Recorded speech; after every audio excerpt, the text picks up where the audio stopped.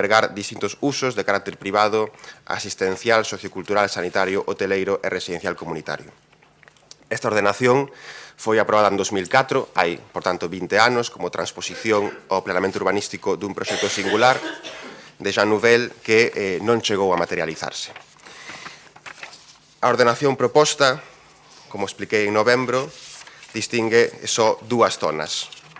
Un parque urbano, indicado en verde, no plano, o PUFE, e un equipamento sociocultural, indicado en azul no plano, co código SCFE, ambas as dúas de titularidade pública.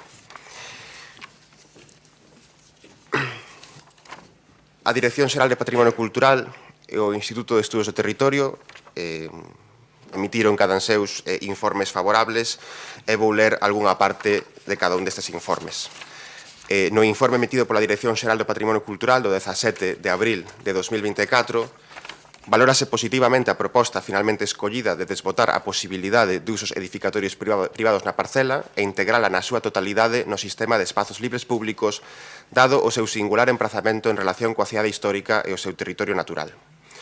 Esta ordenación, continúa o documento, o informe da Dirección Xeral de Patrimonio Cultural, resulta acorde cos criterios sinalados no informe emitido pola Dirección Xeral de Patrimonio Cultural o 23 de maio de 2018 no trámite de consulta no procedimento de avaliación ambiental estratégica simplificada en diante AAE, no que se solicitaba, entre outras cuestións, considerar a permanencia das masas arboradas, incluso do bosquete de carballos e loureiros existente na esquina noroeste da parcela, así como ter en conta as especiais relacións visuais co resto dos bens do patrimonio cultural e da cidade histórica. Isto é unha das cousas nas que incide o informe favorable da Dirección Xeral de Patrimonio Cultural. E, pola súa banda, o Instituto de Estudos do Territorio, no seu informe do 17 de xuño de 2024, di que a modificación producirá un impacto paisaxístico positivo toda vez que preserva un espazo verde de alto valor panorámico e estético que forma parte do fondo escénico das principais panorámicas dentro do casco histórico de Santiago, o que resulta respectuoso coa directriz de paisaxe DX23I. Ademais, actúase sobre impactos existentes que degradan a calidade do ámbito, como é o caso da proposta de eliminación de especies invasoras da carballeira, tal e como se establece na directriz de paisaxe BO04. Informe favorable tamén, por tanto, do IET.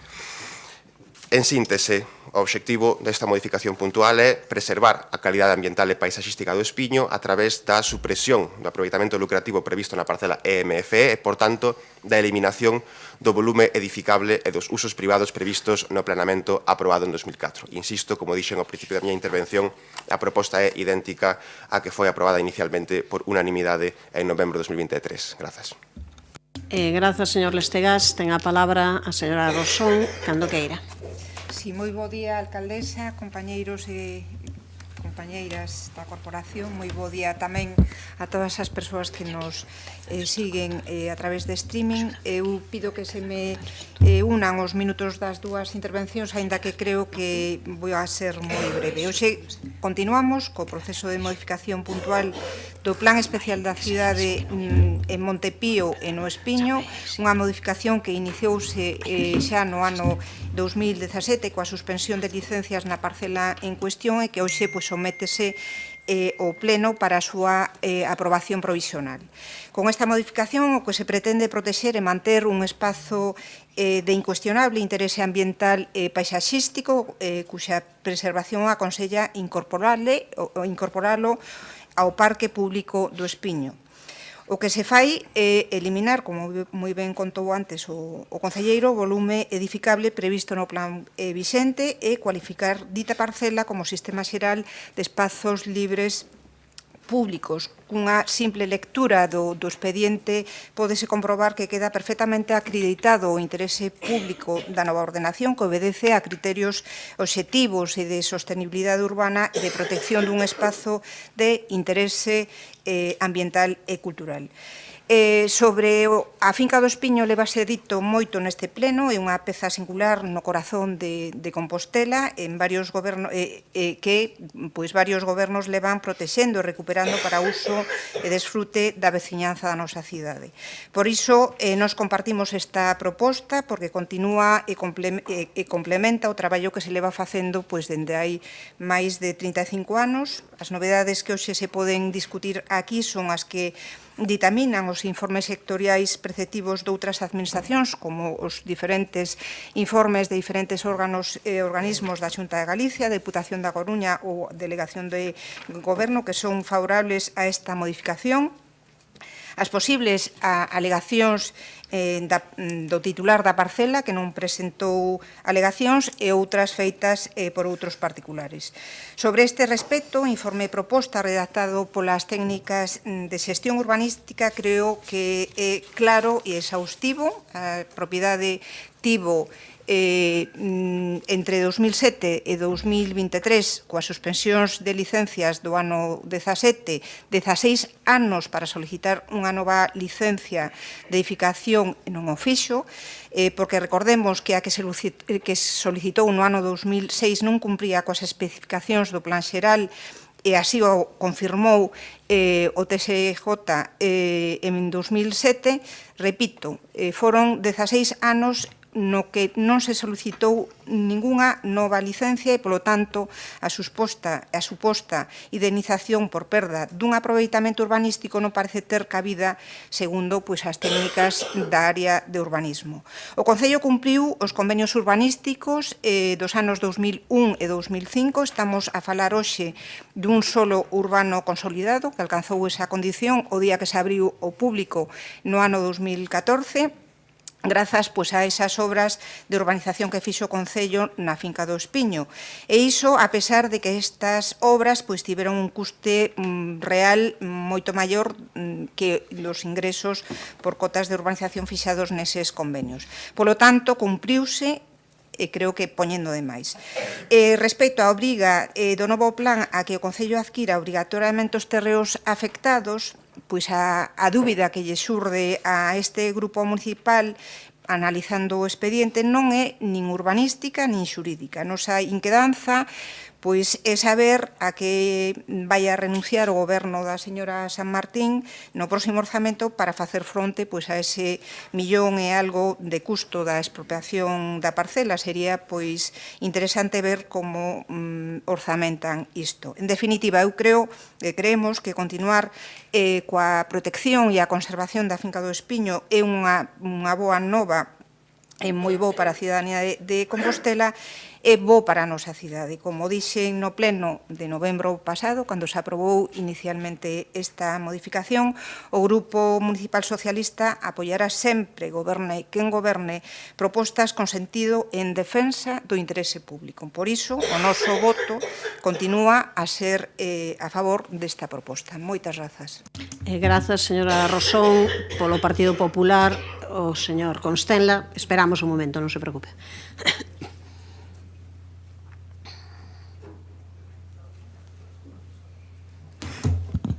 Muchas gracias. Buenos días. Perdón. Cuando en su momento tratamos este tema, en el pleno, como decía la señora Rosón, del mes de noviembre, ya les trasladamos nuestras dudas, en algún caso, algo más que dudas, sobre este cambio de planeamiento. Desafortunadamente hoy estas dudas persisten y tras las alegaciones presentadas por parte interesada y desde luego del análisis de las respuestas, estas dudas no han hecho más que acrecentarse. Seguimos pensando que la justificación que motivaba el cambio del PSON es endeble, cuanto menos es discutible que en ese ámbito sea preciso aumentar la superficie destinada a zonas verdes, especialmente a este coste, porque no olvidemos que las dotaciones legalmente exigidas para zonas verdes, parques y zonas de uso público se cumplen muy sobradamente en ese ámbito urbanístico. Por lo que la modificación del plan en ningún caso puede obedecer a necesidades legales. Señor Estegas, todas las operaciones, también las realizadas desde las administraciones públicas, deben sopesar al menos tres elementos: el encaje jurídico, el coste de oportunidad, el coste material y, desde luego, la rentabilidad, en este caso, en términos de mejora de la calidad de vida de los vecinos. Y si les soy sincero, a mí no me salen las cuentas. Porque, mire, esta operación de recalificación de una parcela privada, en la que se quieren modificar sus usos, eliminando la edificabilidad, por cierto, establecida en un gobierno suyo y del Partido Socialista, para destinar la zona verde, integrándola en un parque público ya existente, va a tener unos costes bastante superiores a los que nos anuncian, que ya no son pequeños. Se propone como fórmula para obtener esa parcela la expropiación, si bien es cierto que podían, como les decíamos el año pasado, haber explorado otras posibilidades, como son la formalización de un convenio urbanístico o la permuta, pero requeriría un mayor esfuerzo por su parte de entendimiento con la propiedad, lo que en la práctica parece poco viable, ya que su departamento no destaca precisamente por su afán dialogante. Ustedes son más de expropiar, multar, engañar a los propietarios, cambiar las reglas de juego a mitad de la partida, etcétera. De acuerdo con la valoración de los técnicos municipales, la obtención del suelo se cifra en 1.139.000, por redondear. Esta valoración que nos presentan, más que conservadora, a mí me parece irrisoria. 125 euros metro cuadrado por suelo urbano, en un enclave tan estratégico como ese, pues me parece que cuanto menos las cuentas no salen, ¿no? Promociones similares o uso del suelo similares en ese entorno, pues se pagaban más de 250 euros metro cuadrado. Bien, el informe sobre los posibles hechos indemnizatorios derivados de la modificación del planeamiento urbanístico en ese ámbito incluye solo la valoración del valor del suelo, negando a la propiedad pues la posibilidad de obtener indemnización por la pérdida de edificabilidad. En cuanto menos, a mí esto me parece discutible, ya que la normativa y jurisprudencia que citan pues se refiere a parcelas en sectores de suelo urbanizable a desarrollar, es decir, solares, sobre los que no se puede pedir una licencia directa, pero usted ya sabe que hasta el momento en el que se puso en marcha este proceso, la propiedad podía haber pedido una licencia directa y usted tenía que habérsela concedido, haber trabajado con ellos, desde luego para cumplir los requisitos y haberla concedido. Por tanto, el entender que solo son indemnizables el valor del suelo, cuanto menos, me parece discutible. Por este motivo, y esto me preocupa muy especialmente, tengo pues muchas dudas en que esta modificación no vaya a terminar en los juzgados. Y no es necesario recordarle pues, el buen número de sentencias judiciales que este concello se ve obligado a pagar, cientos de miles de euros, por situaciones similares. Esa política que a ustedes tanto les gusta de patada hacia arriba, listo, y que otro pague la fiesta más adelante. En cualquier caso, tampoco quiero dejar de recordarles que tendrían que haber explicado a nuestros vecinos el coste real de esta operación, porque a ese 1.100.000 euros, por redondear, del coste de la expropiación, que yo también quiero saber, y se lo preguntaba en el mes de noviembre, de manera concreta, cómo lo van a pagar, porque evidentemente de algún sitio tendrán que sacar ese dinero, pues se va a sumar del orden de 250.000 a 300.000 euros que se aumenta el contrato de mantenimiento de parques y jardines. Bueno, pues expliquen ustedes a los vecinos de Busto, de Carballal, de Fesar, de Santa Cristina, que mientras ellos continúan sin saneamiento ni abastecimiento, pues ustedes se van a gastar en esta fiesta, como digo, pues más de 1.300.000 euros. Ya les advertíamos cuando apoyamos el inicio de este procedimiento de modificación puntual del PSON que el nuestro no era un cheque en blanco y que cuanto menos esperábamos que trajesen ustedes a este pleno de esta mañana, pues cuanto menos una información clara sobre cómo van a financiar pues, los costes de esta expropiación, con cargo a qué partida y desde luego con cargo a qué partida van a renunciar para poder afrontar el pago de esta cantidad de dinero, ¿no? Por tanto, como le decía hace un segundo en mi intervención, como me siembra más dudas que certezas, como me preocupa mucho que acabemos en el juzgado y que el 1.000.000 de euros se convierta en 3, en 4, en 5, bueno, pues este grupo municipal desafortunadamente no va a poder ayudarles en esta ocasión y no va a votar a favor. Gracias. Gracias, señor Constenla. Tempo para a réplica para o señor Lestegas.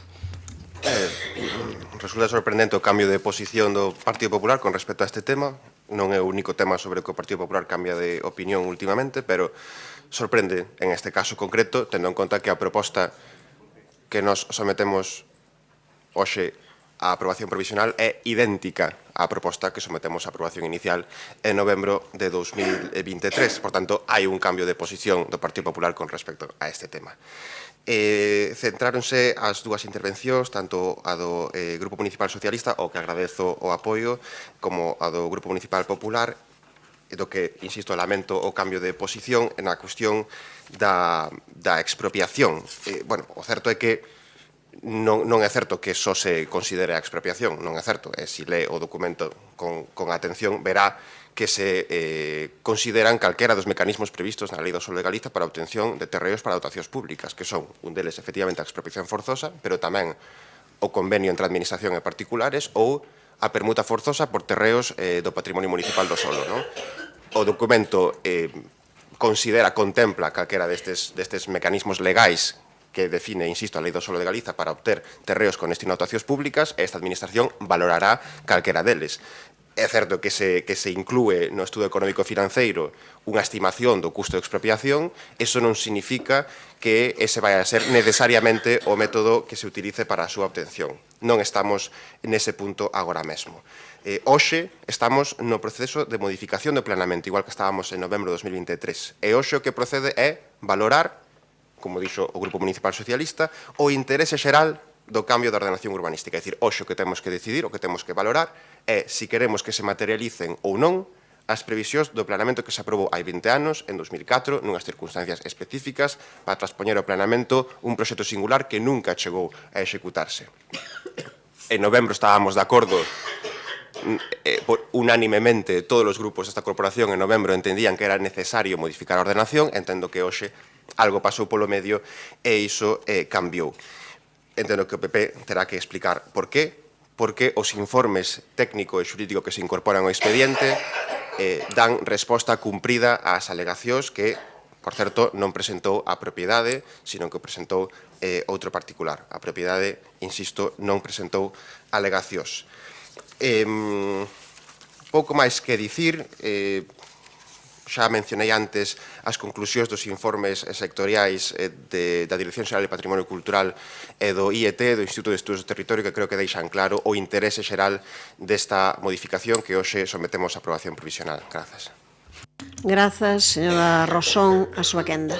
Si nos ratificamos o que dixemos tanto en novembro como na miña primeira intervención, para nos non hai ninguna dúbida do interese xeral e o interese público desta modificación, está máis que xustificada, é a mesma proposta que se trouxo en novembro do ano pasado, pero ademais, aparecen os informes da Xunta de Galicia de urbanismo, da Dirección Xeral de Urbanismo, da Dirección Xeral de Patrimonio, do Instituto de Estudos do Territorio e do Estado e da Deputación da Coruña, que non únicamente avalan esta proposta, sino que a poñen moi en valor. Nada máis e moitas grazas.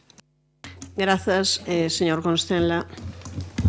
Gracias de nuevo. Mire, señor Estegás, si alguien ha cambiado de criterio, son precisamente ustedes, que con sus socios del Partido Socialista pues firmaron un convenio para desarrollar esa pieza urbanística, que se construyese allí. Entonces, si alguien ya ha cambiado de criterio, es usted y, como digo, sus socios de gobierno del Partido Socialista. Mire, en mi intervención, y es literal, en noviembre le decíamos que nuestro voto a favor no era un cheque en blanco, que cuanto menos les pedíamos que en este pleno de aprobación provisional pues ustedes nos indicasen cómo se iba a financiar esa fiesta. Eso es literal. Quizás no dije fiesta, quizás dije operación de planeamiento, pero usted ya me entiende, ¿no? Bueno, pues eso es lo que le planteamos. Entonces, el criterio del Partido Popular, ahora, una vez leídas, yo no dije que fuesen alegaciones de la propiedad, dije de parte interesada. Quien concurre y plantea esas opciones es alguien que tiene interés en esa parcela, no sé cuál es su relación con la propiedad o si es la propia propiedad, pero lo que les plantea es un conjunto de dudas que ustedes responden y a mí me siembran más dudas. Me siembran más dudas en el sentido de que tengo la impresión, creo que se lo he explicado ahora de manera sucinta porque no da tiempo para más, que esta operación va a acabar en mucho más de 1 millón de euros, va a acabar en una fiesta que tendrá que pagar el Partido Popular dentro de 5 años. Entonces, por tanto, el Partido Popular quiere ser serio.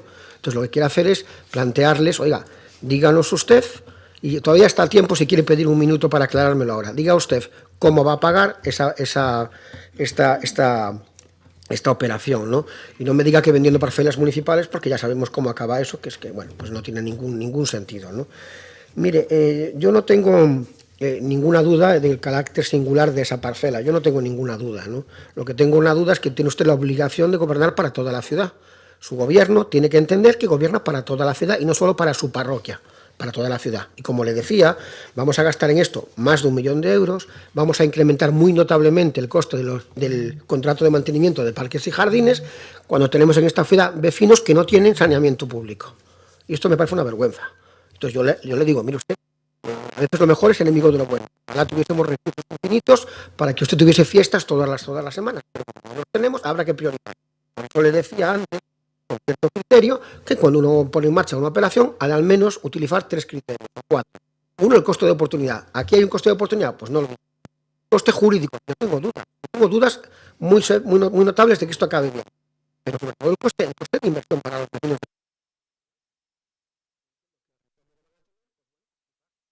Con pasar con otras épocas de infinitos, ¿no? Esto es lo que yo les planteaba. Yo creo que el Partido Popular es absolutamente consciente de sus responsabilidades con esta ciudad y que sabe que tendrá que pagar esta fiesta suya dentro de mucho. Gracias, señor Constenla. Pasamos a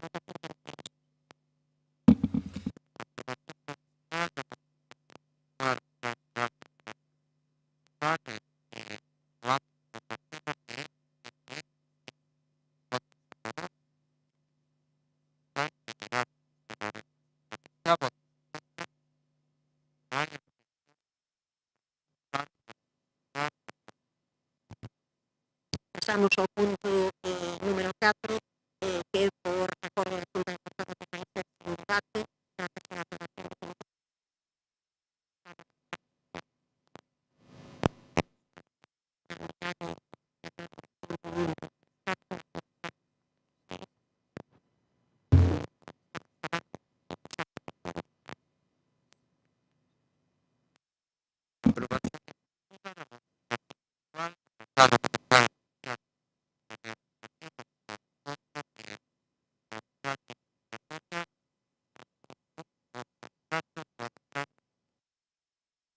A favor? Unanimidade, apróbase. Pasamos tamén sen debate por acordo da Xunta de Portavoces. Seguinte punto, a aprobación definitiva do estudo de detalle para establecemento de condicións estéticas de fachada nos chalés adosados na zona Z.1 29 en Brandia, cando queira. Aprobación definitiva do estudo de detalle para establecemento de condicións estéticas de fachada nos chalés adosados na zona Z1 do SUM 29, Brandía. Votos a favor? Unanimidade, apróbase. Pasamos logo a un punto sí de debate, o punto número 6, de Circulación e Seguridade Cidadá, a resolución de alegacións e aprobación definitiva da modificación puntual da Ordenanza de Circulación e Uso da Vía Pública. Ten a palabra o señor Duro. Grazas, alcaldesa. Bo día a todos e todas. Bueno, dado que esta ordenanza xa foi aprobada inicialmente, pois só vou entrar no articulado que se modifica por causa das alegacións presentadas, que foron 39, das que 10 eran alegacións tipo, idénticas, e que foron presentadas por 19 persoas ou entidades. A estas alegacións, as non relacionadas con correccións de redacción e algunha corrección de cita de lei, que tampouco vou mencionar aquí, teñen nos informes, eu quería salientar entre as alegacións aceptadas a relacionada co artigo 20, que son as vías con limitación para a circulación de vehículos cun peso determinado, neste caso as 5 toneladas e media, que se aplica polas vías rurais do noso termo municipal, onde se incluiu varias salvedades, que son os vehículos que transporten material ou restos de obra, os que transporten madeira, leite a granel, alimentos para gando ou maquinaria agrícola, e os autocares de servicio público e discrecional debidamente autorizados. No artigo 27 se aceptaron distintas alegacións relacionado cas bicicletas. Corríxese o punto A do artigo 27 sacándolle o relatorio que había de distintas infraccións que veñen recollidas na legislación de tráfico e se substitúe por unha xenérica que as bicicletas circularán na calzada segunda a determinación e as condicións previstas na normativa de tráfico e circulación de vehículos, e a razón de facer esta sustitución é o feito de que non se fai ningunha relación de posibles incidencias ou posibles incumplimentos de ningún outro tipo de vehículo, entón se entendía que é algo discriminatorio sobre a bicicleta facer esa relación cando xa está contemplado na normativa de tráfico. Tamén se contempla a posibilidade, cando a sinalización da rúa así o indique, que as bicicletas podan circular nos dous sentidos en vías dun único sentido.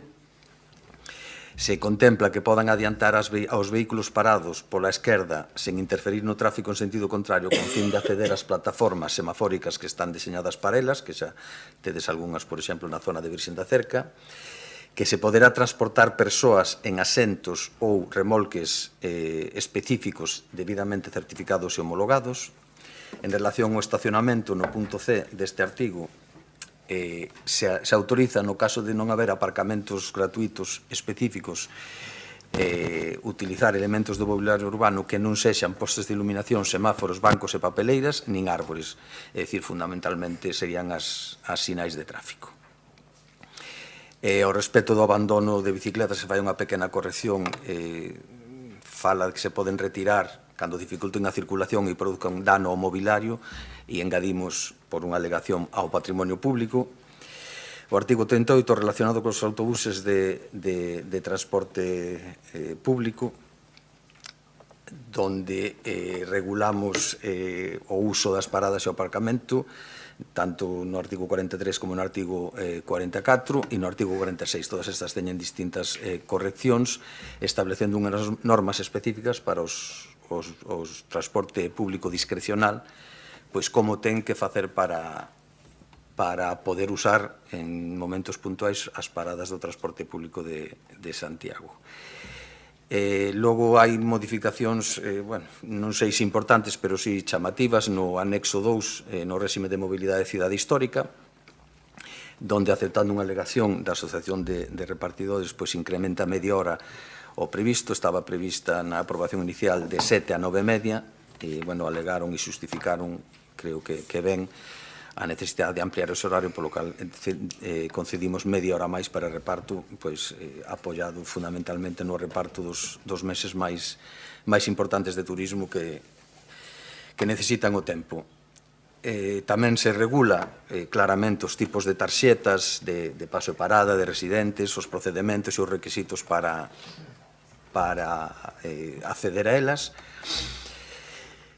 Se fai unha salvedade de 10 a 2 para o servicio de reparto de mochilas ou maletas, tamén a petición da Asociación de Hotéis e de Hostelería. Se abre un espazo tamén de reparto para empresas de mensaxería urxente entre 4 e 6 da tarde. Logo se permite o acceso ás motocicletas e bicicletas de reparto de mercaderías, porque entendemos que o feito de vivir no casco histórico tampouco ten que supoñer unha merma máis alá do imprescindible, pois das mesmas condicións que outros espacios na cidade. Rematou o tempo, señor Duro. Disculpe, xa. Gracias. Polo Partido Socialista, señor Muiños, cando queira. Bo día, compañeiras, compañeiros, bo día, alcaldesa. Que complicada se me fai esta votación. E que complicado se me fai escoitar algunhas das cousas que se dixeron e se van a dicir aquí, non? Este debe ser o punto 6 da amnesia temporal. Xa digo, ten que serlo, porque de outra forma é imposible explicar que os mesmos que criticaron a modificación da ordenanza na súa votación inicial en xuño de 2021 sexan agora os que traen un texto, como así o dixo o compañeiro Xanduro, con moi poucos cambios e o defenda. Prácticamente a mesma modificación puntual da ordenanza de circulación. De verdade, pois non se deben de cansar de demostrar día tras día que o seu único mérito do mandato pasado, cando estiveron na oposición, foi intentar desgastar ao goberno do alcalde Bugallo. O de hoxe non sei se tildalo, pois de grave, de escándalo, non o sei. Traen vostedes un texto que así o amosa repasando o vídeo que o BNG votou en contra. Tentarei lembrar. O mérito de propoñer este texto, esta ordenanza, foi froito do noso traballo e tamén, así o quero dicir, xa o dixen na anterior vez, gracias a ese enorme traballo do persoal técnico do Departamento de Mobilidade, de Tráfico, da Policía Local, dos técnicos de transporte e tamén do Consorcio. E a todas e a todos eles lle dou as gracias por ese esforzo que fixeron no 2021 cando trouxemos a este pleno este texto. Señor San Martín, non se lembrará porque isto o fixo Goretti San Martín cando estaba na oposición, pero eu lembrolle. Vostede presentou este texto 13 enmendas.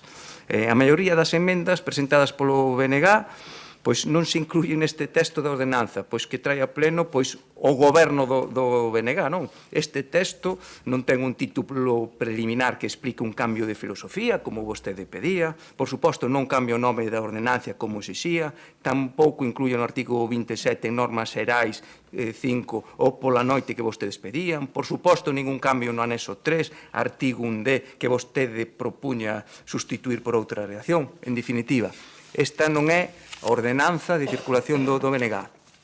Eu pregúntolle, señor Duro, ten vostede comprometidos os votos do BNG? Porque a señora San Martín votou en contra deste mesmo texto o 30 de xuño de 2021. Non sei que vai facer hoxe. Se fose consecuente, faría o que dixo neste pleno que ia facer. Cito textualmente, palabras da señora San Martín. Abro comillas, cando o BNG poida e teña ocasión, dende logo mudaremos esta ordenanza de maneira radical e faremos un modelo distinto de mobilidade. Isto é un parche, eu xa anuncio o noso voto en contra. Non mudou a ordenanza de maneira radical, mudará, supoño, de maneira radical o seu sentido de voto. Vaya co valor da súa palabra, señor San Martín. Poden estar tranquilas as veciños e veciños de Santiago con esas promesas que lles fixera vostede en campaña. Mire, esta ordenanza sigo adiante na súa aprobación inicial cos únicos votos a favor do noso grupo. E hoxe sería adiante de novo, pois, gracias aos votos do Grupo Municipal Socialista. E recoñezo que se incluiu algunha mellora froito desas alegacións presentadas. E tamén, pois, que non me doi prendas, quero recoñecer pois esa actitude dialogante do concelleiro pois Xan Duro, non?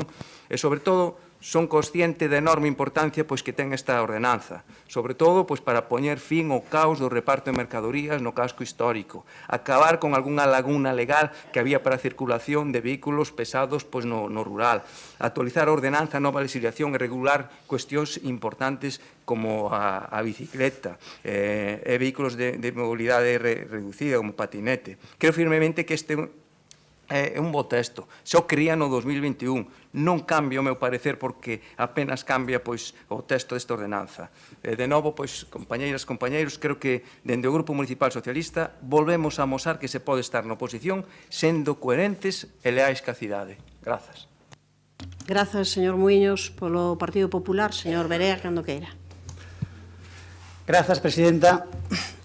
Hoxe un día para felicitármonos porque imos aprobar unha normativa que afecta moito o día a día dos veciños, porque esta ordenanza pois, son as normas que nos imos a poñer todos pois para regular prácticamente o que podemos e non podemos facer unha vez que saímos do portal, non? Como compartimos ese espazo público, non? Por lo tanto, felicitar ao Partido Socialista por poñer esta actualización en marcha, felicitar ao Goberno local por rematala, non? Creo que, en todo caso, todos estábamos expectantes á intervención da alcaldesa para ver por que esas 13 alegacións que presentou na aprobación inicial pois non están no texto, non? Ou non se le a ordenanza, ou isto é un goberno de polos en cabeza, porque estamos esperando esas explicacións. Vostede presentou unhas alegacións que non están no texto, non? Esperemos que non la aclare, porque senón o que está demostrando é que non ten nin idea de o que fan os seus concelleiros e o que é máis grave non ten nin idea de que o que baixa ao pleno, non? Felicitar tamén, inda que non quede moi elegante, ao Partido Popular de Santiago, non? Porque moitas das cuestións que hoxe están na aprobación, no texto definitivo, pois son cuestións que nos defendimos e trouxemos constantemente á axenda pública, non? E hoxe, pois pasan a ser unha realidade. É certo que non íamos facer un análise polo miúdo, hoxe corresponde unha análise política, pero creo que todos estaremos de acordo en que se actualizan cuestións que quedaban obsoletas. Por poñer un exemplo, ese anexo 2 que se centra na mobilidade da cidade histórica. E que, pois, hai cuestións que non dependen tanto de como se regule, que sí, que é importante, senón de como se aplica esa regulación, non? Que máis dá decir que a carga e descarga seña pois, entre as 7, as 10 ou as 10:30 e despois non se cumple. Pois a eso nos referimos, non? Ou non se cumpre por unha mala vixiancia, ou non se cumpre porque non funcionan os volardos, ou incluso non se cumple, porque isto tamén é importante, porque hai que ter especial sensibilidade coas excepcións e coas cuestións que poidan xurdir nunha cuestión tan complexa. Non é certo que hai moitas críticas por falta de diálogo e, polo tanto, imos votar a favor desta ordenanza, pero cun apoio vixiante, un apoio que se entenda vixiante, porque falta moito traballo de diálogo, de escoitar e de axustar, como decía, medidas que afectan a moitos hosteleiros, a moitos provedores, a moitos negocios e moitas familias. Quizáis, pois ese esforzo de consenso tiña que facerse antes, decía o concelleiro do Goberno, que houve alegacións, que se atenderon, pero creo que todos estaremos de acordo que isto non se pode solucionar vía epistolar, non? O publico no boletín, que cheguen as alegacións e imos tirando para adiante, senón que require pois moito diálogo e, como decíamos, moita sensibilidade. O que pedimos, polo tanto, con este apoio vixiante, é que a aplicación da norma sexa operativa e útil. Queda, polo tanto, moito traballo, non? E tamén lle decimos, e que quede na acta que se da aplicación real resultase que sexan necesarios axustes, porque pode ocurrir, pois tamén poderán contar con nós para levar a cabo eses axustes de matiz. Destacar ese artigo 27 referido ás bicicletas, perdón, onde era evidentemente necesaria unha actualización e unha modernización que non estaba no borrador inicial. Sen dúbida, ese é o camiño e que todos compartimos. Así como tamén ese anexo 3, referido aos patinetes, que, bueno, coñecido como os patinetes, non? Vehículos de mobilidade, bueno, os patinetes eléctricos, non? E, sobre todo, bueno, pois, estar tamén vixiantes, porque é unha cuestión que si xera moita inseguridade tanto aos veciños como a todos os peóns, non? Pouco máis, como dicía, votaremos a favor, pero que quede claro que un voto a favor en clave de apoio vixiante, como decía Gonzalo Muiños, pois é un texto moi técnico, moi traballado polos funcionarios. Esperamos as aclaracións da señora San Martín de si conocía a ordenanza ou si esas alegacións pois quedaron, non sabemos ben, porque cando era oposición valían e hoxe non están no texto, por lo tanto esperamos que non lo aclare, e volver a insistir ao goberno local, ao señor concelleiro, que da aplicación real se xurdiran necesidades de axuste, aquí teñen o Partido Popular de Santiago para leválas a cabo. Grazas, señor Berea. Ten a palabra para a réplica o señor Duro. Espere un momento, que hoxe non vai moi ben. Xa, cando queira. Ben, vou tentar respostar aos dous grupos que interviron separadamente. Home, señor Muiños, o que me acaba de decir ou plantear é unha ilegalidade. A aprobación inicial dun texto só permite modificarlo se se acepta unha alegación, non por ocurrencias do concelleiro. Hai cousas que se poden modificar e cousas que non se poden modificar. Compostela Aberta, como BNG, presentamos alegacións, presentamos emendas nese pleno. Algúnas de Compostela Aberta se aceptaron, outras non, e en base ás emendas, e corríxame se me equivoco, eu teño diante a acta dese pleno, e despois da aceptación e denegación das distintas emendas, foi aprobada a aprobación inicial con 16 votos a favor, que son os do PSOE, o de Compostela Aberta e do BNG. Eso que recolle a acta. Eu o vídeo non o vin, pero eso que recolle a acta. E 7 abstencións do Partido Popular. A partir de aí, o que Bestode diga. Sinalar tamén que isto é unha modificación puntual de ordenanza, non é unha nova ordenanza. Unha nova ordenanza ten un proceso moito máis complexo, sen dúbida, moito máis longo, e non discuto que poda ser necesario e a non moito tardar, pero nós temos que adaptarnos o máis áxil posible ás circunstancias e aos avances en termos de mobilidade, e por eso é unha modificación puntual. Digo, pois, por esos que comentaban sobre declaracións que tivo a alcaldesa, pois evidentemente unha cousa é unha nova ordenanza e outra cousa é unha modificación puntual como este caso. Ao partido, señor Berea, ao Partido Popular, hombre, falta de diálogo.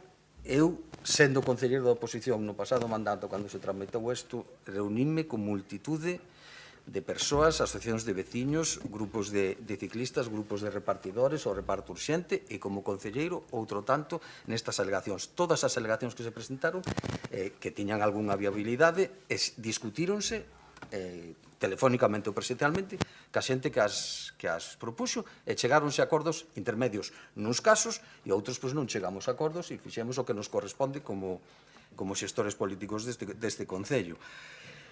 Vixianza, pois evidentemente que hai que ter unha vixianza para a súa implementación. Viron que comenzamos a funcionamento dos volardos con incidencias, asustando, pero vamos nese camiño, sin meter presión, con flexibilidade, sabendo que o casco histórico é un espazo tremendamente complexo, con moitas casuísticas distintas e mesmo unipersoais, que se atenderán na medida do posible, pero sí, mantendo un orden e mantendo unha necesidade indiscutible de protección do noso patrimonio. Grazas. Grazas, señor Duro. Tempo para a réplica para o señor Muiños, cando queira. Sí, moi breve. Señor Duro, podían vostedes retirar a modificación da ordenanza de circulación, como dixo a señora San Martín no seu momento, e comezar ese cambio radical, ese modelo anunciado pola alcaldesa, non? revise, xa lle digo, pode revisar pois o pleno ademais non estábamos aquí sentados por cuestións de pandemia, pois cada un estaba ou na súa casa ou no seu despacho, as votacións se fixeron pois telemáticamente, revise as miñas verbas que dixen na miña primeira intervención, entre comilladas, foron as que dixo a señora San Martín. Pero imos máis aló. Hoxe é un día para estar contentos. Esta ordenanza esta modificación da ordenanza vai a ir adiante sin facer ese ruído que se nos fixo a nós, porque a nós foron moito ruído que se fixo, incluso manifestacións na nosa contra. Nós non queremos ir por ese xogo, non todo vale, non? Nós queremos que realmente era un bo texto e volvo querer agradecer pois ese gran traballo que tiveron os distintos técnicos da casa que o puxeron todo para que poidera sair adiante esta modificación. Moitas grazas. Grazas, señor Muiños. Señor Berea. Simplemente creo que é importante aclarar que se votou no 21, ¿no? Porque estamos aquí falando de que uns votaron que se votou abstención. Creo que todos somos responsables e repasamos o vídeo antes de vir aquí, non? Creo que quedou claro que o BNG votara en contra. Sorpréndeme o tema da acta, pero bueno, estaba de voceira a actual alcaldesa e presidente, poderá aclarar que o que votou ela no ano 21, de xeito, creo que todos o escoitamos, vamos, na revisión do vídeo. Simplemente aclarar eso, que creo que é importante cando estamos avanzando na aprobación dunha ordenanza desta, como dicía ao principio, desta importancia para todos os veciños. Ben, pois... esperen que vou poñer o tempo. Bo día a todo o mundo. É certo que houbo moitas críticas cando foi esta discusión sobre esta ordenanza. Había diferentes cuestións que nós puxemos en riba da mesa, todo o tema da filosofía que debía de incorporar e algúns temas e algunhas propostas de alegacións. E é certo que tivemos unha opinión moi crítica, mais, finalmente, despois da incorporación de algunhas enmendas, tal e como figura na acta, o voto foi a favor por esa incorporación desas enmendas. Eu estou lendo directamente a acta. Ao mellor ten na acta o que pon perfectamente que a vista do informe proposta do ditamen favorable da Comisión de Presidencia e Réxime Interior, Modernización da Administración Facenda Especial de Contas, en todo caso poderemos aclarar correspondente á súa sesión ordinaria do día 24 de xuño do corrente ano e as emendas aceptadas o Pleno da Corporación por 16 votos a favor, correspondentes aos concelleiros e concelleiras asistentes dos grupos municipais de Compostela Aberta, do PSDG, PSOE e do BNG, 5 de Compostela Aberta, 9 do PSDG e 2 do BNG e 7 abstencións, que pode ser que faltase algunha persoa, correspondentes, estábamos en época complicadas, como sabemos, correspondentes aos concelleiros e concelleiras asistentes do Grupo Municipal do Partido Popular. En todo caso, estamos nun momento onde, sobre esa ordenanza, sí que se fixeron algunhas modificacións, algunhas delas e algunhas propostas, eu lembro que coincidían nas enmendas que presentamos con Compostela Aberta e o BNG, probablemente a redacción pois dunhas ou outras considerouse mellor e houve algunha cuestión que non se considerou. Eu entendo esa cuestión, xa se aclarou, pero aquí hai unha proposta de ordenanza que, en certa maneira, é nova porque incorpora enmendas realizadas neste caso por diferentes grupos que enriquecen e fan mellor esa ordenanza. Creo que, vamos, esa é, polo menos, xa digo, aceptando que houbo intervencións moi críticas por parte do BNG e de min mesma con esta ordenanza, entendendo que podería ser un resultado moito mellor, pero, finalmente, aceptamos coa inclusión desas enmendas no pleno. Entón, cando queira, señor secretario, procedemos á votación. Resolución de alegacións e aprobación definitiva da modificación puntual da ordenanza de circulación e uso da vía pública. Votos a favor? Unanimidade? Apróbase. Pasamos aos seguintes puntos da orde do día. Entramos nunha serie de puntos que son sobre cuestións económicas semellantes, expedientes de recoñecemento extrajudicial de créditos, pero na xunta de portavoces acordamos que fosen debatidos de maneira separada, entendendo que non é preciso consumir todo o tempo, xa que hai algunhas similitudes entre estes puntos distintos, o 7, o 8, o 9 e o 10. Imos comezar polo 7, aprobar o expediente de recoñecemento extrajudicial de crédito e unha indemnización sustitutiva recoñecendo as débedas coas empresas IMATIA Innovación e ESRI España Soluciones. Ten a palabra o señor César. Obrigado, señora alcaldesa, e bon día a todas e a todos. Ben, como ben decía a alcaldesa, veñen aquí 5 expedientes de recoñecementos extrajudiciais de crédito. O primeiro deles é da área 11ª, planificación e xestión económica, e traense ao pleno 2 facturas que en total suman 41.216 euros con 23 céntimos. A primeira refírese ao mantemento da aplicación informática dos servizos sociais correspondente aos meses de agosto a outubro de 2023 por un total de 2.752,75 euros. A segunda é de 38.463,48, corresponde a software de urbanismo, non? O que sería a renovación do acordo corporativo para a suministración do que sería o GIS de urbanismo. As facturas corresponden a servizos cuxa prestación se estendeu até remate do ano 23, motivo polo cal foron registradas durante o 24. A primeira factura foi tramitada a través dun contrato menor axudicado o 23 de febreiro de 2023 por un importe anual de 11.011 euros. Non obstante, trátase de gastos que se ven individualmente poderían ser considerados de contrato menor por razón da cuantía, a súa propia naturaleza e os seus antecedentes evidencian o seu carácter recorrente. Esta situación estáse solucionando nestes momentos coa licitación deste servizo. Canto á segunda factura, por importe de 38.463,48, tamén corresponde á anualidade de 2023, e o contrato foi axudicado a 21 de novembro de 2022, estando vixentes ata decembro de 2025. Agardamos o apoio para a aprobación deste expediente. Moitas grazas. Grazas, señor César. Polo Partido Socialista, señora Abal, cando queira.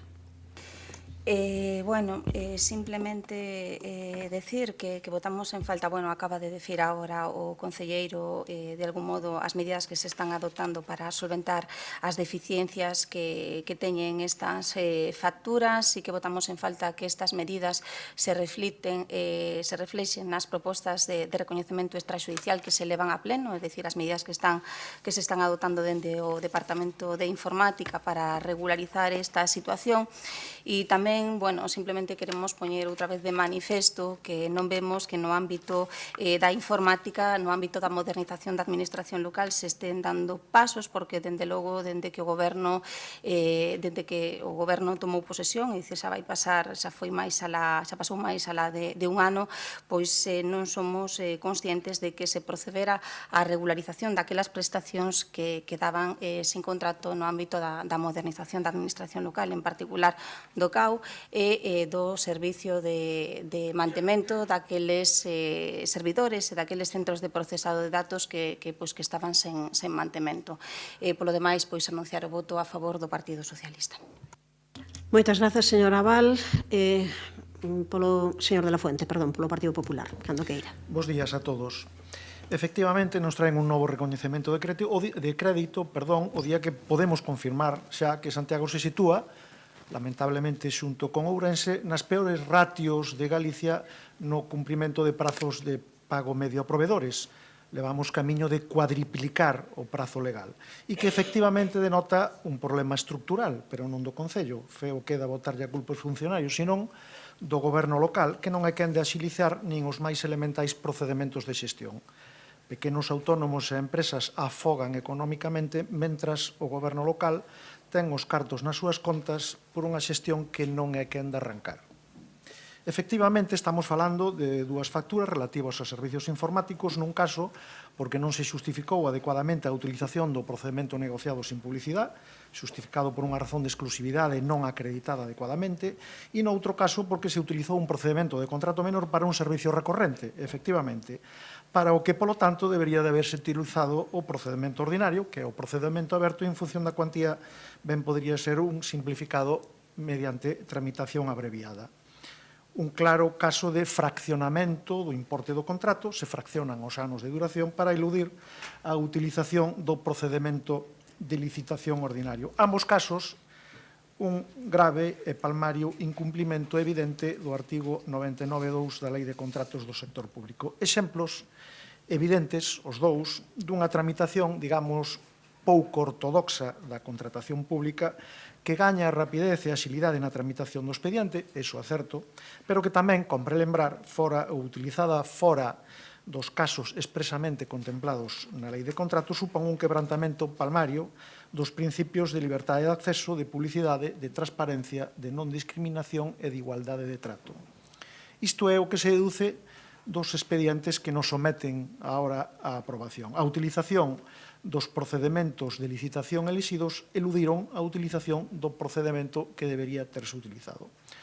É certo que en ocasións anteriores lles apremiamos a acabar coa perniciosa práctica de tramitar expedientes, de modo que acaben facendo inevitable pronunciamiento do pleno mediante levantamento de reparo ou recoñecemento de crédito, pero confeso que o facíamos coa esperanza de que comprenderan a necesidade de facer ben as cousas, en que tramitaran ben os expedientes, non en que se desprenderan dos funcionarios que no cumprimento do seu deber poñen de manifesto as eivas evidentes nos procedementos de contratación. Esperamos que o novo interventor ou interventora que teñen pensado traer, sexa ou non máis moderno, máis tecnolóxico ou máis proclive aos cambios, cousas que creo que nada diso é necesario para a importante labor que desenvolven no Concello, sexan quen de facerlles comprender a necesidade de respetar a lei e os procedementos. Verémolo pronto.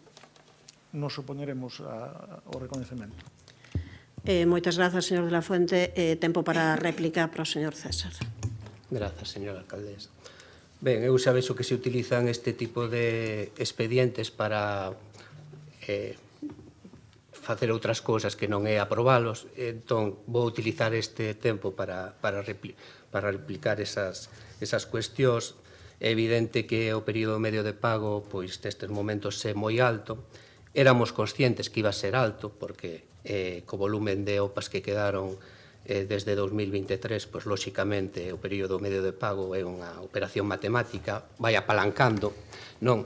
Decir que deses millóns quedan por pagar 1.200.000 e que desde que levamos desde comezos de ano até agora levamos pagado casi 26 millóns en facturas de 2024.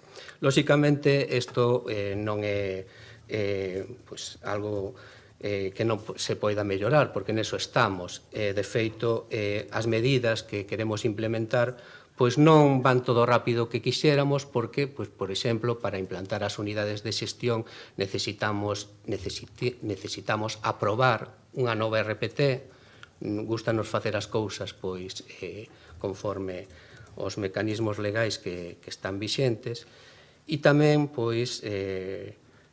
o que sería a modernización tecnolóxica, pois tamén vamos a implantar durante estes meses que quedan do ano, non? Entón, simplemente aproveitar isto para decir que se está traballando, non se vai a velocidade que quixéramos, lóxicamente. Estamos falando de problemas estruturais deste Concello, que nunca se lle botou a culpa a ningún funcionario, por máis que queiran que o repitan, nunca se lle botou desde este concelleiro nin desde este goberno, ninguén lle botou a culpa a ningún funcionario. Entón, ese tipo de comentarios tamén non sei a que veñen a conto. Moitas grazas. Grazas, señor César. Tempo para a réplica para a señora Abal, cando queira. Nada, simplemente utilizar esta quenda de réplica, non creo que nas outras o teña que facer, para simplemente matizar dúas cuestións. A modernización tecnolóxica non a van a implantar, é dicir, a implantación, a modernización da administración local implantouse durante a legislatura pasada.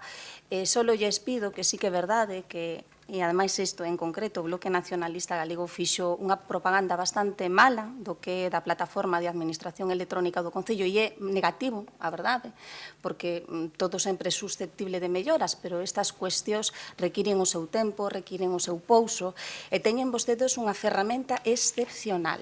É dicir, non olviden, teñen unha ferramenta excepcional con un nivel de integración da información que en poucas administracións coñezo. É dicir, o nivel de integración que esta plataforma ofrece é excepcional, de integración de datos, de manexo de datos, que iso é importantísimo. Co cal, aproveito, tendo en conta que veñen dúas cuestións vinculadas á informática, aproveito a que poñan en valor a plataforma de administración electrónica, a que avancen na parametrización dos procesos, a que avancen na integración dos datos, porque iso é moi importante para ter unha ferramenta potente de cara á toma de decisións. Despois, en canto ao tema das unidades de xestión, bueno, eu xa creo que xa de algunha vez xa puxemos de manifesto que non estábamos de acordo con esa solución que estaba propoñendo o Goberno, pero dende logo é moi lexítimo que eles o poñan en riba da mesa, pero unha cousa que sí que hai que facer e é importantísimo é que regularicen aquelas prestacións, aquelas poucas prestacións, me atrevo a decir, de trato sucesivo que deixamos en contrato, porque, insisto, desde que están gobernando non somos capaces de identificar ninguna sola prestación de trato sucesivo que regularizaran. E máis, como xa puxemos de manifesto no anterior pleno, deixaron vostedes caer en precario dous contratos que estaban regularizados precisamente pois non haber acordado a prórroga en tempo e forma, coas consecuencias pois que iso ten na xestión diaria do Concello. Nada máis.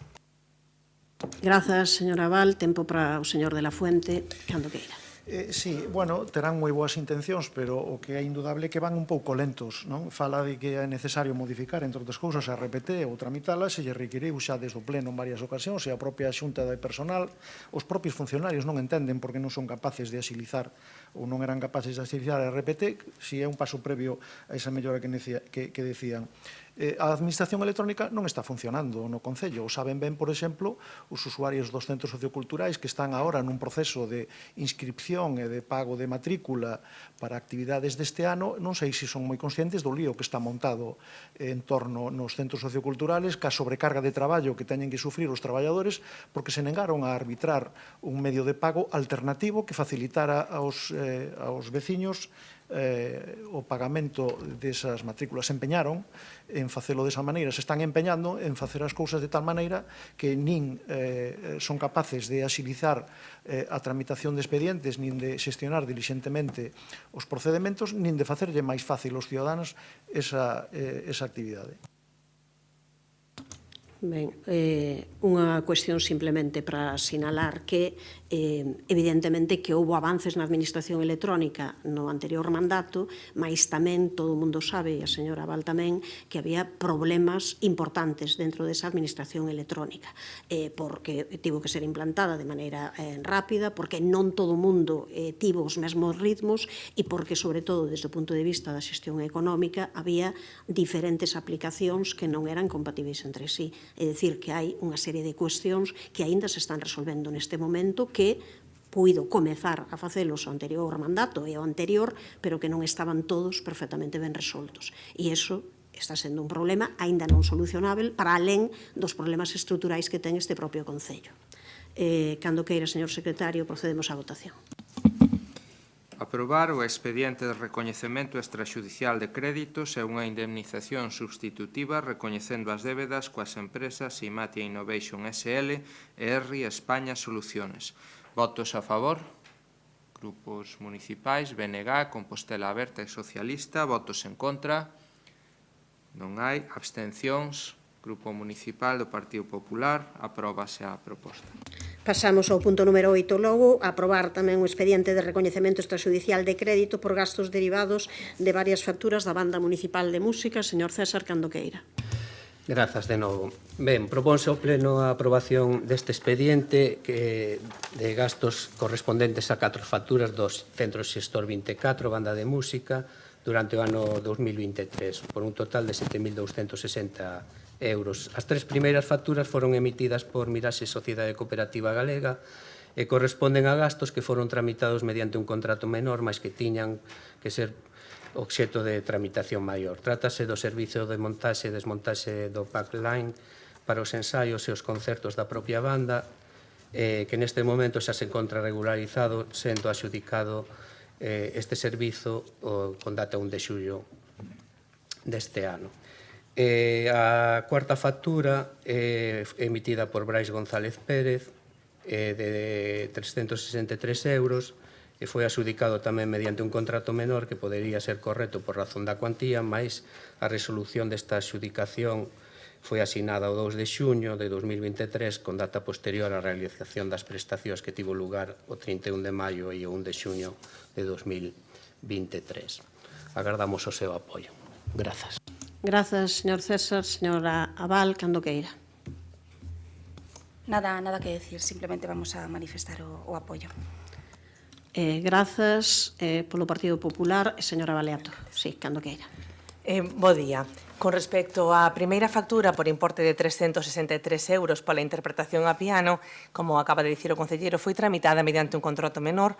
Compróbase que a resolución de adxudicación foi asinada polo órgano competente pois 2 días posterioridade á prestación do servizo. Se examinamos a facturación anual, polo mesmo motivo e polo mesmo prestador, atopamos 2 facturas máis ao longo do ano 2023, unha de xullo e outra de outubro, que suman un total de 907,5 euros, polo tanto, entran dentro dos umbrais dos contratos menores.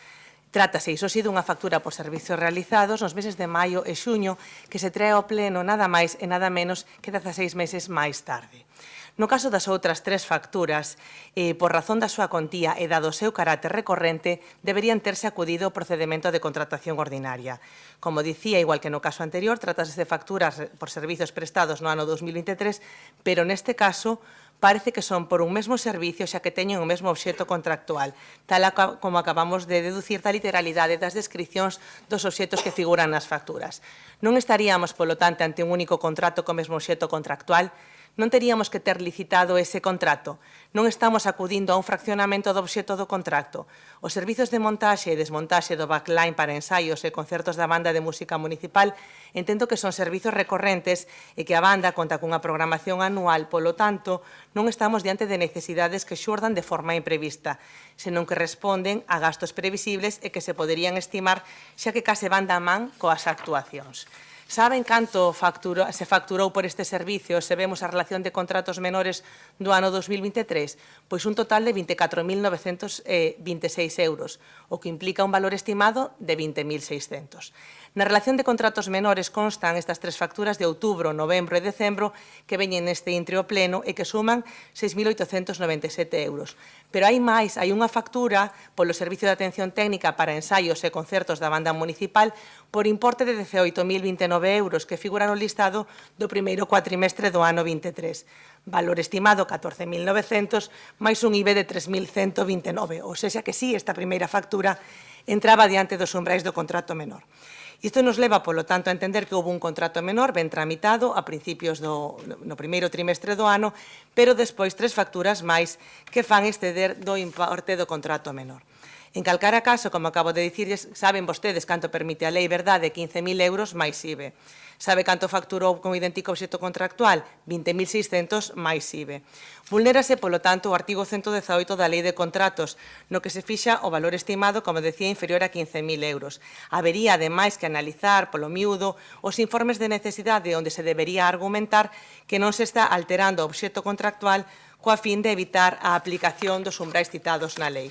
Vulnérase tamén a temporalidade dos créditos recollida no artigo 176 do texto refundido da Lei Reguladora de Facendas Locais. Lémbrolles que este instrumento debería ser un instrumento absolutamente excepcional e, sen embargo, estamos diante dunha figura da que se abusa neste Concello. O REC non é un procedemento máis. Esta non é unha das opcións dispoñibles para imputar obrigas ao orzamento que non requira xustificación. Non estamos diante dun colchón de seguridade, senón que é algo absolutamente excepcional. Polo tanto, pois nesta materia, un suspenso. Acaba de dicirllos tamén o meu compañeiro, o señor de la Fuente. Pero, ademais deste suspenso que lle podemos expoñer nesta tarefa, esta praxe non esquezan que pode levar aparellada a exigencia de responsabilidades e así o dispón o artigo 60 do texto refundido das disposicións legais vixentes en materia de réxime local. Responsabilidade administrativa patrimonial das autoridades e do persoal ao servicio das administracións públicas nos termos previstos na disposición adicional 28 da Lei de Contratos do Sector Público. Responsabilidade disciplinaria nos mesmos termos. Responsabilidades derivadas da Lei 19/2013 de transparencia, acceso a información pública e bo goberno. Responsabilidade contable e, o peor dos casos, responsabilidade tamén penal. Nada máis que dicirlles que sinto decirles que nesta materia, pois polo momento teñen un suspenso, nada máis. Grazas, señora Baleato.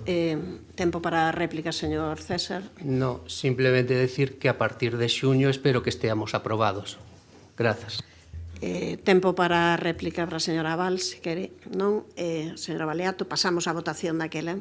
Señor secretario, cando queira. Aprobar o expediente de recoñecemento extraxudicial de crédito por gastos derivados de varias facturas da Banda Municipal de Música. Votos a favor? Grupos municipais, BNG, Compostela Aberta e Socialista. Votos en contra? Non hai. Abstencións? Grupo Municipal do Partido Popular. Apróbase a proposta. Pasamos para o punto número 9, aprobar o expediente de recoñecemento extrajudicial de crédito e unha indemnización sustitutiva recoñecendo as débedas coas empresas Ferrovial Construcción S.A. e Aute Sadguaco Atom. Señor César, cando queira. Ben, xa ven que hoxe tocaron a mí todas. Pero que non sexa a profesora ou o profesor tan riguroso como a anterior. Ben, neste caso propoñemos ao Pleno do Concello de Santiago a aprobación do expediente de recoñecemento extrajudicial de crédito para aprobar dúas facturas. Non a primeira sobre o canon de mantemento das instalacións de iluminación pública exterior do mes de agosto de 2023 por importe total de 60.238,89 euros. Contrato con orden de continuidade desde el de decembro de 2019 até 31 de agosto de 2023 con Ferrovial Construcción S.A. A segunda factura por importe de 51.919,17 euros correspondente á prestación do servizo de dirección facultativa nas actuacións de mellora na iluminación exterior de decembro de 2023 emitida pola UTE Saguaco Átomo. Canto á factura de Ferrovial Construcción S.A., debido ao atraso na adxudicación do contrato, os créditos previstos no orzamento de 2023, que era prorrogado de 2022, foron insuficientes para poder tramitala, tendo que agardar até o mes de novembro de 2023, momento en que se produciu o axuste da anualidade. Para ese contrato se puido dispor de saldo para facer frente ás retencións de crédito e, consecuentemente, preparar as actas de conformidade. A respecto da factura da UTE Saguaco Átomo, corresponde á prestación de servizo de dirección facultativa nas actuacións de mellora da iluminación exterior de decembro de 2023. Esta foi presentada a 20 de decembro de 2023. Do contrato de vinxencia que acaba cando a renovación do alumeado están sendo reparadas todas as facturas ao considerar a intervención municipal que houve omisión da función interventora no momento de formalizar o contrato. Non se ten detectado ningunha outra infracción do ordenamento xurídico máis que asinalada anteriormente, xa que os actos previos de aprobación do expediente de contratación do gasto así como da adxudicación foron fiscalizados favorablemente. Moitas gracias. Grazas, señor César. Señora Val, cando queira. Nada, simplemente manifestar o voto a favor do Partido Socialista, nada máis. Polo Partido Popular, señora Baleato, outra vez, conte. Sinto, señor César, tocarlle outra vez como profesora neste caso. Vamos a ver, a primeira factura por importe de 60.000 euros trátase, como vostede acaba de explicar, dunha factura que ten a súa orixe nun contrato de servizos finalizado en decembro do ano 2019, que continuou a prestarse sobre a base dunha orde sen cobertura contractual ata o 31 de agosto do 2023 e que, como consecuencia dunha mala previsión orzamentaria, non se dispuxo de crédito ata o mes de novembro do 2023. Neste suposto, estamos, polo tanto, diante dun exemplo máis de mala xestión contractual ou non traballar con previsión e non tramitar un contrato con maior celeridade, con mala xestión orzamentaria ou non ter feito en tempo e forma o reaxuste de anualidades do contrato e con mala xestión orzamentaria tamén o emitir a función interventora por tratarse da continuidade dunha prestación en base a un orde sen cobertura contractual. Lembremos que a actual Lei de Contratos do Sector Público no artigo 29.4 si permite prorrogarse o contrato orixinario ata que comece a execución dun novo contrato, pero é certo que a anterior Lei de Contratos non o permitía. En canto á segunda factura, por importe de 51.919,17 euros, estamos tamén ante a emisión da fiscalización previa na formalización do contrato que tivo lugar o 10 de outubro de 2023, cuestión que nos sorprende sobremanera. En fin, mala xestión contractual e mala xestión orzamentaria e contable e irregularidade tras irregularidade as facturas aínda as temos en pagar. Non sei onde está o problema neste Concello. Imagino que poden concorrer diferentes factores, orzamentarios, contables, de xestión. Entre os primeiros, poderíamos facer referencia á ausencia de instruccións de peche que fixen a data de límite para realizar os trámites de imputación de gastos e que faciliten a correcta aplicación do principio de temporalidade, pero que eso non pasa neste Concello, porque sí que hai instruccións de peche. Podería ser a falta de contabilización destas obrigas na conta 413 de acreedores por operacións reivindicadas, o que facilitaría o seu control. Podería ser tamén que existan factores de xestión, por exemplo, a ausencia de procedementos que permitan coñecer a evolución das prestacións en curso e o desenvolvemento da súa execución, de forma que os xestores teñan información suficiente en tempo e forma e poidan reclamar as facturas pendentes, ou podería ser tamén a falta de conexións entre os rexistros de facturas e os rexistros contables. Descoñezco de verdade onde está o problema. Pero se xan os factores orzamentarios, contables ou de xestión, como lles decía antes, os recoñecementos extrajudiciais deben ser procedementos excepcionais, polo que vostedes, polo momento, como veñen facendo do excepcional a norma, nesta materia e como é a mesma na asignatura que no apartado anterior, estarían suspensos. Moitas grazas. Grazas, señora Baleato. Pasamos a votación. Non, a réplica agora. Toca, non sei se quere intervir. Señor César. Non. Señora Abal. Tampouco. Señora Baleato. Pois pasamos daquela votación. Aprobar o expediente de recoñecemento extrajudicial de créditos e indemnización sustitutiva recoñecendo as débedas coas empresas Ferrovial Construcción S.A. e UTES Aguadco Átomo. Votos a favor. Grupos municipais, BNG, Compostela Aberta e Socialista. Votos en contra. Non hai abstencións. Grupo municipal do Partido Popular. Apróbase a proposta.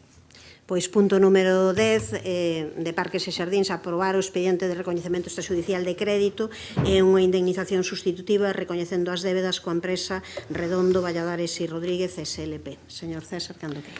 Ben, propónse o Pleno Municipal do Concello de Santiago a aprobación de dúas facturas. A primeira delas corresponde ao Servizo de Dirección Facultativa, incluída a Coordinación de Seguranza e Saúde, das obras de execución do Parque Infantil da Almáciga, por importe de 3.872 euros, do contrato menor axudicado a Redondo, Valladares e Rodríguez, Sociedade Limitada Profesional. A segunda factura corresponde ao Servizo de Dirección Facultativa, incluída a coordenación tamén de Seguranza e Saúde das obras de creación dun espacio interseracional no barrio de Sar, por importe de 4.598 euros, tamén a través dun contrato menor, axudicado tamén á mesma empresa. Ben, simplemente decir que estas dúas contratacións encaixan perfectamente no que sería a cuantía dun contrato menor. A única observación que fai a intervención municipal é que non observa o límite temporal para esta categoría contractual que establece a normativa vixente, reguladora na contratación pública. Moitas grazas. Grazas. Quenda para a señora Abal. Nada, simplemente manifestar o voto a favor do Grupo Socialista. Grazas polo señor Villa cando queira.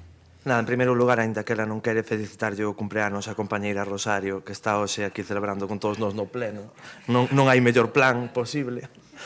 Bueno, alumno Manuel César, voltamos a sacar no mesmo. Recoñecemento extrajudicial de crédito, 8.500 euros para obras nun parque infantil.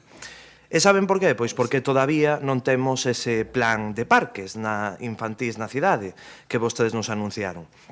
Saben grazas a quen se van a reparar os parques de Praza de Galicia, Praza Rosa e Praza de Vigo? Pois a denuncia que fai un ano fixo o Partido Popular. Hai un ano, van rápidos de carai. É preocupante o estado dos parques, non se está garantindo as medidas de seguridade. De feito, o pasado mes de xullo houve unha nena que rompeu nun parque infantil a cadeira, e na cidade actualmente pois hai máis de 60 parques infantís, e pregunto, estánse a revisar todos eles con regularidade? Xa lle respondo eu, non se están a revisar, o cal é un perigo. E xa que estamos falando de parques, pois nos parques hai árbores e os árbores teñen follas. Estamos ante un goberno tan incompetente que incluso pois repiten os seus propios erros ano tras ano. O pasado ano, pola súa incompetencia, a folla non se recolleu, nin se limparon a rede de sumidoiros. E este ano voltáronse a olvidar. O pasado sábado inundouse a cidade, outra vez. Avenida de Lugo, Campus Sur, Campus Norte, Avenida Torrente Ballester e, como non, a famosa Rotonda de Sar. O concelleiro anunciou o pasado ano que era unha actuación, entre comillas, sobre a rede de augas da Rotonda do Vieiro, aproveitando as obras da senda Milladoiro-San Caetano que está acometendo a Xunta de Galicia. Fixeron esa actuación, pero é que o sábado pasado voltou a inundarse outra vez. E saben por qué? Pois porque a rúa que está ao lado da Rotonda de Sar estaba plagada de folla que evidentemente obstruiu e tupiu os sumidoiros que había nesa rotonda. De aí que xa sexa famosa e que voltemos a ver esas imaxes. É o mesmo que pasou no Campus Norte, no Campus Sur e en moitos lugares da cidade. E isto ocorre porque vostedes seis, os concelleiros de goberno, son os únicos de todo Santiago que non se enteran de como está a cidade. Todos éramos conscientes da cantidade de follas en recoller, de que os sumidoiros estaban taponados pola terra e que o primeiro día de chuvia ia inundarse todo, e así foi. Onte saíron do Concello a limpar unha alcantarilla e a cortar o céspede, para facer unha imaxe, unha fotografía idílica para publicar nas redes do Concello. Poñían o Concello para limpezas nocturnas, en redes de saneamento de preto de 20 puntos do ensanche, cidade histórica e túneles. Saben o que é esta publicación? Un vacile a todos os composteláns. Porque como vostedes non se ocuparon de forma ordinaria de limpar a folla e limpar a rede de sumidoiros, agora van gastar 130.000 euros de todos os composteláns para pagar os pluses de nocturnidade para facer o traballo que vostedes non se adiantaron a facer. Polo tanto, bueno, o que publicaron onte, desde logo, esta publicación é curiosa, non? Porque non deixa de ser poñerse a tirita antes da ferida do que onte ia pasar e que evidentemente pasou. Polo tanto, preguntarlles, pensan que somos tontos os composteláns? Miren, xa está ben. A posición de voto respecto a este recoñecemento dun parque xardín, por eso falo da folla, estamos falando de parques, árbores, follas, pois vai a ser abstención, grazas. Grazas, señor Villa. Tempo para... Grazas, señor Villa, e parabéns a Rosario, xa que está de aniversario. Señor, quere replicar, señor César, cando queira. Parabéns, señora Ferreiro. Entendo que hoxe estea descansando, non como outros. Eu síntome identificado como alumno, aínda que normalmente antes de ser concelleiro estaba do outro lado. E ademais dicía aos meus alumnos, malo día que non aprendo algo. Eu sempre tive ese espírito de querer aprender todos os días algo. O que si sei é ler a orde do día, non? Entón, na orde do día, no punto 10 pon aprobar expediente de recoñecemento extrajudicial de crédito. Non pon moción sobre parques e xardíns ou pregunta oral ou... non sei, a orde do día está ben clara. Aquí traemos un expediente de REC para aprobar. Non vimos a falar do estado de parques e xardíns. Moitas grazas. Señora Aval, non sei se quere intervir, non? Señor Villa. Ademais da orde do día está o regulamento. Estou no meu punto de intervención, estou falando de parques e xardíns, repito, nos parques hai árbores, os árbores teñen follas, e a oportunidade para falar do que pasou o sábado pasado e o que pasou onte pola súa incompetencia, nada máis. Grazas, señor Villa. Pasamos á votación, señor secretario. Aprobar o expediente de recoñecemento extrajudicial de crédito e unha indemnización sustitutiva recoñecendo as débedas coa empresa Redondo Valladares y Rodríguez, Sociedade Limitada Profesional. Votos a favor, grupos municipais, BNG, Compostela Verde e Socialista. Votos en contra, non hai. Abstencións, Grupo Municipal do Partido Popular. Apróbase a proposta. Pasamos daquela ao punto número 11, el levantamento do reparo de intervención e a aprobación da factura en concepto de contrato de servizos de redacción de proxecto e dirección facultativa das obras recuperación do Campus Sur para o cidadán. Ten a palabra o señor César.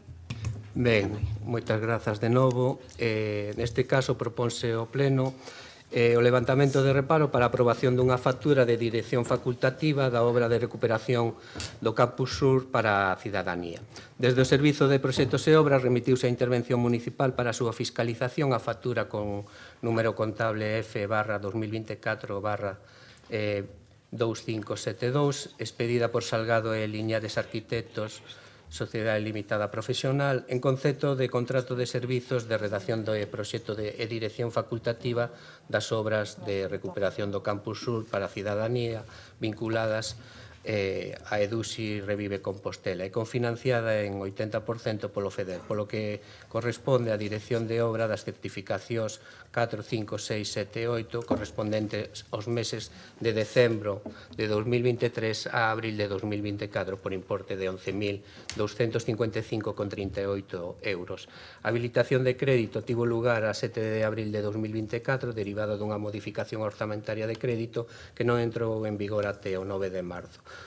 Posto que a factura en cuestión emítese polas prestacións realizadas entre o 1 de decembro de 2024 e o 30 de abril de 2024, desde fiscalización enténdese que os gastos de referencia carecían da preceptiva consignación orzamentaria suficiente, disponible e adecuada no momento da súa reivindicación, polo que estarían incursos no suposto de nulidade de pleno dereito. Polo tanto, segundo a intervención municipal, no momento no que se produciu a desaparición do crédito para o pagamento das obrigas, deberían terse suspendido o contrato da obra vinculado ao contrato de servizos. Moitas grazas.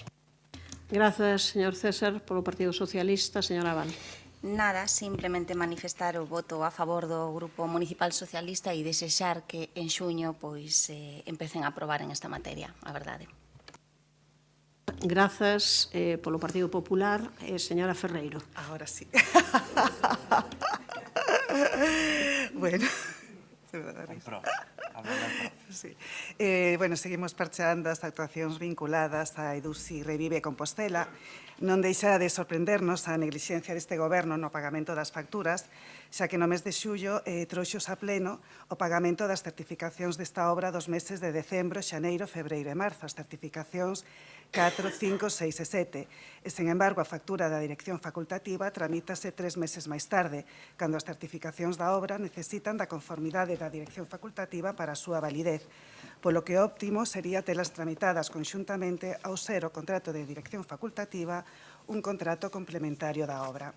Sen embargo, non só se incumpre a lei de contratos en canto ao prazo de pagamento, senón que, ademais, tamén se está incumprindo o propio contrato, no que se refire precisamente á cláusula que regula o réxime de pagamento, xa que se establece un pagamento mensual.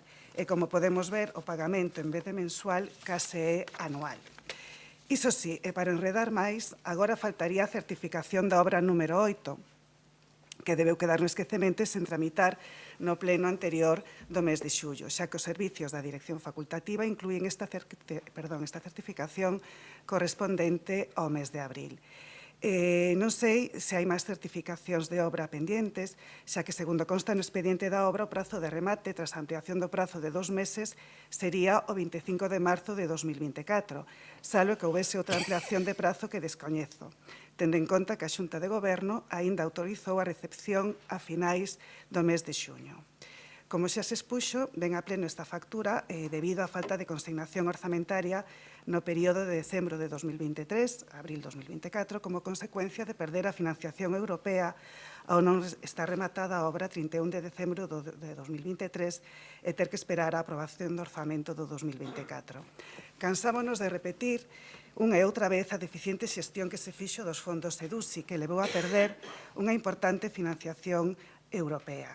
E, por certo, aproveito tamén para comentar neste pleno que a xuízo do órgano de intervención falta unha explicación por parte do Goberno nos seus informes de REC de cales foron as causas que motivaron o incumprimento municipal do réxime de xustificación da subvención e, en consecuencia, pois, o decaemento da financiación comprometida, aínda que é evidente que a causa foi unha mala planificación contractual e a demora nas contratacións, o mesmo que está a acontecer coas obras de rehabilitación dos pabillóns de Vite e de Santa Isabel. Como adoitamos a facer, imos a absternos para que se poidan pagar as facturas pola prestación dos servicios realizados aos provedores a Xistega con ter que esperar polo abono das facturas. Nada máis. Grazas, señora Ferreiro. Non sei se quere replicar, señor César. No, simplemente agradecer o apoio ao Partido Socialista. Señora Val, señora Ferreiro. Controlen o que executen, que non demoren os pagamentos, que está claro que de momento o Goberno non dou coas medidas adecuadas para axilizar os pagos, como xa se comentou anteriormente. Imos a peor que no primeiro ano do mandato, igual que o ano pasado, coido que acabaremos vendo expedientes de REC no Nadal tamén. Nada máis, grazas. Grazas, señora Ferreiro. Pasamos á votación, señor secretario. Levantamento do reparo de intervención e aprobación da factura en concepto o contrato de servizos de redacción de proxecto e dirección facultativa das obras recuperación do Campus Sur para o Cidadán. Votos a favor. Grupos municipais do BNG, Compostela Aberta e Socialista. Votos en contra. Non hai. Abstencións. Grupo Municipal do Partido Popular. Apróbase a proposta. Pasamos daquela ao capítulo de proposicións. A primeira é unha presentada polo Grupo Municipal Socialista para o cumprimento efectivo dos acordos plenarios do curso político 2023-2024. Señor Muiños, cando queira. Sí. Bo día de novo a todas e todos. A proposición que tremos hoxe sérveme como desculpa para facer unha reflexión. Tentarei ser breve. Durante os últimos meses tense falado moito do traballo que fai a oposición neste Concello, pero sobre todo, aí permítame, señor e compañeiro Berea, que o centre en nós no traballo do Grupo Municipal Socialista. Destas 6 concelleiras e concelleiros que representamos o Partido Socialista neste Concello e sobre todo que representamos a 10.000 veciñas e veciños de Santiago de Compostela, que, por certo, seguiremos a facer durante os vindeiros 3 anos que restan de mandato. Señor Samartín, non é moita distancia en votos que nos separa, en ningún en número de concelleiros electos. E creo que é importante lembralo de cando en vez, e non por chamar a atención, como dixo vostede en algunha entrevista, senón porque ás veces tendemos a esquecer a legitimidade e a representatividade dos que aquí nos sentamos. E xa me sorprende ter que dicirlo a vostede que cando estaba sentada a este lado da barreira era a primeira en reivindicar o seu papel de opositora. Por certo, tamén escollido, porque tivo vostede as portas abertas para ser concelleira de goberno no anterior mandato. Mire, se eu lle preguntara cal foron as cuestións máis importantes que saíron adiante neste mandato, seguramente me citaría os orzamentos municipais do 24, o reparto de remanentes, a ordenanza dos usos asimilados que completaba a regulación das BUS ou a ordenanza de circulación que acabamos de aprobar hoxe. E sabe que teñen en común todas esas cuestións? Pois que aí estuvo o Grupo Municipal Socialista exercendo unha oposición leal coa cidade, útil e exixente co goberno. E, señora Samartín, non vamos a renunciar a ningún dos 3 piares que explican o noso traballo de oposición. Esta proposición de hoxe responde ao último, ao de exixentes. Responde a de reivindicar que os acordos adoptados en pleno representan a vontade colectiva da Corporación Municipal, representación de facto da cidadanía de Santiago. Porque, como diría unha política a que vostede coñece ben, unha iniciativa que a maioría desta corporación parecelle interesante e, polo tanto, se vai aprobar, que se cumpra. Iso sería democracia. Sabe quen é esa política? Esa política era vostede, en febreiro de 2020. E chegamos a setembro de 2024 coas materias pendentes do anterior curso político. Señor Samartín, ten nesta proposición 36 acordos plenarios que a maioría desta corporación lle pareceron interesantes, pero que non se cumpriron. Seguindo a súa propia definición, isto é a demostración de que no actual goberno faltan a democracia. Non se constituíu a mesa sectorial requerida por a adaptación galega da Lei de Vivenda para avanzar na declaración de Santiago como zona de mercado residencial tensionado, ningunha noticia sobre si se está a avanzar na incorporación do anticipo a subvencións a clubs e entidades deportivas, na promoción do noso aeroporto, non só non se fixo nada, é que retrocedemos e perdemos conexións internacionais, o proceso de estabilización do persoal do Concello segue sen culminarse cos nomeamentos, o retranqueo do muro Vedra sen avances, a adquisición do quiosco do Cantón do Toural non nos costa, a ampliación do aparcadoiro de Altiboia á espera, da apertura da Rúa Arzúa con Basquiños nada se sabe, e se execución do proxecto entre Sares Arrela en redacción aínda, e así, pois, ata 36 acordos plenarios suscritos pola maioría da corporación, incluso con algúns co apoio do goberno, e seguen nun canxón. Señora San Martín, a nosa única aspiración como concelleiras e concelleiros é que este municipio non se pare. O noso traballo é ser útiles e resolver os problemas das nosas veciñas e veciños. Se vostede non respecta o que aquí se acorda, pois está bloqueando o noso traballo e, de paso, pois erosionando a legitimidade das decisións tomadas. O de hoxe é un aviso. Non imos parar ata que se cumpra o que se acorda. Estamos tan legitimados como a vostede para poñer en rima da mesa as cuestións que lle preocupan a veciñanza. A proposición de hoxe pode asumila como un exame de recuperación neste mes de setembro. A asignatura chámase Democracia e Respeto ás Institucións. Estou seguro de que a Gorete San Martín de aí 2 estaría máis que aprobada. Agardo que non se lle esquecera pois tan rápido esta materia. Grazas. Grazas, señor Muiño. Ten a palabra a señora Louzao, cando queira. Bueno, moi bo día, compañeros e compañeras de corporación, e parabéns a Rosario. Sempre vos toca tamén ter cumpleanos en día de pleno. Comezo por anunciar que imos votar a favor desta proposición, como fixemos coa orixinal, pola que se acordou dar conta no pleno do cumprimento de acordos adoptados por iniciativa da oposición. Perdón.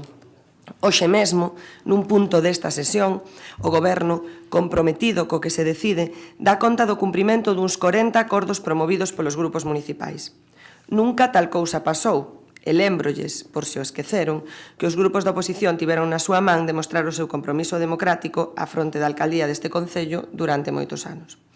Que se tivesen en conta os acordos do Pleno foi algo que, como o compañeiro Gonzalo Muiños pois acaba de lembrar, reclamou ben veces a nosa alcaldesa mentras estivo na oposición sen que tal cousa se producise.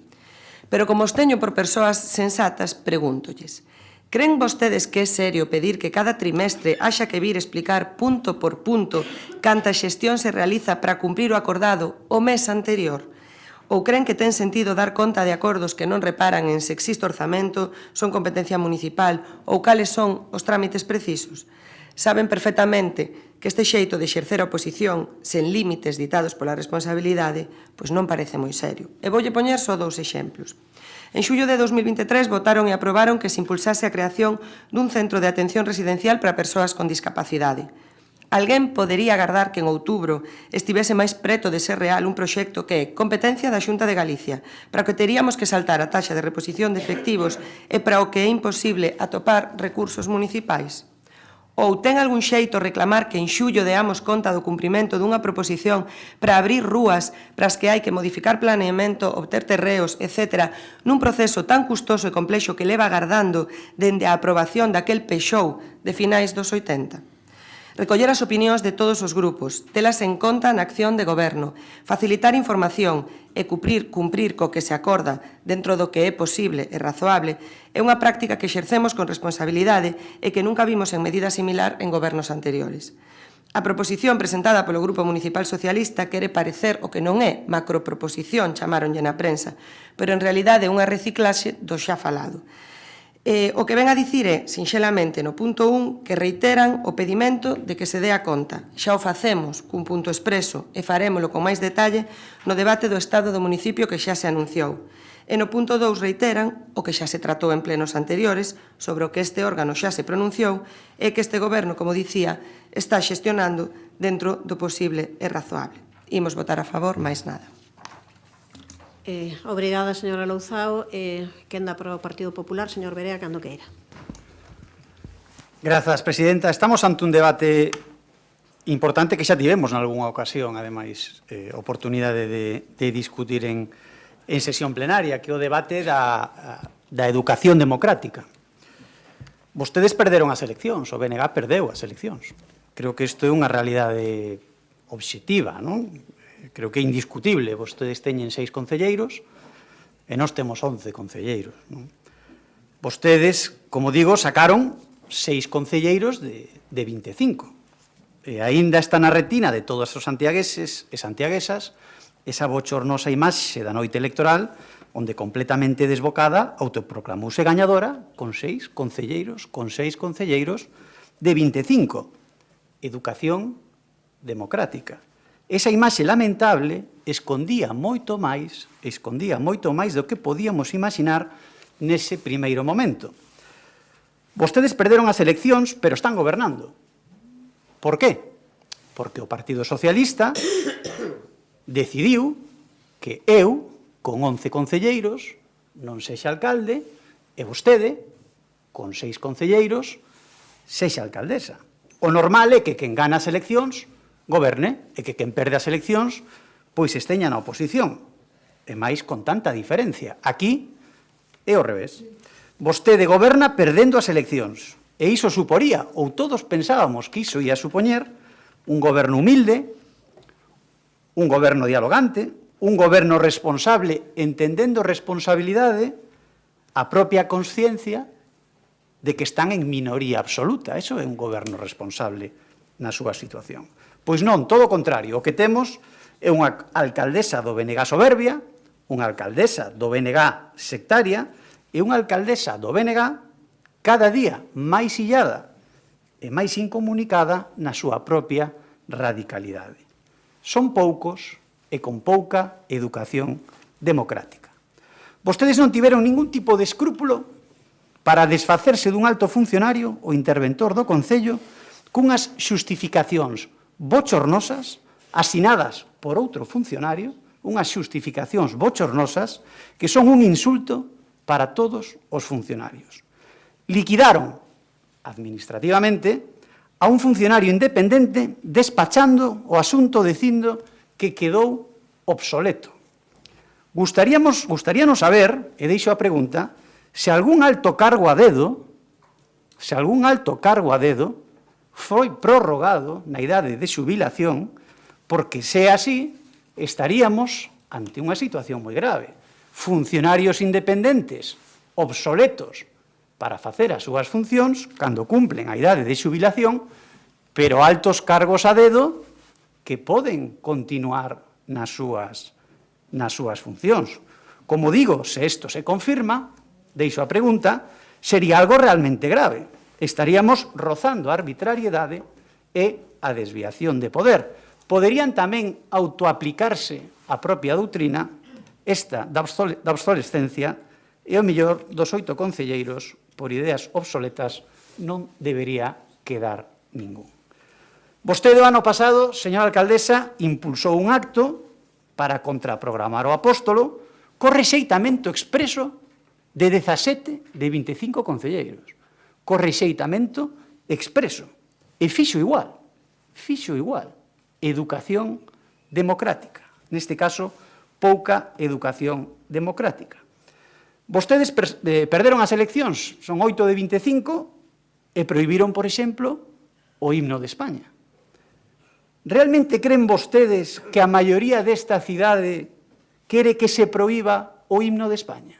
Realmente vostedes creen eso? Evidentemente non, pero o fan igual. Pouca educación democrática. Imos ver dentro duns minutos se a señora alcaldesa defende o dictador Nicolás Maduro, imos velo. Se a principal representante desta cidade, pois abraza a dictadura de Venezuela. Veremos o nivel de educación democrática. Son moitos exemplos, vou rematando o tempo da intervención, outro máis, pois é o que trae aquí o Partido Socialista, pero todos demostran con toda a crueza a hipocresía dunha persoa e do seu goberno, deixenme coller un pouco de tempo para continuar, demostra con toda a crueza a hipocresía dunha persoa e do seu goberno que o que lle pedía o Partido Socialista non o fan eles, pero cunha gran diferencia. Cando vostede yo pedía ao Partido Socialista e ao señor Bugallo, estaba yo pedindo a un señor, o señor Bugallo e o Partido Socialista, que ganaron as eleccións. Eles sí ganaron as eleccións. Vostede, perdendo as eleccións, non cumple nin tan siquera ese mínimo que lle pedía a unha xente que sí gañou as eleccións. Vostede non ten nin tan siquera maioría simple. Ten legitimidade legal, por suposto, pero non ten a mesma legitimidade da vontade popular. Ou, en clave xuristas, ten potestas, pero non ten autoritas. E, a pesar diso, como digo, non cumple o que vostede pedía. Por iso, imos apoiar esta proposta e nós, dende un punto de vista político, centramos e concentramos esa reprobación para desenmascarar a hipocresía, a mentira e a pouca educación democrática da alcaldesa do BNG. Ben, descontarei un minuto de segundos da seguinte intervención e tempo para a réplica para o señor Muiños, cando queira. Sí. Mire, foi este luns, hai 3 días, cando recibimos eses informes de seguimento dos acordos plenarios. Efectivamente, vostedes mandaron hai 3 días, como digo, un documento de 4 carillas no que convenientemente escolleron as mocións ou proposicións que lles pareceron para intentar crear un relato de que se cumpre o que se acorda. Primeiro, na nosa proposición, en ningún momento estamos a dicir que non se cumpre nada. Decimos que hai 36 acordos pendentes, exiximos maior implicación para leválos a cabo. Chámase, traballo de fiscalización da acción de goberno. Segundo, ese documento a veces parece, non sei se un insulto á intelixencia. Algúnas das explicacións que aí se incluyen son surrealistas, e vou poñer así exemplos. Na cuestión da promoción do aeroporto Rosalía de Castro, que se acordou en febreiro deste ano, o que din é que a alcaldesa asistiu ao Comité de Coordinación Aeroportuaria de Galicia. E que? Cal foi o resultado? O maior recorte de conexións internacionais de historia para a tempada de inverno. Non se avanzou, retrocedemos. Sobre a moción conxunta que presentamos as 3 forzas de esquerdas para instar a Xunta a asumir o investimento do novo aparcadoiro do Chus, din que se negociou un protocolo que compromete a construción. Non é verdade. Negociouse un protocolo que compromete que haberá que desarrollar convenios específicos para as actuacións que se recolle. En relación á elaboración do primeiro plan de igualdade da administración local, dinnos que o 19 de setembro se constituía a mesa de traballo cos sindicatos. Tardaron case un ano en constituir esa mesa de traballo, porque isto levouse a pleno en outubro do 23, e casualmente fano días despois de non registrar esta proposición.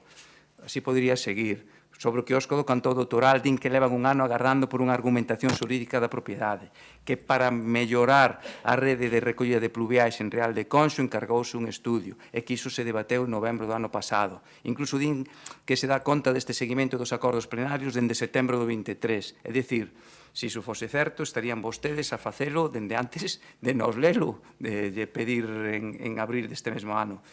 Cumprirían o acordo antes de acordalo. Manda truco. En todo caso, hai un gran número dos 36 acordos que se incluyen na nosa proposición que non aparecen nesa selección que fixeron vostedes. Entón, de onde ves, manzanas traigo.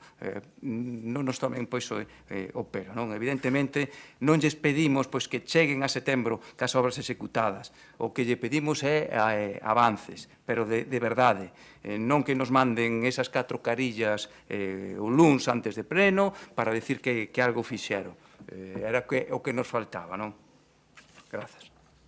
Grazas, señor Muiños. Tempo para a señora Louzao, cando queira. Vostedes pedían información e transparencia e dúas 125 proposicións e mocións aprobadas, quitando 8 que son meramente descriptivas, neste pleno dase conta do cumprimento de 41.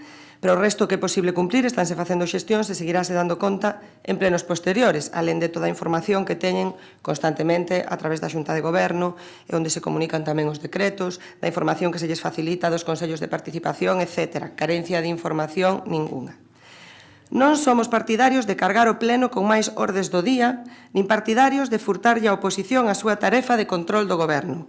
Do que se trata é de que os órganos funcionen con racionalidade e neste órgano en concreto os grupos municipais teñen moitos instrumentos na súa man para coñecer e controlar a acción de Goberno.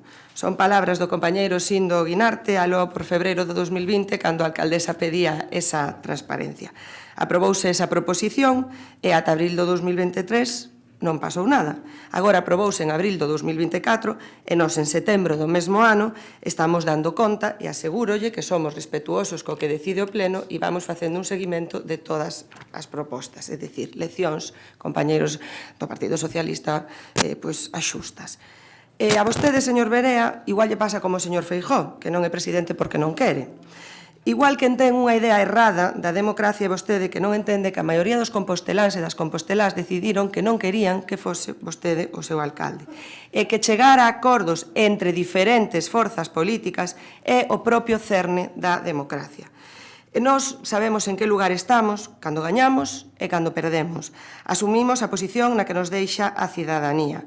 E a vostede parece que iso lle costa e xa vai aló máis dun ano. E educación democrática, por certo, tamén é respetar a orde do día. Vostede ven aquí, pleno tras pleno, colle un punto e fala do que lle parece. Xa tivo o seu minuto de gloria hoxe, agardamos que lle valga para paliar esa frustración. E como teño algo de tempo, non moito, vou ir dando resposta rapidamente, os 36 puntos, o que me dé tempo. Estáse analizando a medida e as consecuencias para tomar unha decisión realmente informada. 2. Vanse mudar as bases de execución do orzamento e introduciránse novas medidas para axilizar as subvencións, como facer un plan que é legal e que nunca se fixo, e haberá que ver todo isto coa nova persoa que chegue á intervención. 3. Xa se están levando a cabo plans de promocións de liñas, disto falaremos máis adiante. 4.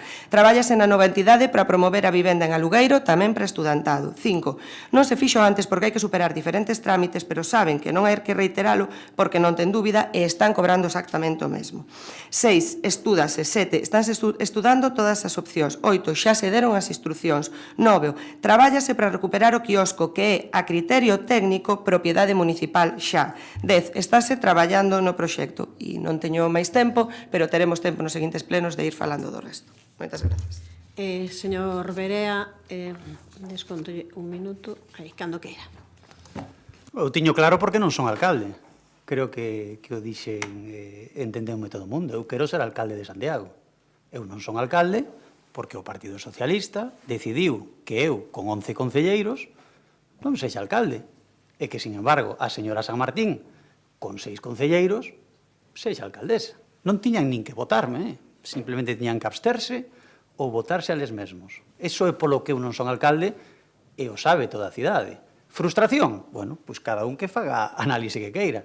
Pero se un quere ser alcalde e non o é, pois evidentemente non ten o nivel de alegría nos seus máximos e o depósito nos seus máximos.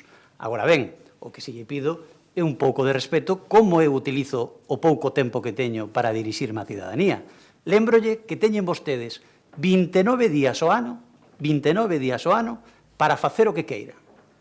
Agora ben, durante 4 ou 5 horas que teñen que vir aquí, supoño que non intentarán incluso decidir como utilizamos o noso tempo. Por tanto, tranquilícense vostedes, teñen 5 horas para aguantar a oposición, xa teñen 29 días para seguir destrozando a cidade. Grazas, señor Berea. Pasamos á votación cando queira, señor secretario. Proposición presentada polo Grupo Municipal Socialista para o cumprimento efectivo dos acordos plenarios do curso político 2023-2024. Votos a favor. Apróbase por unanimidade. Pasamos ao seguinte punto, unha proposición tamén presentada polo Grupo Municipal Socialista relativo ao servizo de conserxería e limpeza dos centros de educación infantil e primaria, unha proposición a que hai unha emenda proposta polo Bloque Nacionalista Galego e Compostela Aberta. Quen intervén? Señora Val, cando queira. Gracias. Bueno, pois bo día a todas e a todos. Somos conscientes de que este tema veu máis veces a este pleno municipal, pero certo é que estando a piques de cumprirse pois ano e medio do goberno, nada sabemos sobre esta cuestión. Este servizo, a única competencia propia que ten o Concello de Santiago de Compostela vinculada á educación xunto co mantemento dos centros de educación infantil e primaria é, sen dúbida, esencial para asegurar que a educación das nosas fillas e fillos se preste nas mellores condicións ambientais e espaciais posibles. Diría máis, é un servicio vital, como se puxo de manifesto durante a pandemia da COVID-19, durante a cal as traballadoras e traballadores do servicio desempeñaron un papel silencioso pero esencial no mantemento das condicións hixiénico-sanitarias dos centros de acordo cos protocolos marcados pola Xunta de Galicia. Pero, como dicíamos, estando a piques de cumprirse ano e medio de goberno, nada sabemos sobre esta cuestión e realmente estamos preocupados porque este retraso está a afectar a calidade da prestación do servizo. Sen ir máis lonxe, a limpeza xeral que se debe facer ao inicio do curso escolar fíxose este ano con case unha semana de retraso, o que ven sendo habitual, afectando de xeito irremediable a calidade da prestación do servizo. Pero o certo é que as traballadoras e traballadores do servizo tamén nos trasladaron a súa inquietude ante a falta de concreción por parte do Goberno dunha data de licitación e ante a ambigüedade do Goberno municipal para incorporar na licitación aquelas as súas demandas laborais e sociais. En particular, unha bella demanda das traballadoras e traballadores que prestan os servicios de conserxería, a equiparación da categoría profesional daquelas e daqueles que prestan servicios de conserxería a categoría de oficial de segunda, toda vez que na actualidade no servicio hai 22 persoas traballadoras que realizan funcións de conserxería, 5 delas coa categoría de oficial de segunda e 17 coa categoría de ordenanza. É preciso que o Goberno local se poña as pilas con este tema e licite canto antes de que finalice o ano o contrato de servicio que incorpore as demandas sociais e laborais das traballadoras e de traballadores. Pero, ademais, tamén é imprescindible que se dimensionen correctamente as horas de limpeza, tanto dos centros educativos como nos pabillóns. Estamos ante un contrato que se ven xa non estaba correctamente dimensionado alá polo ano 2014, cando se adxudicou e formalizou as ampliacións efectuadas dende entón puxeron aínda máis de manifesto a necesidade de incrementar o número de horas de servizo. Por todos estes motivos, o Grupo Municipal Socialista solicita ao Pleno da Corporación Municipal a adopción do seguinte acordo. O Pleno do Concello de Santiago insta ao Goberno local a que, antes de que finalice o ano 2024, se publique na plataforma de contratos do sector público a licitación do concurso público para a prestación do servicio de conserxería e limpeza dos centros de educación infantil e primaria dependentes do Concello de Santiago de Compostela, que na licitación do novo servicio se dimensionen correctamente as horas de limpeza tanto dos centros de educación infantil e primaria como dos pabillóns anexos á vista das necesidades reais existentes e que na licitación do novo servicio se atendan as demandas feitas pola representación das traballadoras e traballadores en materia de equiparación de categorías profesionais, xornada laboral, plus de actividades, subida salarial, cobertura da incapacidade temporal por continxencia común, días de asuntos propios e permisos retribuídos. Nada máis. Grazas, señora Val. Ten a palabra a señora Louzao. Non. Bueno, bo día de novo. Como xa comentei no Consello Municipal de Educación da semana pasada, aínda que non me gusta dar prazos en cuestións que non dependan únicamente de min, confiamos en lanzar a licitación antes de que remate o ano para o que levamos traballando intensamente desde hai moitos meses en coordinación entre varios departamentos. Atopámonos coa situación de ter que licitar un contrato que se asinou por última vez no ano 2014 e que, como vostedes mesmos recoñecen no texto da súa proposición, está en precario desde o ano 2016. Tamén acaba de recoñecer que non recolle toda na súa dimensión correcta desde aquel ano.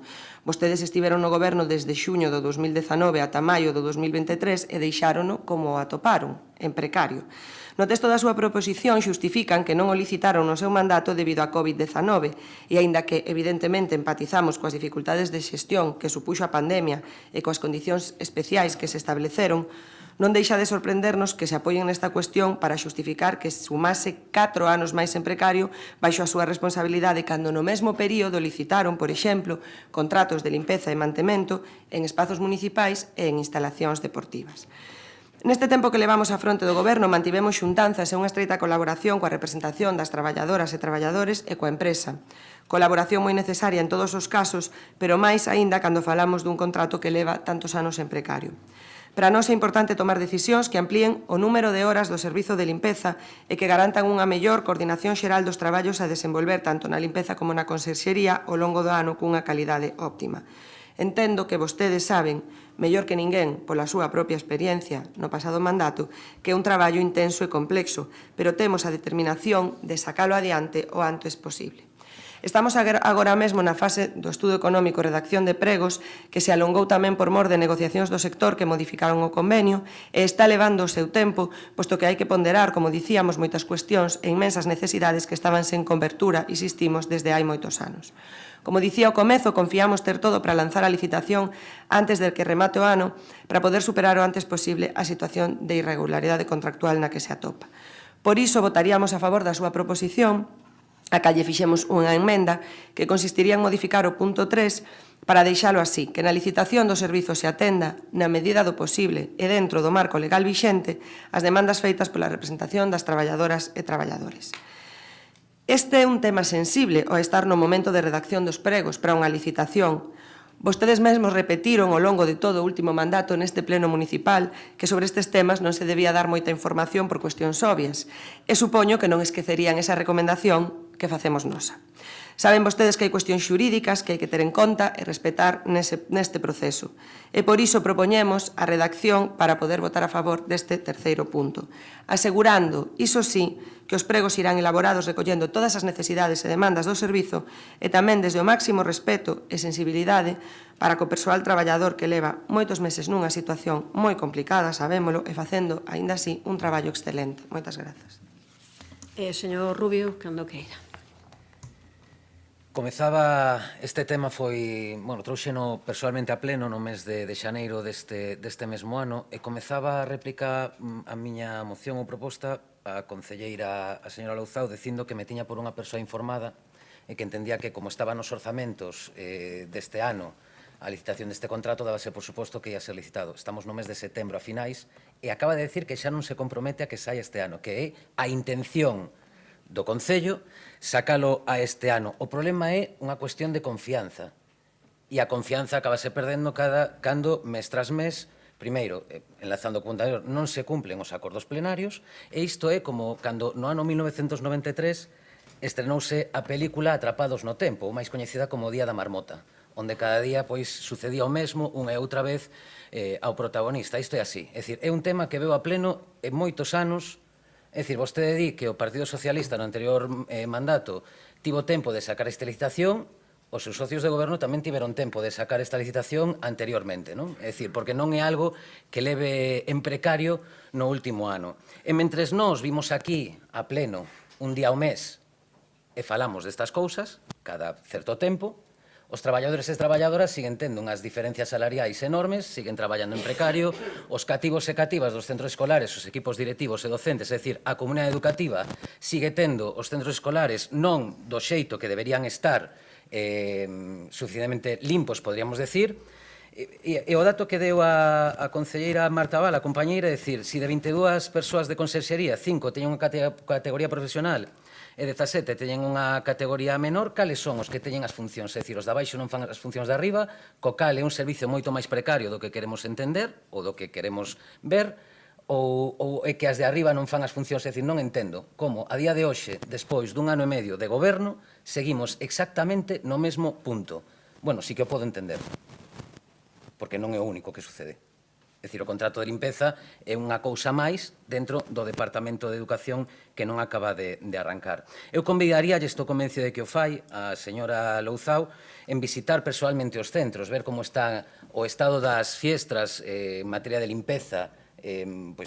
Recoméndolle que pase polo centro de Vite, por exemplo, para saber como está esta limpeza xeral que tamén debería ter incluído as fiestras dos centros escolares. En definitiva, eu entendo e confío, gustaríame confiar en que antes de que remate este ano estará licitado este servizo.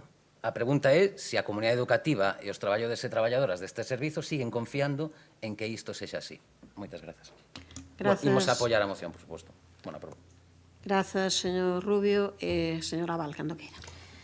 Vale, bueno, por partes, a parte máis importante. Somos conscientes de que existe disparidade interpretativa entre os tribunais de recursos contratuais sobre a incorporación como criterios de adxudicación ou como condicións especiais de execución de cláusulas relativas á mellora de condicións laborais e de condicións salariais. pero sendo conscientes de que existe disparidade interpretativa, dende o Grupo Socialista entendemos que dentro do marco legal e doctrinal vixente existen pautas ás que agarrarse para defender a incorporación das condicións laborais e sociais nos pregos, ben como criterio de adxudicación, ben como condición especial de execución, en base á mellora que a calidade da prestación do servicio poida supoñer a mellora das condicións do factor humano adscritos á prestación do servicio. É dicir, existe abundante doutrina, en concreto do Tribunal de Recursos Contractuais da Comunidade de Madrid, que apunta en este sentido, con lo cual existe cancha suficiente ao respecto. Aínda así, tendo en conta que, bueno, que somos conscientes de que existe unha disparidade interpretativa entre os propios tribunais de recursos contractuais, facemos unha pequena transacción, non sei se é así, a emenda que fixeron vostedes ao punto quinto, e aceptaríamola no suposto de que quedase redactado da seguinte maneira, xa que para o Grupo Socialista a equiparación das categorías profesionais das persoas que prestan servicios de conserxería e limpieza é importantísima. Entón, nos propoñemos a seguinte redacción, que na licitación dos servicios se atenda na medida do posible e dentro do marco legal vixente as demandas feitas pola representación das traballadoras e traballadores, bueno, ata ao punto de retribuídos. Engadindo, en todo caso, atenderase a demanda das traballadoras e traballadores do servicio de conserxería en materia de equiparación das categorías profesionais. Con esa, si aceptades ese punto, pois nos, desde logo, votaríamos a favor dese punto terceiro. Quería facer un último matiz e unha apreciación importante. Este contrato, o contrato de conserxería e limpieza, todos somos conscientes que en materia de servicios públicos sempre todo é mellorable, pero este contrato foi o único que quedou en precario no Departamento de Educación. Nos, cando entramos no goberno anterior, nos encontramos con bastantes embolados ao respecto. É dicir, o digo porque isto parece... A intervención da concelleira foi como unha especie de partida de ping-pong. É dicir, eu sí quero poñer de manifiesto que isto era o único contrato que había en precario cando entrou o actual goberno. E dentro das dificultades se fixo unha boa labor no ámbito da educación, a pesar do empeño do Bloque Nacionalista Galego en decir que non foi así. E, bueno, simplemente animalos a que liciten antes de final de ano este servizo. Grazas, señora Val. Señora Louzao. Eu sei que teñen que facer o seu traballo de fiscalización e incluso tomo como un aliciente para facer mellor o noso traballo e pareceme correctísimo. Pero confésolle, señora Val, que cada vez que di aquí que en educación quedou todo prácticamente case reluciente, prodúceme ata pudor. Non vou facer un repaso de como estaba a situación do Departamento de Educación cando cheguei, porque parece que é como que o facemos pleno tras pleno, pero vamos, saben vostedes que a situación era bastante dramática, coñéceno a perfección. Entón vamos ir ao práctico e a construir.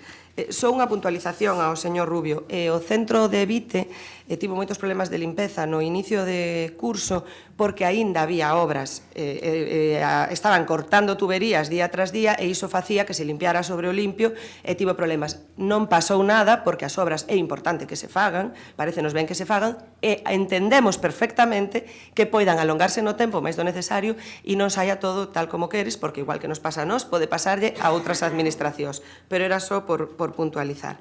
Aceptaríamos esta transacción que o propón a compañeira Marta Val e, polo tanto, pois, votaríamos a favor e si eu comprometínme. Dixen que non me gustaba dar prazos en cuestións que non dependían só de min, porque é unha cuestión que non me gusta, porque me gusta ter palabra, pero o compromiso deste goberno é quitar a licitación antes de que remate o ano.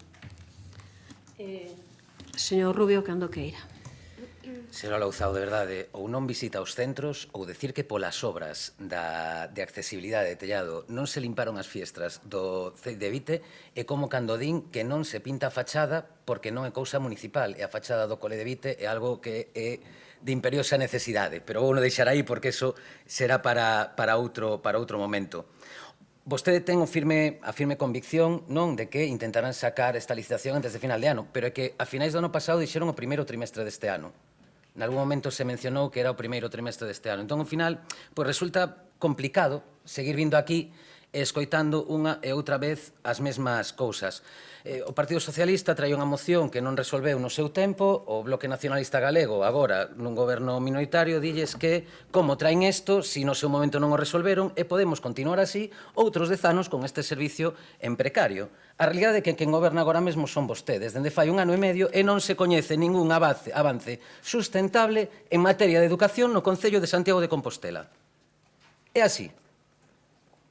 E podemos falar un por un dos servizos que ten propios ou prestados, según din vostedes, por competencias este Concello, e non hai ningún avance absolutamente en ningún dos puntos que ten que ver con esta materia.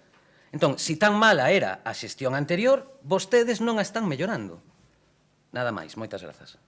Grazas, señor Rubio. Pasamos á votación, señor secretario. Entendo que está aceptada a transacción, que aceptamos nosa transacción, xa está incluída esa transacción, que ando que ira. Coa emenda transaccional, proposición presentada polo Grupo Municipal Socialista relativo ao Servizo de Conserxería e Limpeza dos Centros de Educación Infantil e Primaria, coa emenda transaccional, como decía antes. Votos a favor. Unanimidade. Apróbase.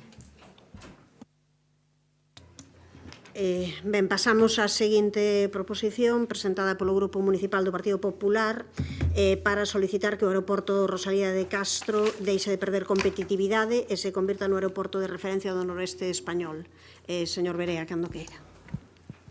Grazas, presidenta. Estamos ante uns datos preocupantes que, pois, novamente non poderán negar.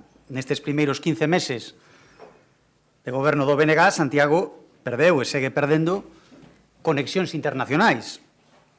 A primeira pregunta que facemos é se están evaluando, se están analizando as causas desta perda progresiva de conexións aéreas internacionais. Se xa hai algún balance, algún estudo ou algunhas conclusións sobre o que a todos nos está preocupando, non? Salvo, claro, que estén contentos, que esa pode ser outra posibilidade, porque hai dúas, ou non están facendo ben o seu traballo, porque estamos perdendo rutas internacionais desde que gobernan vostedes, ou están contentos porque o que queren, un Santiago menos conectado, un Santiago menos internacional e un Santiago, en definitiva, con menos visitantes. Gustaríanos saber, polo tanto, cal destas dúas afirmacións é a correcta. Nos, pois, adiantamos outra, non? Que non existe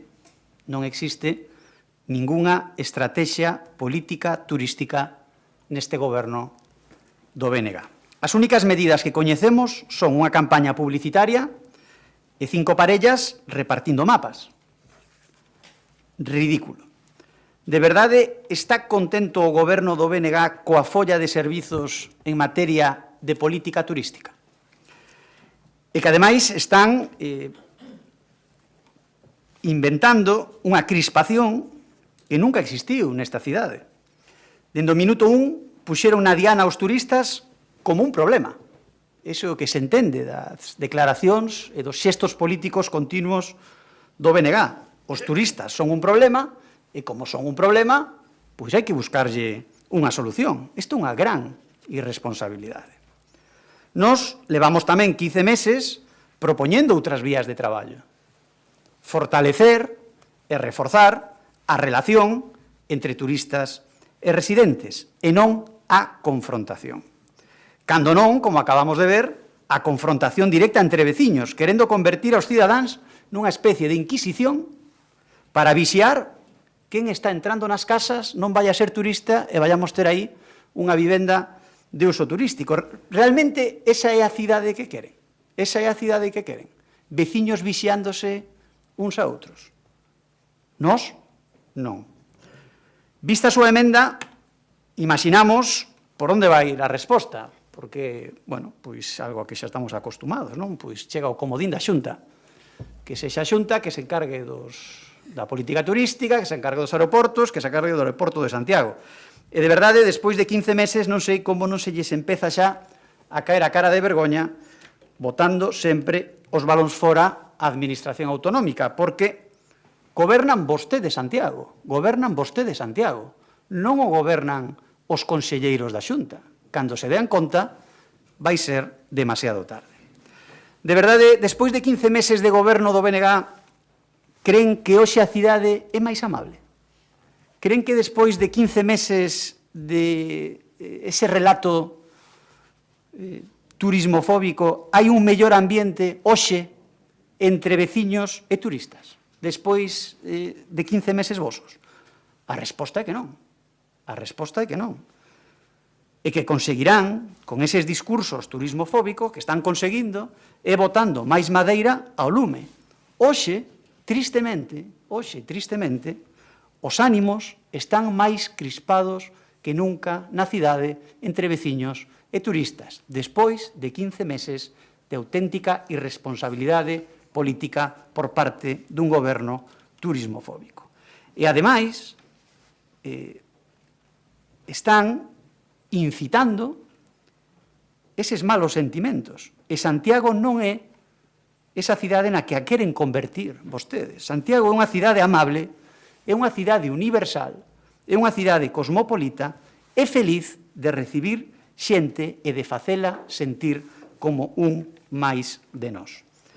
Esas políticas teñen as súas consecuencias, estámoslo vendo no día a día con esa crispación preocupante.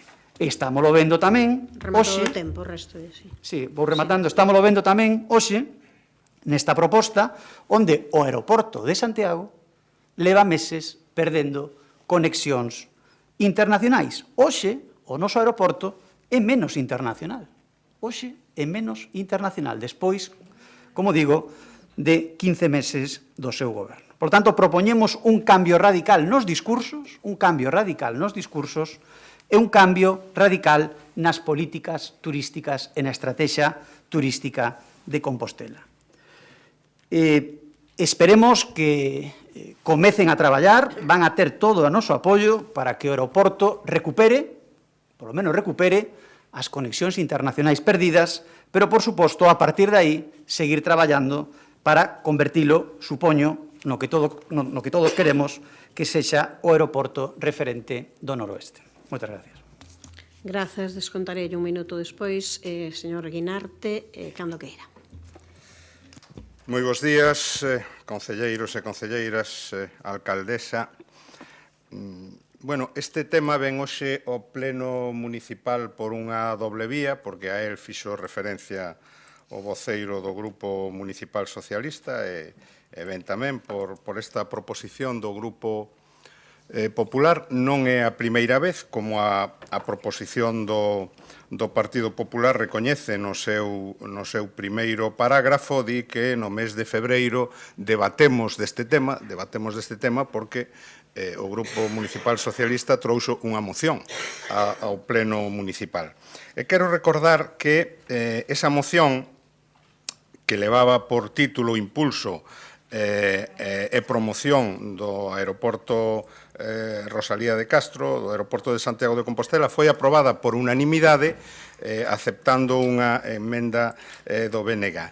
Era unha moción que tiña 3 puntos bastante concretos, referidos a actuacións concretas, accións específicas, unha diante das compañías aéreas, outra diante de AENA, pedindo un plan específico de marketing, e aí se introduceu a emenda para que o aeroporto de Santiago se incluíra no plan de incentivos regionais, e outra referida ao Comité de Coordinación Aeroportuaria de Galicia. Bueno, pasaron 6 meses e non sabemos moito do que pasou con esas actuacións, ou sabemos máis ben que non pasou nada con esas actuacións que tiñan que terse producido. É verdade que eran peticións que establecían pois probablemente non un deber de alcanzar un resultado, porque non é posible, non depende do grupo municipal, pero sí unha obriga, un deber de realizar actuacións para chegar a esa finalidade. Por eso, eu, a parte do que di a proposición do Grupo Popular, pediría que se nos explique en Incolsa, se considera máis procedente, que actuacións concretas se levaron a cabo nestes 3 eidos para tratar de mellorar a situación da conectividade do aeroporto de Santiago, ou polo menos manter a conectividade do aeroporto de Santiago e non chegar á situación na que agora estamos, que é unha situación evidente de perda de competencia ou de capacidade de conexión.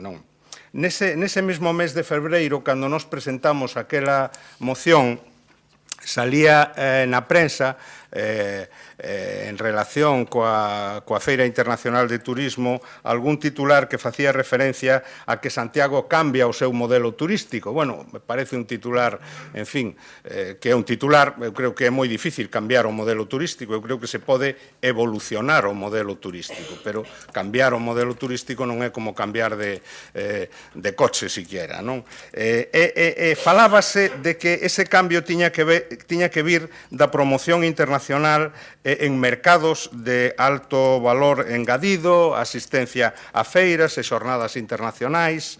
Bueno, pois eso ten moito que ver coa conectividade aérea internacional. Se imos a promocionar Santiago en mercados internacionais de alto valor engadido e logo eses potenciais visitantes teñen moi difícil ou non teñen fácil chegar a Santiago a través de conexións aéreas directas, pouco teremos avanzado.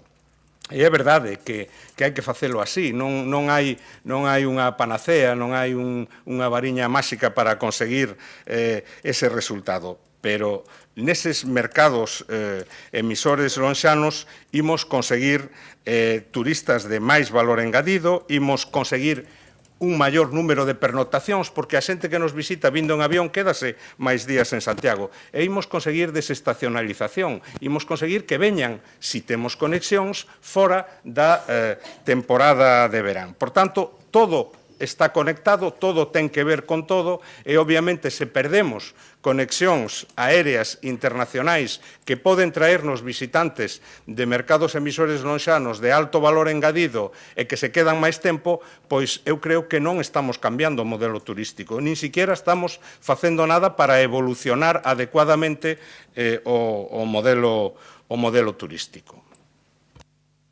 Grazas, señor Guinarte. Ten a palabra a señora Louzao. Bueno, bo día de novo. Señor Berea, eu xa sabía que non compartimos exactamente a mesma idea de España, pero pensaba que na súa España, pois o noroeste español era Galiza, Asturias, Cantabria e León, e entendemos que aí estamos de acordo en que o aeroporto Rosalía de Castro segue sendo pois o máis competente. Non creo que queiran vostedes anexionar Portugal, que é onde temos máis ben o problema. Unha vez aclarado iso, tamén me gustaría dicir que o aeroporto de Santiago de Compostela, Rosalía de Castro, está vivindo un novo ano récord. Ata agosto tivemos 2.526.139 pasaxeiras e pasaxeiros, que é un crecemento do 5% respecto do mesmo período do ano pasado e dun 30% respecto do 2019. Somente o digo por aclarar esa posición catastrofista do PP que di que nos alegramos destas cousas e que queremos unha cidade pequena, illada, acomplexada. En fin, eu creo que a cidadanía sabe perfectamente que iso non é así. Xa daquela, cando falamos isto ano pasado, xa dixemos e mantemos que se reduzan liñas non é un dato positivo, é evidente. Pero tamén dixemos que era importante que se mantiveran as rutas que veñen completas e que se aumentara a frecuencia desas rutas, que é o que vai pasar unha vez máis, e explícome. Para aumentar as persoas visitantes que chegan a Compostela, é mellor ter unha ruta diaria con Londres, por exemplo, que ter 4 rutas con 2 frecuencias semanais cada unha con outros sitios como poden ser Burdeos, Marsella ou Edimburgo. Porque a ruta con Londres ten o tráfico garantido e as outras 4 rutas son deficitarias, por iso as eliminan en temporada baixa. E o do que se trata é de que os avións cheguen cheos a Compostela. E os datos avalan esta reflexión porque, como dicía, a pesar desa reducción de rutas que xa houbo no inverno pasado, houbo, aínda así, máis tráfico de pasaxeiros e pasaxeiras. En todo caso, como dicía, somos conscientes de que o noso aeroporto está nunha situación sensible pola competencia e que debemos traballar todas as administracións unidas neste sentido.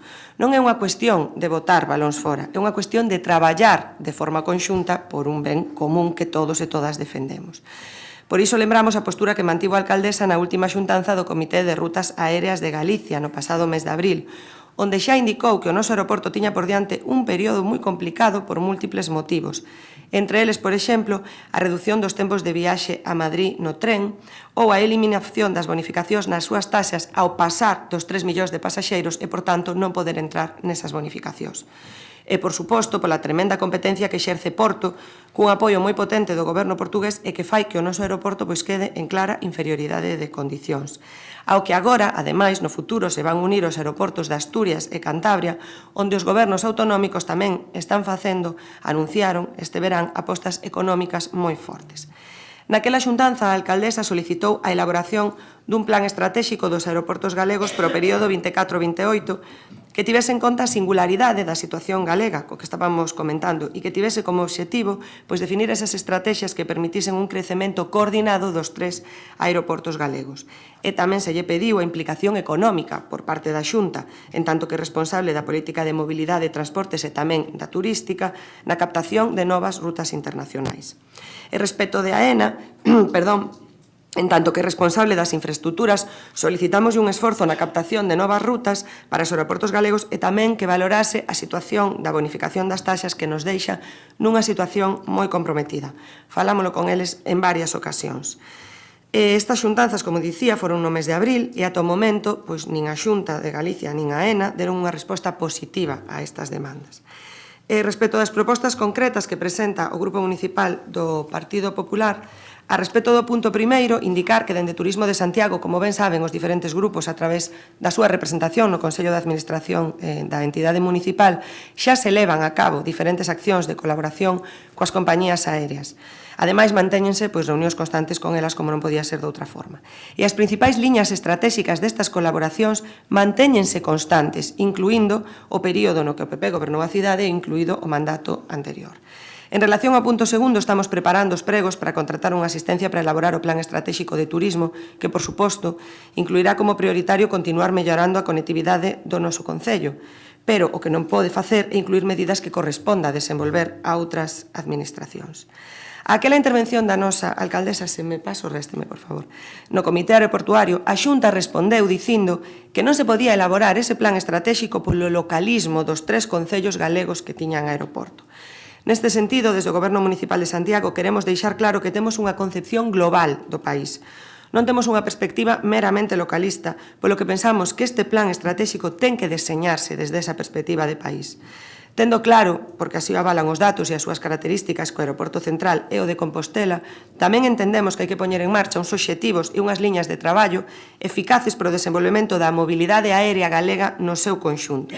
E por iso engadimos ese punto terceiro, facemos esa emenda no que dicimos instar a Xunta de Galicia que elabore un plan estratéxico dos aeroportos galegos buscando a súa complementariedade e especialización co aeroporto Rosalía de Castro como aeroporto central do país.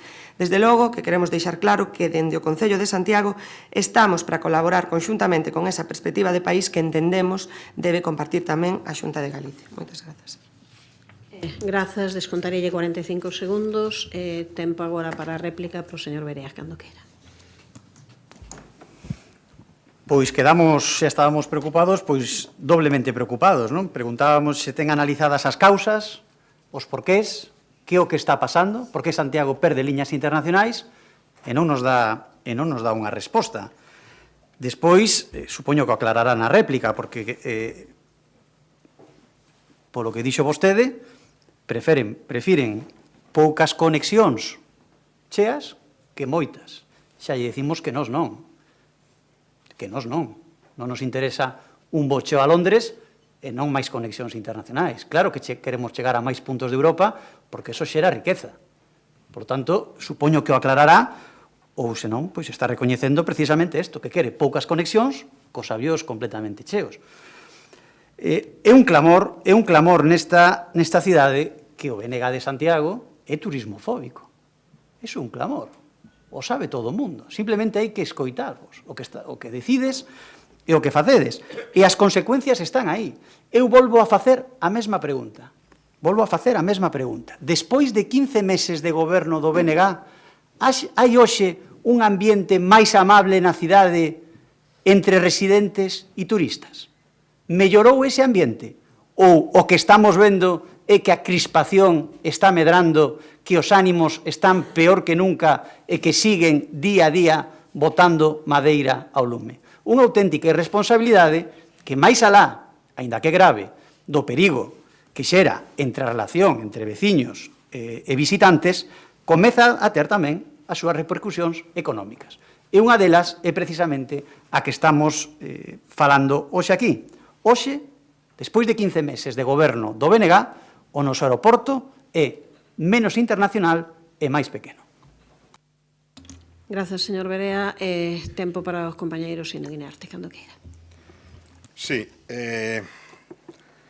Bueno, eu sei que este problema non é fácil de resolver e o Concello ten o seu alcance os instrumentos que ten. Eu tampouco son partidario, digo así claramente, non son partidario de convenios ou licitacións millonarias ou multimillonarias que ao final terminan establecendo nalgúnas cidades conexións directas, en fin, con destinos que o que fan é favorecer vacacionalmente os residentes e non promocionar que viaxeiros e turistas de outros lugares veñan.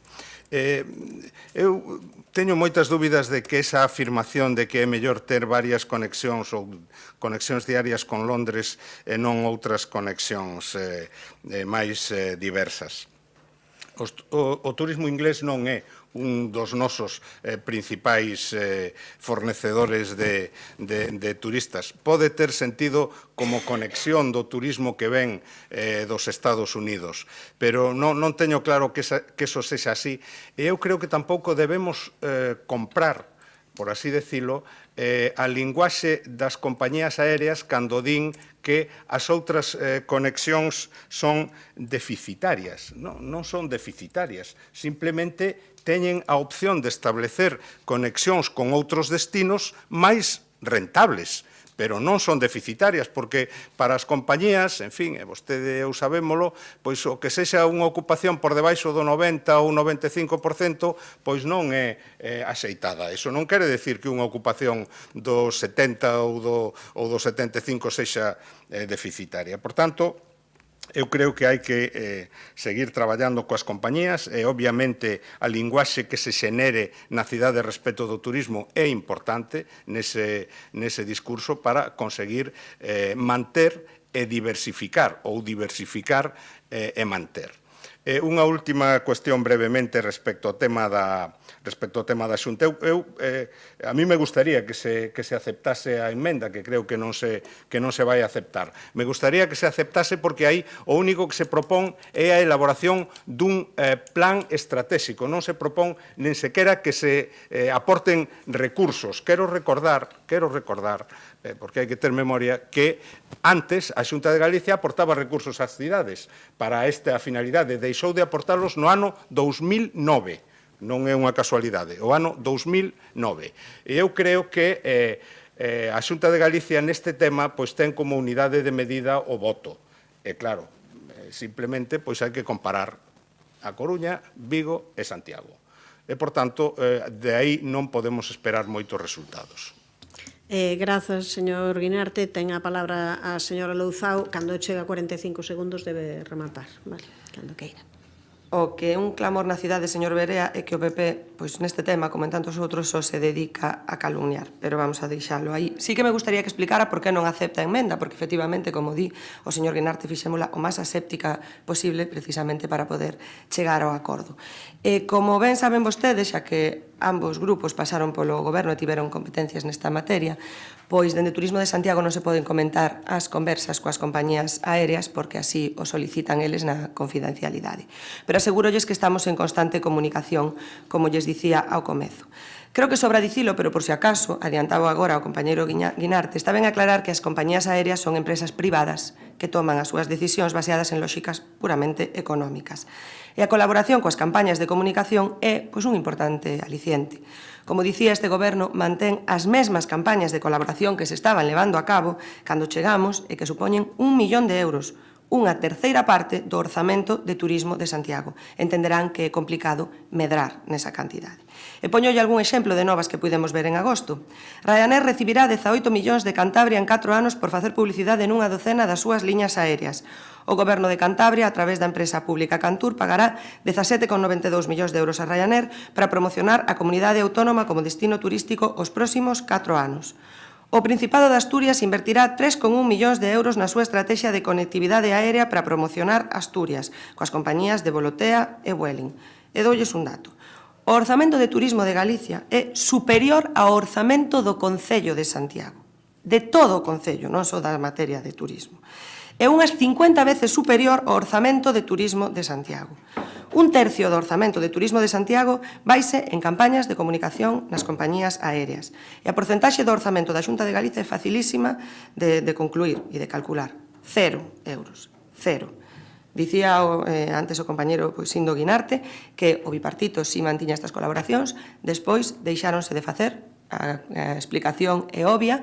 Non sei tampouco se esa é a forma turística que queremos ter para captar voos, pero é a que poñen sobre a mesa as compañías aéreas. E é o xogo que eles propoñen. Insisto, o aeroporto non é unha infraestructura municipal, senón de AENA, e a mobilidade do conxunto de galegos e galegas, así como a súa política turística, non é responsabilidade do Concello, senón da Xunta. Tal e como puderon ver, nas novas que lin noutros lugares do Estado así o entenden. Non é unha cuestión de... Rematar, disculpe, perdón, fai ben, señor Ben, avisarme que se me pasaba do tempo. Agradezolle que o dixese. Pasamos a votación logo, entendo que non se... Sí, te respondo. A responder ao tema da emenda. Non, xa dixo que non. Vale, veña. Cando queira. Bueno, vostede mesma responde por que non queremos incluir outras administracións. Acaba de recoñecer que despois de 15 meses non fixo absolutamente nada, xa que se está facendo o mesmo que facía o Partido Socialista, que facía Compostela Aberta e que facía o Partido Popular. Pasaron moitos anos. O turismo é diferente. Non fixo absolutamente nada e quere meter pola porta de atrás a responsabilidade a outra administración. Creo que quedou claro por que non aceptábamos a emenda. Porque os que gobernan a cidade de Santiago son vostedes, non son os conselleiros da Xunta. Por tanto, póñanse a traballar, fagan algo e empecen a solucionar os problemas que cada vez son máis graves. Pasamos a votación, señor secretario, cando queira. Proposición presentada polo Grupo Municipal do Partido Popular para solicitar que o aeroporto Rosalía de Castro deixe de perder competitividade e se convirta no aeroporto de referencia do noroeste español. Votos a favor. Grupo Municipal Socialista, Grupo Municipal Partido Popular. Votos en contra. Non hai. Abstencións. Grupos municipais BNG e Compostela Aberta. Apróbase a proposición. Facemos un alto na sesión, volvemos a 1:15.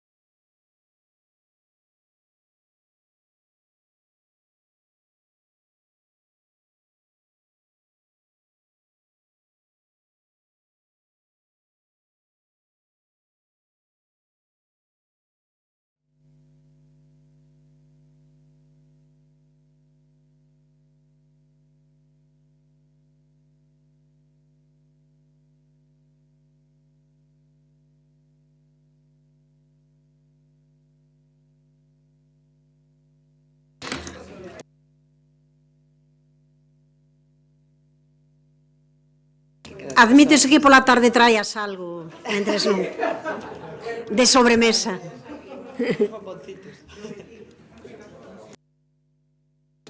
Imos recomezar de todas as maneiras por petición dun dos grupos, non fagades a cuestión de que imos acabar pola mañá para que todo o mundo saiba para as súas previsións. O máis probable é que sobre as 2:30, dependendo en que momento esteamos, imos interromper, vale? E logo volveremos a retomar o pleno ás 4:30 da tarde, vale? En principio esas son as previsións porque algún grupo non pode. Bueno, senón un pouco... Queres falar agora? Sí, señora alcaldesa, antes de retomar pois a orde do día, pois me gustaría formular unha cuestión de orde, ao amparo do artigo 67 do Regulamento Orgánico do Pleno. Quero que conste en acta que o Grupo Municipal Socialista solicita ao Secretario Xeral de Pleno que revisa a acta da sesión ordinaria do Pleno do 30 de xuño do 2021 xunto coa grabación de dita sesión para confirmar as votacións dos grupos municipais que conforman pois hoxe o Goberno. Eles saben que existe un erro de transcripción nesa acta e o Goberno pois está a amparar nela pois para a mentira a sabenda. Entón, quero que conste en acta eso, que se revise pois tanto a grabación como en sí pois o sentido do mesmo. Grazas.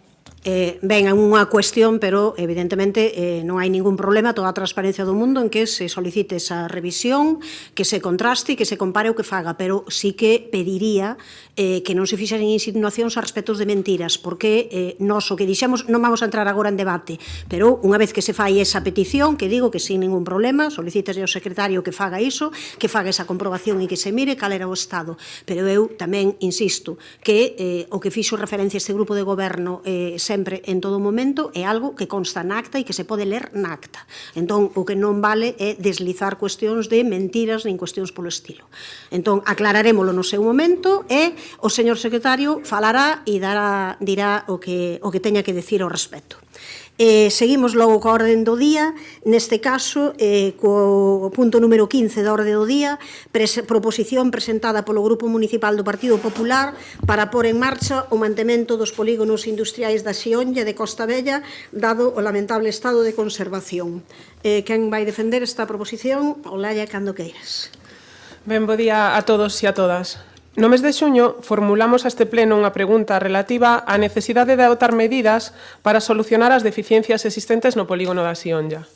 Deficiencias que son consecuencia do escaso ou nulo mantemento que se leva a cabo no mesmo por non terse constituído aínda a entidade urbanística de conservación, tal e como se acordou no momento en que dito polígono foi entregado ao Concello hai xa máis de 10 anos.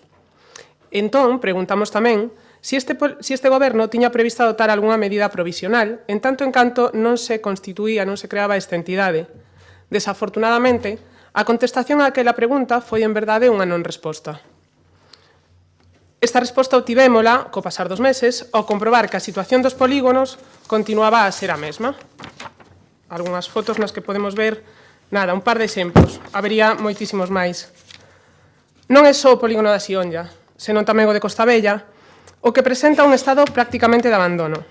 Lixo acumulado nas rúas, reixas de drenaxe tapadas por restos de follas e sucidade, maleza nos solares e beirarrúas que obriga aos transeúntes a camiñar en ocasións pola calzada, sinais deteriorada.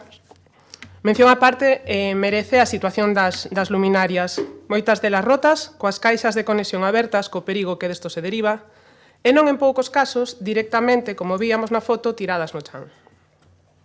Doutra banda, a falta de puntos de luz fai que a visibilidade sexa moi insuficiente, provocando situacións de inseguridade viaria para vehículos e peóns, poñendo ademais o colofón a sensación de abandono que impera en ambos polígonos.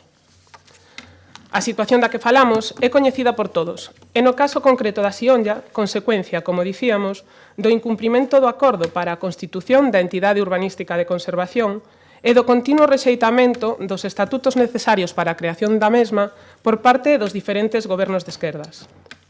Durante este verán, escoitamos a algúns concelleiros do BNG dicir que este é para vostedes un tema prioritario. Prioritario e importante pola aposta clara do goberno municipal pola diversificación económica. Ante estas declaracións, nos preguntámonos que aposta, cales son as medidas adoptadas para acadar esa diversificación. Por que hai nos polígonos parcelas baleiras, mentres as empresas esperan meses ou incluso anos polas licencias que lles permitan comezar a operar? A solución a estas deficiencias está entre as súas responsabilidades, polo que entendemos que estarán a favor de establecer un plan de actuación para sacar estas infraestructuras do estado de abandono en que se atopan e convertelas en áreas industriais non só funcionais, senón que tamén competitivas e atractivas para posibles inversores.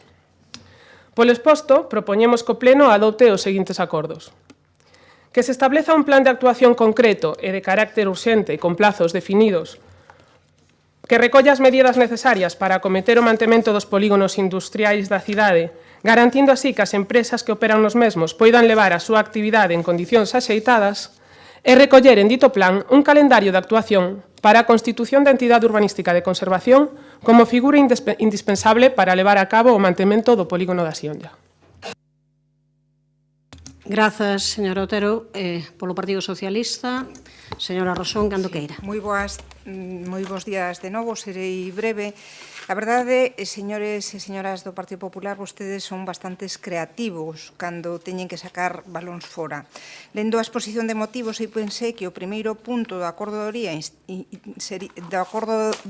sería: primeiro, instar a Xestur a realizar o mantemento e conservación do polígono da Sionlla. Digo eu, se vostedes mesmos recoñecen o inexistente mantemento e que este é responsabilidade por agora de Xestur, calquera veciño de Compostela entendería que é Xestur barra a Xunta de Galicia a que ten que facerse cargo disto. É certo, como din, que non se avanzou nestes anos na creación da entidade de conservación, pero esa responsabilidade, repito, é da Xunta de Galicia, o que ten que propoñer uns estatutos acordes cos intereses do Concello e de Xestur.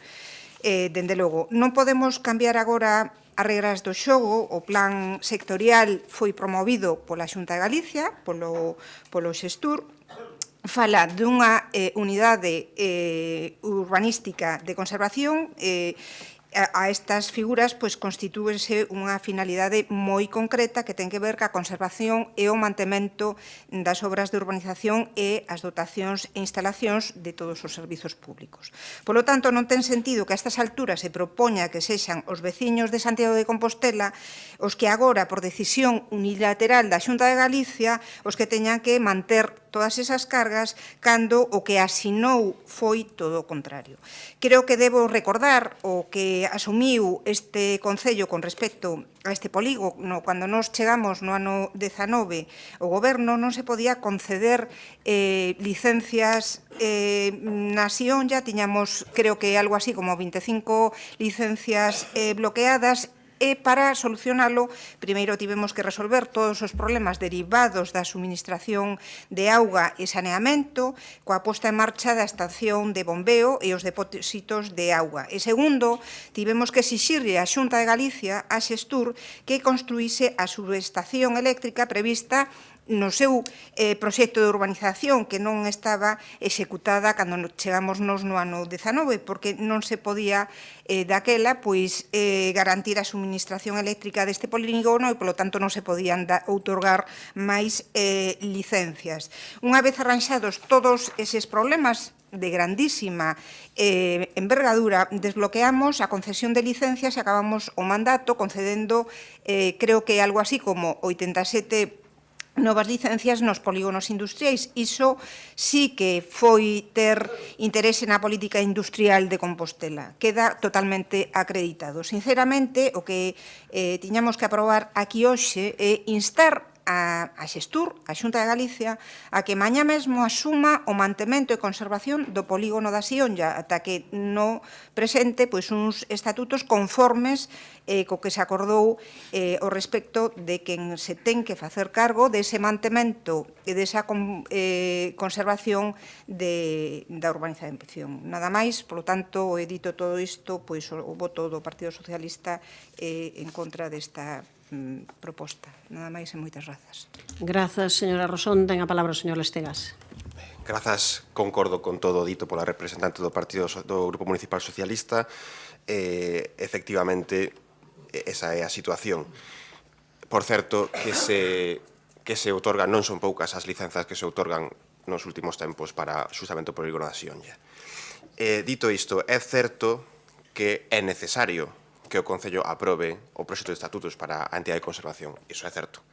Tamén é certo, entenderán que ese proxecto de estatutos ten que cumprir o que determina o proxecto sectorial de 2007, a inscripción registral das parcelas e a legislación aplicable, que é a legislación do solo. Eso supone que todo o mundo está de acordo.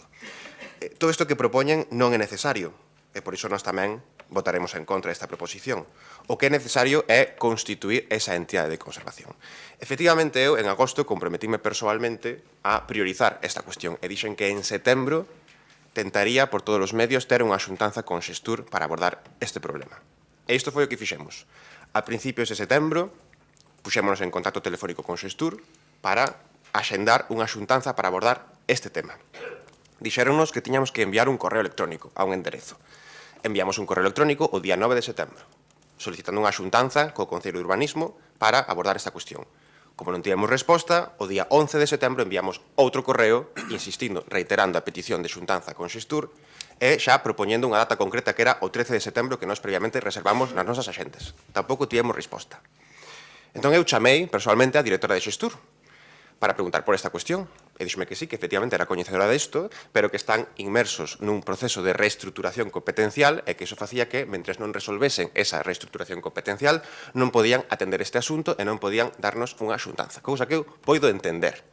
Pero creo que queda moi claro que o Concello fixo todo o posible para manter esa xuntanza como eu me comprometín en agosto a ter en setembro. Todo o posible. A non ser que queiran que eu vaya tocarlle unha serenata a porta de Xestur a ver se me atenden. Porque máis do que fixen non poido facer.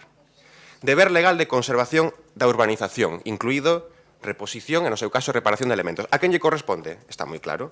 Aos propietarios en proporción ao aproveitamento lucrativo das parcelas. E o Concello, no seu día, por acordo de Xunta de Goberno, cedeulle a Xestur todo o seu aproveitamento lucrativo no marco dunha colaboración entre administracións para promover o desenvolvimento de parques de solo empresarial, cousa que podemos compartir.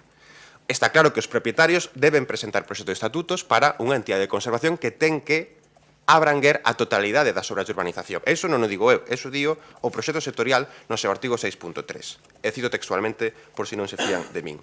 A totalidade dos gastos de conservación das obras de urbanización, incluindo todas as executadas en desenvolvimento do proxecto sectorial, correrán a cargo da citada entidade urbanística por un prazo mínimo de 25 anos. Efectivamente, Xestur presentou propostas e, en resposta ás solicitudes formuladas por Xestur, este Concello respondeulle en marzo deste ano, en marzo de 2024, solicitándolle que, dado que o que esa proposta de estatutos implica é unha ampliación das obrigas deste Concello, pois o lóxico é que se justifique adecuadamente, non? E, por tanto, o que este Concello lle pideu en marzo deste ano a Xestur foi que aportasen memoria justificativa do interese público da proposta, estimación económica dos gastos anuais de conservación da urbanización e unha proposta justificada de reparto de obrigas entre o Concello e a entidade. De momento non presentaron nada disto do que se solicitou. Creo que están traballando niso, pero o certo é que non presentaron nada disto. O Concello, lóxicamente, para ampliar a súa contribución, pois terá que ter esta documentación e valorala, porque non é o que estaba previsto. O Concello, aínda así, faise cargo da limpeza viaria, da recollida de refugallos e tamén do consumo enerxético para alumeado público, a pesar de que a acta de recepción das obras de urbanización, que é do 17 de abril de 2015, e bueno, tamén ler textualmente, dicía que a recepción das obras determina a asunción pola entidade de conservación do Parque Empresarial da Xionlla do deber de conservación da urbanización, quedando en tanto non se constitúa Xestión do Solo de Galicia, Xestur, como responsable da conservación da urbanización. Por tanto, creo que non hai nada que reprocharlle ao Concello de Santiago neste asunto. Grazas, señor Lestegas. Tempo para réplica, se quere usar, señora Otero. Sí, claro. Señor Lestegas, fala que enviou un correo electrónico a principios de setembro. Estamos a dous correos electrónicos a principios de setembro. Estamos a 26. Canto tempo demoraron vostedes en contestar a solicitude de documentación que presentou Xestur no mes de abril? Porque estamos falando de casi medio ano en contestar esa solicitude de documentación. Pode revisalo. E poden seguir negando a maior, pero necesariamente a solución aos problemas de mantemento que hai no polígono pasa por este Concello, pasa porque vostedes fagan ou leven a cabo e executen as súas responsabilidades. Iso é así. Tamén é certo que o mellor, se se lles complica, o que poden facer é convocar un novo concurso de ideas internacionais e sacar dai a maneira de resolver o problema que hai no polígono ou casi mellor, convocar un deses concursos para actualizar o argumentario de excusas para non facer o que teñen que facer. Grazas, señora Otero. Señora Rosón. Sí, nada, ratificarme no voto en contra desta proposta porque entendo que a xestión que fixo o titular deste solo, que promoveu todo, dende a transformación do solo ata o que a día de hoxe non estivo atento ás necesidades que tiña o desenvolvemento deste gran polígono industrial e que, polo tanto, que ten a responsabilidade de chegar a un acordo co Concello de Santiago e a entidade promotora que é Xestur e a Xunta de Galicia. Creo que deberían de deixar de facer de comerciais da Xunta de Galicia e realmente centrarse no interese da cidade e dos cidadáns de Santiago. Non é xusto que os cidadáns de Santiago teñan que facerse cargo de todas as consecuencias dunha mala xestión por parte da comunidade autónoma. Nada máis e moitas grazas. Grazas, señora Rosón. Por favor, non se interrompan. Señor Lestegas. Pouco que engadir, creo que quedou claro que o Concello está a facer todo o que está na súa mão para desbloquear esta situación. Eu comprometinme a facelo en agosto. Durante setembro fixen todo o posible para ter esa xuntanza.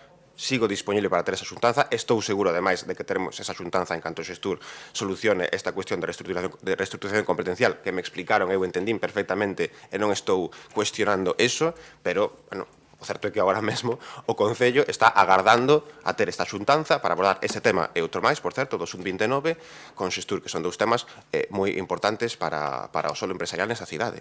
Pouco máis, grazas. Grazas, señor Lestegas. Pasamos á votación, señor secretario.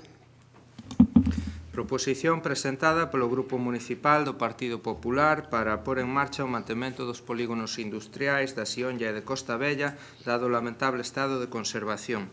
Votos a favor. Grupo Municipal do Partido Popular. Votos en contra. Grupos municipais, Socialista, BNG e Compostela Aberta. Abstencións non hai.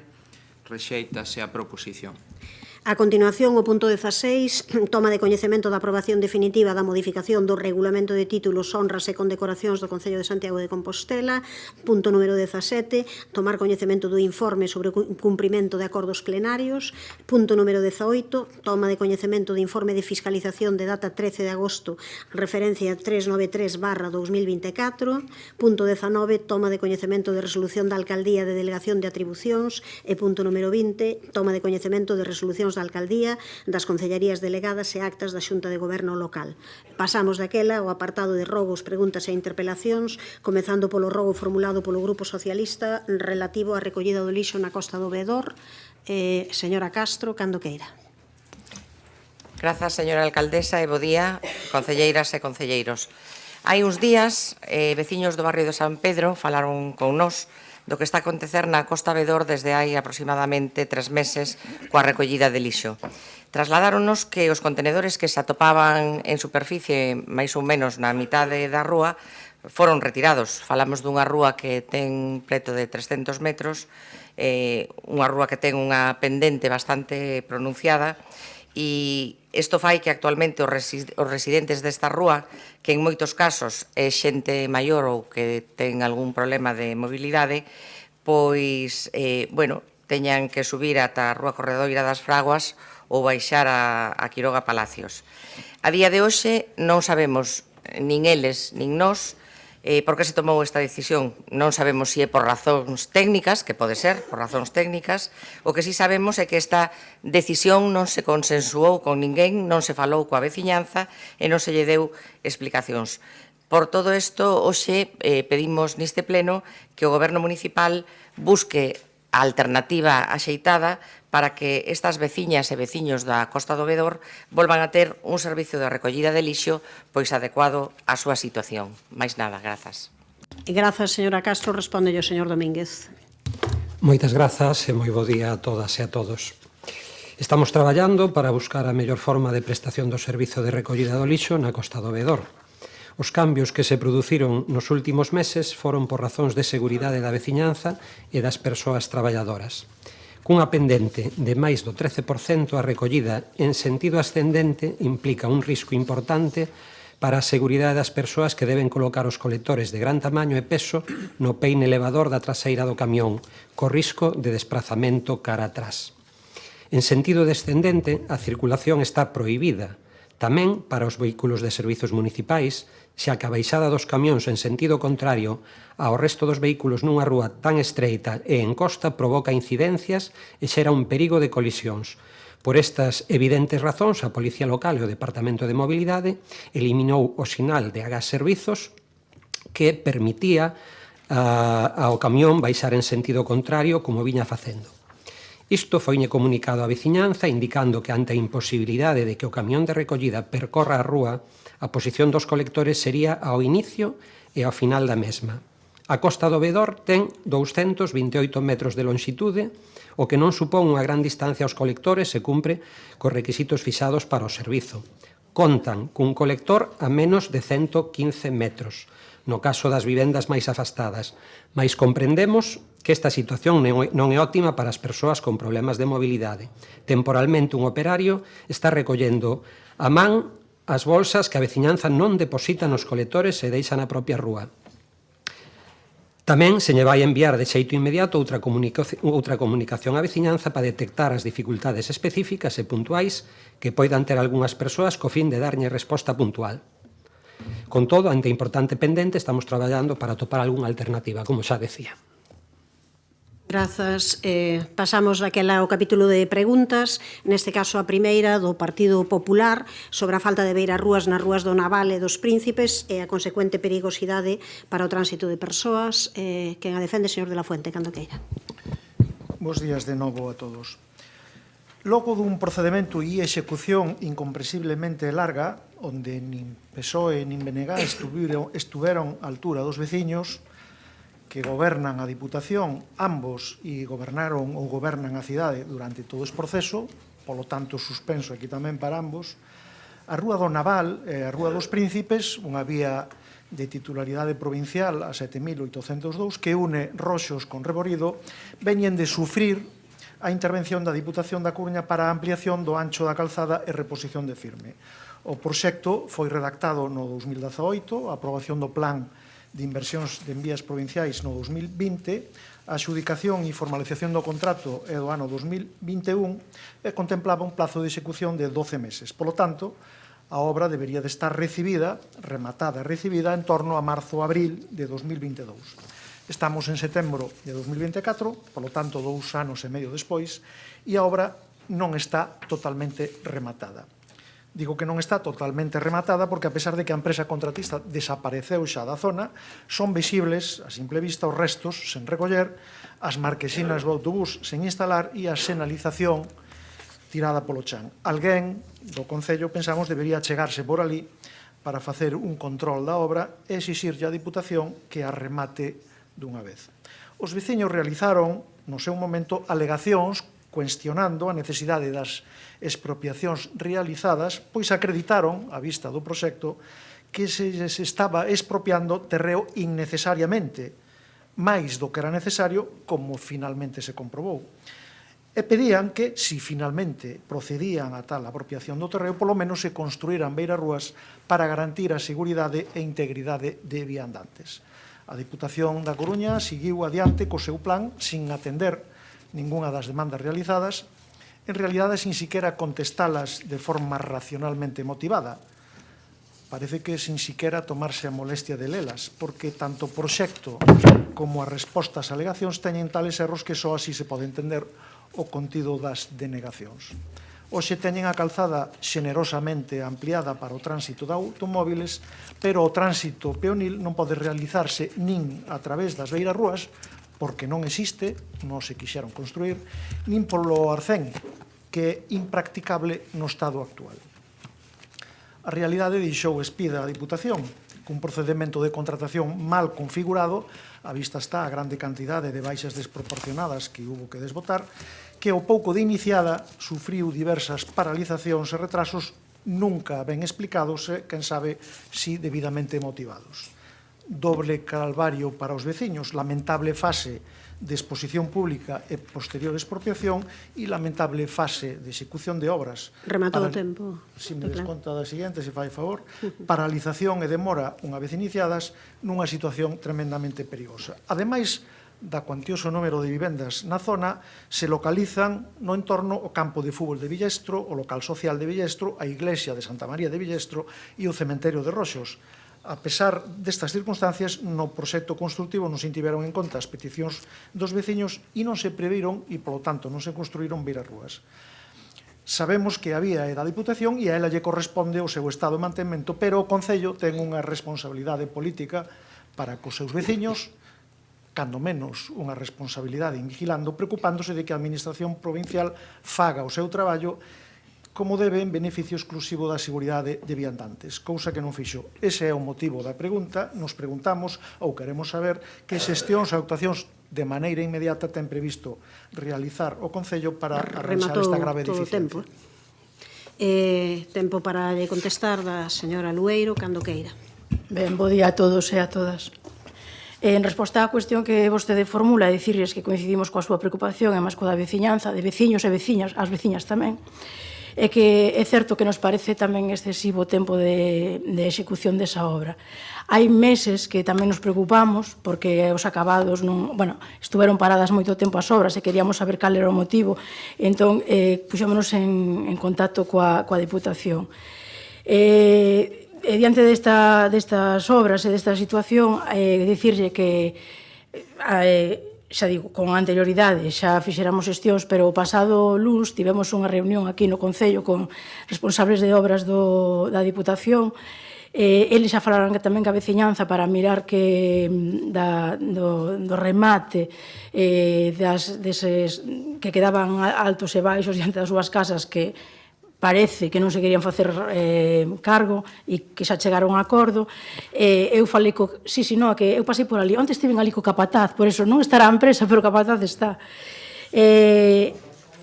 Ben, o que nos dixo a nosa Diputación foi que iban a volver a mirar o tema e que xa nos chamarían para tratar de chegar a un acordo e a unha mellor resolución da obra.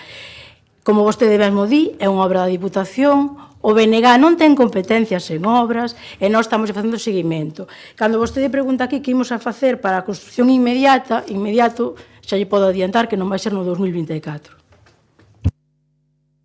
Ben, quedamos sen tempo, pasamos á seguinte pregunta, por tanto, que é unha pregunta formulada polo Partido Popular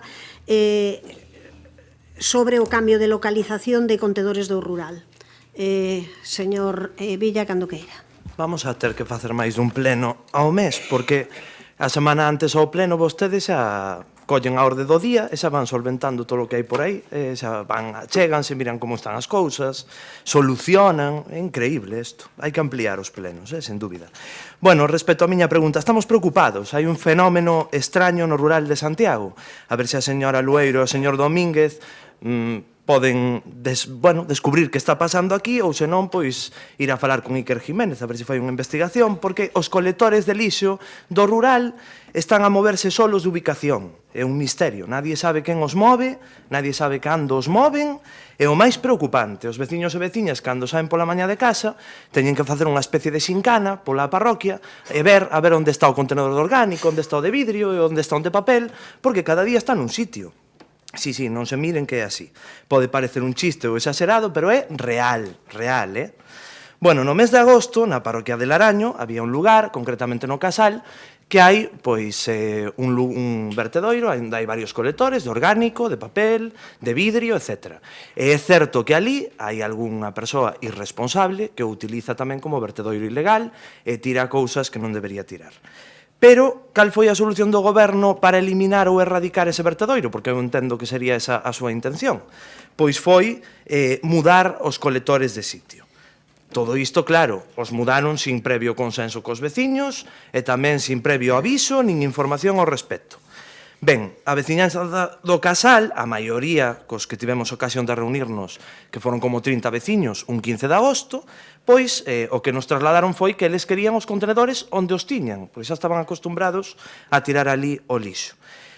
Porque, miren, xa lles digo, mover os colectores de sitio en diferentes ocasións non evitou que se sigan algún, como dicía, irresponsable, vertendo ali o que non debe. Iso non se evitou. Polo tanto, o que hai que facer é vixiar, enviar a policía local para evitar eses vertidos incontrolados e multar no caso de que se sea preciso. Pero non mover os contenedores á veciñanza e máis sin decir nada e tamén pois sin previo aviso, non? E logo, outra cuestión, vostedes moveron os contenedores, pero, como se pode ver nesta foto, os 4 colectores de orgánico, o mellor sitio que se lles ocorreu foi onde para o autobús.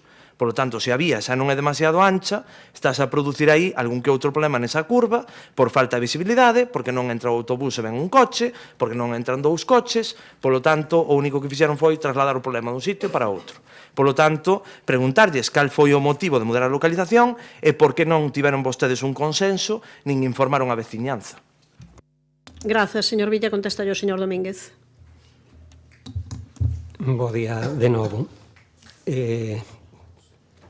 O compromiso deste goberno é que a recollida do lixo sexa eficiente, segura e que se reduza o impacto ambiental que provoca. Con este fin, unha liña de traballo é revisar tamén a localización dos colectores.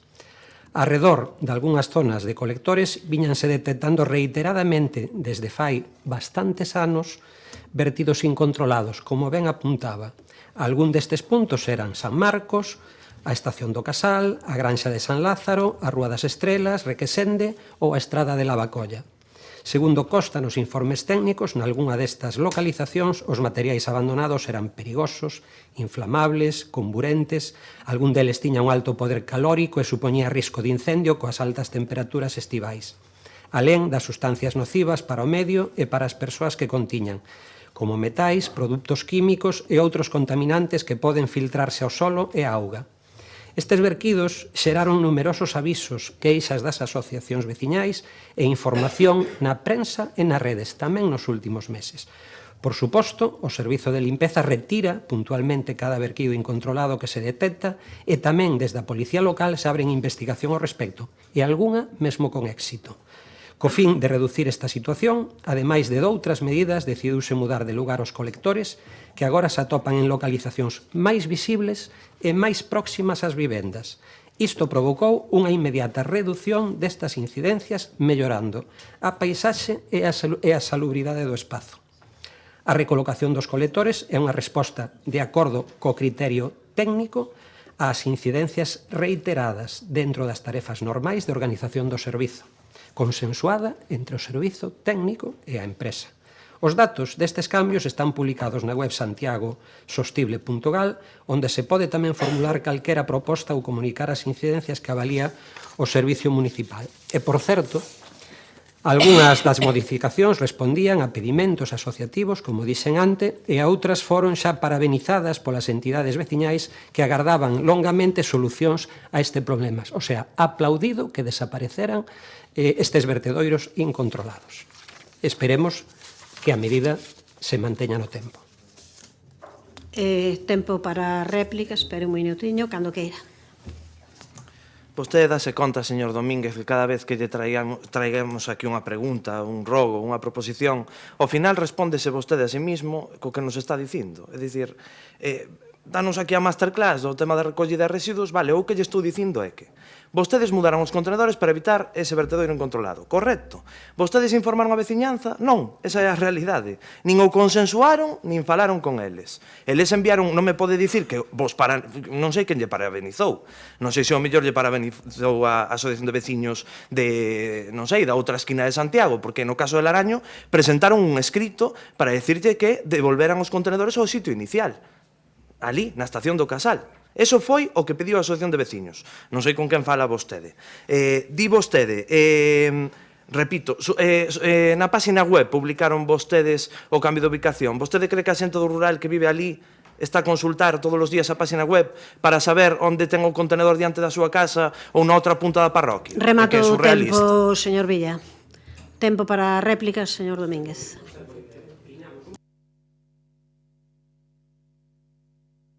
tiñamos un problema que viña de fai moitos anos que demandaba unha solución á veciñanza e aos particulares.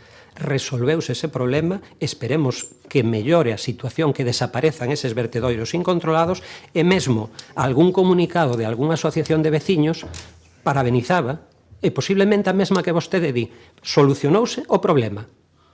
Nada máis.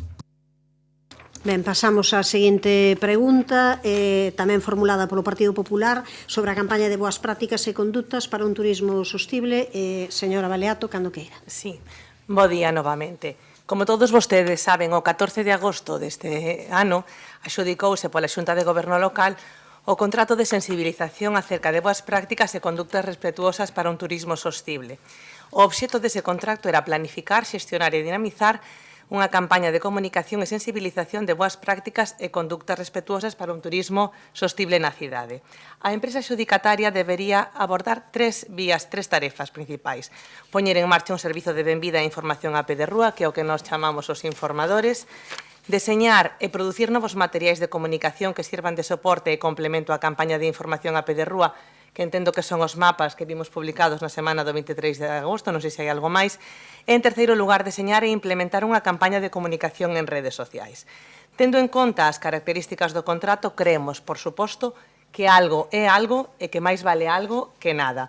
Pero neste caso non podemos facer outra cousa que outorgarlles, e como vimos coas cualificacións, outro suspenso. Si, digo suspenso porque chegaron moi pero que moi tarde. Imos poñer en riba da mesa as razóns para motivarlles este suspenso. Con respecto á previsión, tiveron meses para comezar a tramitar este contrato e non empezaron ata o mes de xuño. O informe xustificativo da necesidade e idoneidade do contrato está asinado o 10 de xuño e o acordo de iniciación do expediente é de 15 de xullo. Non lles parece que ían algo tarde se pretendían que funcionase este verán? Neste apartado, como lles digo, suspenso. Con respecto ao prazo de execución e temporalidade do contrato, o servizo comezou cando a época de maior apoxeo turístico estaba a piques de rematar, en agosto, a finais casi de agosto. Así que neste apartado chegaron tamén moi tarde, polo que levarían outro suspenso. Con respecto á duración do servizo de información, ten unha duración de só 45 días. Se a prestación tivera comezado no mes de xuño, xa non abranguería todo o verán, así que tamén levarían, por suposto, outro suspenso. Con respecto ao horario do servizo de información, ten un horario moi reducido, de 9 a 1 da mañá, e tamén, polo tanto, un suspenso. E con respecto á eficiencia do servizo, suspenso. O perder a súa razón de ser, o contrato e chegar tan tarde, estamos destinando fondos públicos de maneira ineficaz e ineficiente. Sinto, como digo, suspenderlles neste contrato, pero co obxectivo de pasar dun suspenso con moi deficiente a un suspenso máis digno, poderían indicarnos cales son os 40 espacios prioritarios de actuación nos que se encontran as parellas de traballo e se fixeron algunhas medicións acústicas, poderían así mesmo amosarnos como foi o deseño e implementación da campaña de comunicación en redes sociais que debería ter executada no prazo máximo de 15 días desde a asinatura do contrato. Só agardo que o no vindeiro ano estean preto de aprobado, porque iso será bo para todos os veciños e veciñas de Santiago. Moitas grazas. Grazas, señora Baleato. Responde a señora Luzao. Moi bo día de novo. Contéstolle, señora Baleato. Os 40 espazos prioritarios son os seguintes. Na entrada do Camiño Francés, Avenida do Camiño Francés, Rúa das Fontiñas, Rúa dos Concheiros, Rúa de San Pedro, Praza Porta do Camiño 8 de marzo, Rúa das Casas Reais, Praza de Cervantes. Na entrada do Camiño Inglés, Rúa do Cruceiro da Coruña, San Caetano, Pastoriza, Os Vasquiños, San Roque, Rúa dos Loureiros, Porta da Pena, Avenida Xoán 23. Entrada do Camiño Portugués, Rúa da Rocha Bella, Rúa de Pontevella, Volta do Castro, Sánchez Freire, García Prieto, Rosalía de Castro, Porta Faxeira, Rúa do Franco. Na entrada da Vía da Prata, Camiño Real de Angrois, Rúa da Estrada, Rúa Ponte de Sar, Castrondouro, Praza de Abastos, Praza de Mazarelos e Praza da Universidade. E na Cidade Monumental, Praza das Praterías, Praza da Quintana, Praza do Obradoiro, Praza da Cibechería, Rúa Nova, Rúa do Vilar, Rúa do Franco, Praza de San Clemente e Rúa das Hortas. En canto ás medicións acústicas, gustaríame aclarar que as medicións se realizaron seguindo o criterio previo que recollían os pregos de facelas só en caso de que se detectase un claro exceso de ruído. A idea desta acción é facer consciente a persoa ou persoas visitantes de como impacta a súa actitude no destino turístico. Lembramos, unha vez máis, que estamos falando dunha campaña que ofrece un servizo de información e benvida ás persoas visitantes e que ten como obxectivo a sensibilización, a concienciación e o fomento de actitudes responsables cara á poboación residente. Ademais de seguir o criterio de facer medicións acústicas só cando se detecta un nivel de ruído elevado, tamén se fixeron a maiores medicións nos distintos puntos de traballo en diferentes horarios para establecer comparativas. Tamén me gustaría dicir, en todo caso, que as medicións non son o obxectivo da campaña, senón un recurso máis para conseguir os obxectivos que comentaba. No primeiro mes de campaña fixéronse arredor de 800 medicións. En canto ás referencias acústicas que se tomaron en consideración, indicar que o material de traballo das parellas informadoras inclúe 18 referencias que van dos 10 aos 180 decibelios, onde cada nivel de ruído leva aparellado un exemplo de doada comprensión para calquera tipo de persoa, indicando que a partir dos 100 decibelios o ruído xa supera os parámetros normais. En canto á campaña de redes sociais, indicar que, segundo o prego de licitación do contrato, a empresa adxudicataria ten a obriga de presentar esta estrategia de publicidade de pago en medios digitais, así como a planificación para executar a campaña durante 2 meses, para impactar a turistas, peregrinos e peregrinas que teñan como destino Santiago, co obxectivo de visibilizar o respeto ao patrimonio e á poboación local, fomentando un turismo, como dicíamos, sostible e responsable. Esta campaña deu comezo o día 20 de setembro e durará, tal e como se indican os pregos, 2 meses ininterrumpidos ata o 20 de novembro. Résteme se me paso. En todo caso, queríamos facer incidencia en que a campaña Fráxil no seu conxunto, non só esta segunda fase, está deseñada para fomentar outro modelo turístico que inclúe, alén dos obxectivos obvios que xa comentei, tamén os de desestacionalización e promover que no coñecemento de Compostela en orixe se saiba da nosa sensibilidade ante a situación actual. Insistimos, todas as persoas son benvidas a Compostela, pero teñen a obriga de coidala. Por iso, esta campaña en redes debe estenderse na medida que o contrato permite cara meses que non coincidan cos demais afluencia. Vai orientada ás persoas que están buscando información sobre Compostela e que vexan que somos un destino preocupado polo noso patrimonio e que partillamos un modelo turístico respetuoso e responsable. Cada vez son máis as persoas que ven esta cuestión como un plus á hora de decidir o seu destino. Moitas gracias. Descontareille 30 segundos despois e agora a réplica para a señora Baleato, cando queira. Nada máis que unha pregunta. Vostede, señora concelleira, creo que un contrato útil, que 76.000 euros, 167,08 euros, son gastados correctamente, nada máis que iso. Espere, ten únicamente 30 segundos, lembrolle. Bueno, esa non era a pregunta que me facía vostede, pero non teño ningún problema en contestarlle. Por suposto que nos parece útil. Calquera campaña que fomente un turismo responsable parecenos útil. E as persoas, incluso a cidadanía, agradece moitísimo que haxa persoas recibindo cos brazos abertos as persoas que chegan e comentándolle cal é a situación e que esperamos deles unha visita responsable e respetuosa. Moitas grazas. Por favor, silencio. Pasamos á seguinte pregunta, formulada polo Grupo Municipal Socialista, relativo ao Estado Xeral de Limpeza e Mantemento do Concello. Vaina defender a señora Castro, cando queira. Grazas, señora alcaldesa. Ben, esta pregunta nace da preocupación que temos dentro do Grupo Municipal Socialista polo Estado Xeral da cidade, pero non só nace deso, sino tamén das queixas que nos fai chegar a veciñanza que ve como se están a degradar os espazos públicos en todo o municipio. Fíxense, a páxina completa dun xornal 11 de setembro, el verano se despide con fincas e espacios públicos llenos de maleza. E non é algo puntual. Na propia noticia temos 6 imaxes moi reveladoras de 6 lugares diferentes de maleza. Están o barrio de Vidán, o barrio de Vite, os alcorques descoidados en Vista Alegre, as pistas faltas de desbroce en Villestro, etc. etc. Pero non solamente é o rural ou os barrios, é tamén o centro urbano. Podería falar da Praza Roxa, da Alameda, incluso da propia Praza do Obradoiro. As empresas concesionarias que se encargan do mantemento das zonas verdes e da limpeza viaria e recollida de lixo son as mesmas que había hai un ano. Non houbo cambio nesas empresas que prestan o servizo. O único cambio que houbo foi as persoas que se encargan de controlar e fiscalizar a prestación dese servizo. O único cambio que houbo foi de goberno, foron vostedes.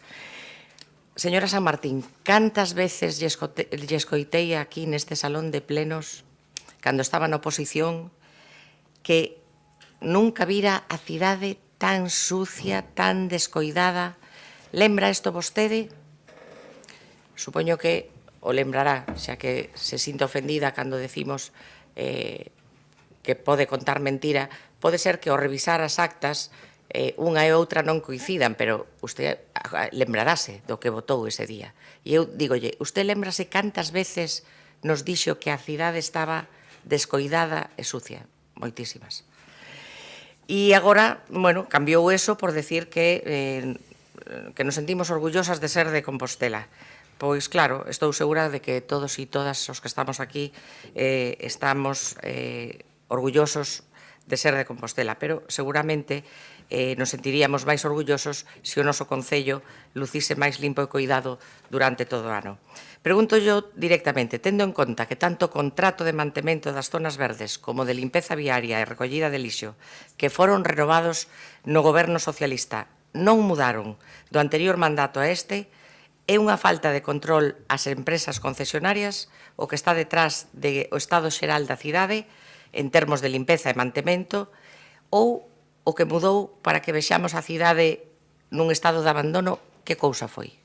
Máis nada, grazas. Grazas, señora Castro. Conteste o señor Domínguez. Vamos a ver. O 18 de xaneiro do 2022, no anterior mandato, asinouse o contrato para a prestación do servizo de recollida de residuos e limpeza viaria. O servizo inclúe un control de calidade realizado por unha empresa auditora externa concesionaria. A finalidade deste control cualitativo e cuantitativo é verificar o cumprimento dos estándares de calidade que marcan os pregos que rexen o servizo e das condicións que se lle marcaron á contratista. Alén destas conclusións, a percepción da cidadanía é un indicador importante para avaliar este servizo e o seu resultado. A introdución da pregunta atribúe ao goberno anterior unha serie de melloras no papel, no servizo que únicamente estaban debuxadas no papel, pero non implementadas na realidade, cando en xuño do 2023 este que lles fala se fixo cargo da Concellaría. Pese que a maquinaria e demais medios tardaron en incorporarse, o goberno anterior non abriu expediente sancionador ningún. Por razóns que descoñecemos, ata xaneiro do ano 2023 non se incluí no informe da auditoría a análise cualitativa do servizo, é dicir, só se estaba comprobando se os números daban, se a maquinaria e as persoas asignadas eran as comprometidas, e nin iso se cumpría. Este goberno non reduciu as exixencias do contrato e traballou para garantir o cumprimento do exixido nos pregos, contar por fin con toda a maquinaria, implantar o colector marrón ou impulsar as illas de compostaxe son un exemplo. Constatados os incumprimentos, impulsamos un expediente sancionador á empresa, independentemente de que se practiquen mes a mes os descontos que correspondan polas deficiencias. Como xa dixen, unha cousa é a prestación dun servizo e outra a percepción que del se poida ter. Neste sentido, non oculto unha doble preocupación. Por unha parte, a escaseza do servizo recollido no contrato para cumprir efectivamente coas expectativas e as necesidades de Compostela, aumentadas pola crecente presenza de persoas nas rúas, polo deficiente compromiso cívico ou polas condicións climáticas, é dicir, fai falta máis limpeza e os medios son limitados.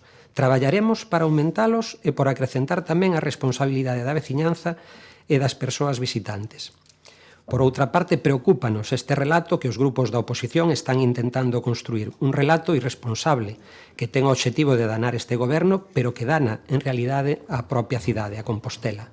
Dana a autovaloración da nosa veciñanza, a autopercepción do noso espazo común e a confianza nos servizos públicos. Un relato ben fácil de armar, chega con escoller as imágenes que sempre van a aparecer e darlles bo eco, mostralas por aí. Fronte a esta irresponsabilidade, o correcto sería que todas as persoas que formamos este pleno tivésemos un discurso a prol da colaboración cidadá, cando menos tan proactivo como algúns teñen para acusar o goberno de desleixo. Remata Nunca o seu tempo. descontemo de outra quenda. Nunca será suficiente as veces que se vayan a baleirar as papeleiras ou a limpar os recunchos da nosa cidade se non aumentamos o civismo. E con este fin poremos en marcha tamén as campañas de sensibilización a prol do cuidado do espazo público, da separación en orixe, da compostaxe como medida ecolóxica e de aforro e do respecto polas normas. Agardamos contar co seu apoio entusiasta. Grazas, descontareille 30 segundos. Tempo para a réplica para a señora Castro. Sí, mire, señor Domínguez, Efectivamente, o novo contrato de limpeza viaria adxudicouno un goberno socialista no 2022, cunha renovación de maquinaria e recursos moi importante, un servizo que levaba sen melloras desde 2005.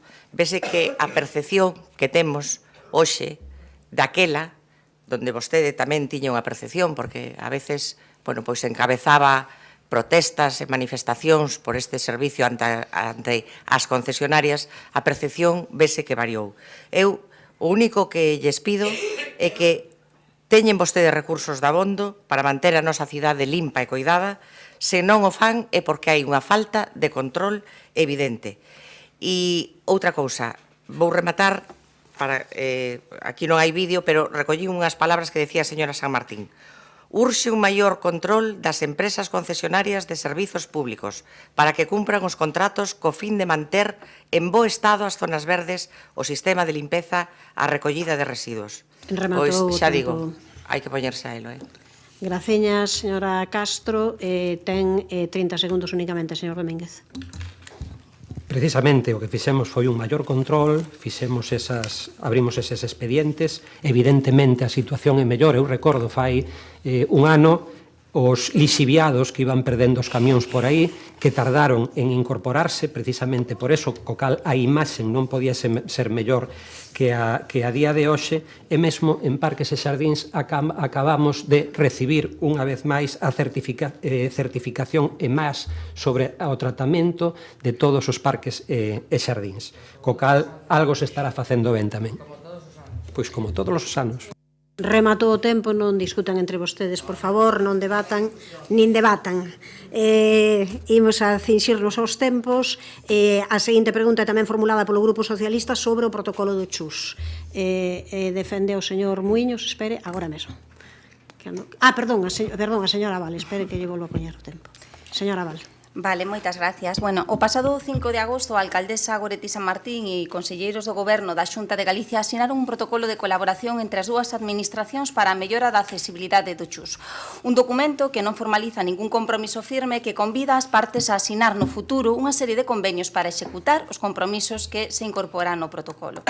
Neste protocolo, ambas administracións din acordar mutuamente unha solución urxente e necesaria no sentido de proxectar e contratar a execución dun aparcadoiro parcialmente en superficie e parcialmente soterrado na parcela hospitalaria.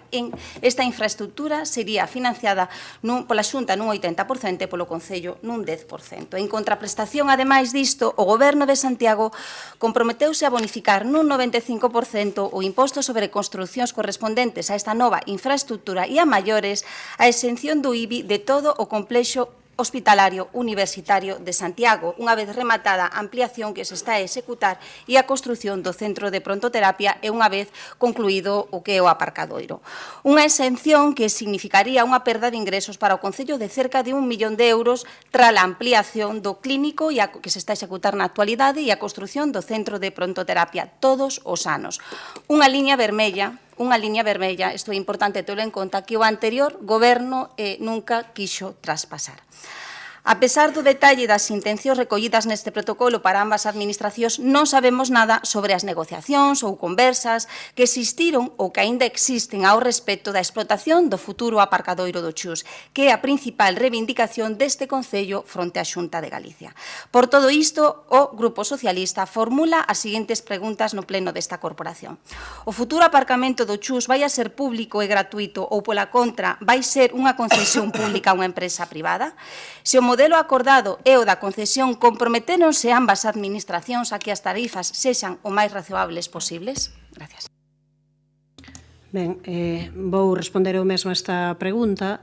Hai unha cuestión previa. Claro, o importante desta pregunta é o recoñecemento de que hai un acordo, de que por fin chegamos a un acordo o Concello e a Xunta para que haxa unha reordenación da mobilidade, reordenación do ámbito que supera o propio ámbito do Chus e, ademais, a posibilidade desa construción dun aparcadoiro que é unha necesidade que todo o mundo, non só de Santiago de Compostela, coñece.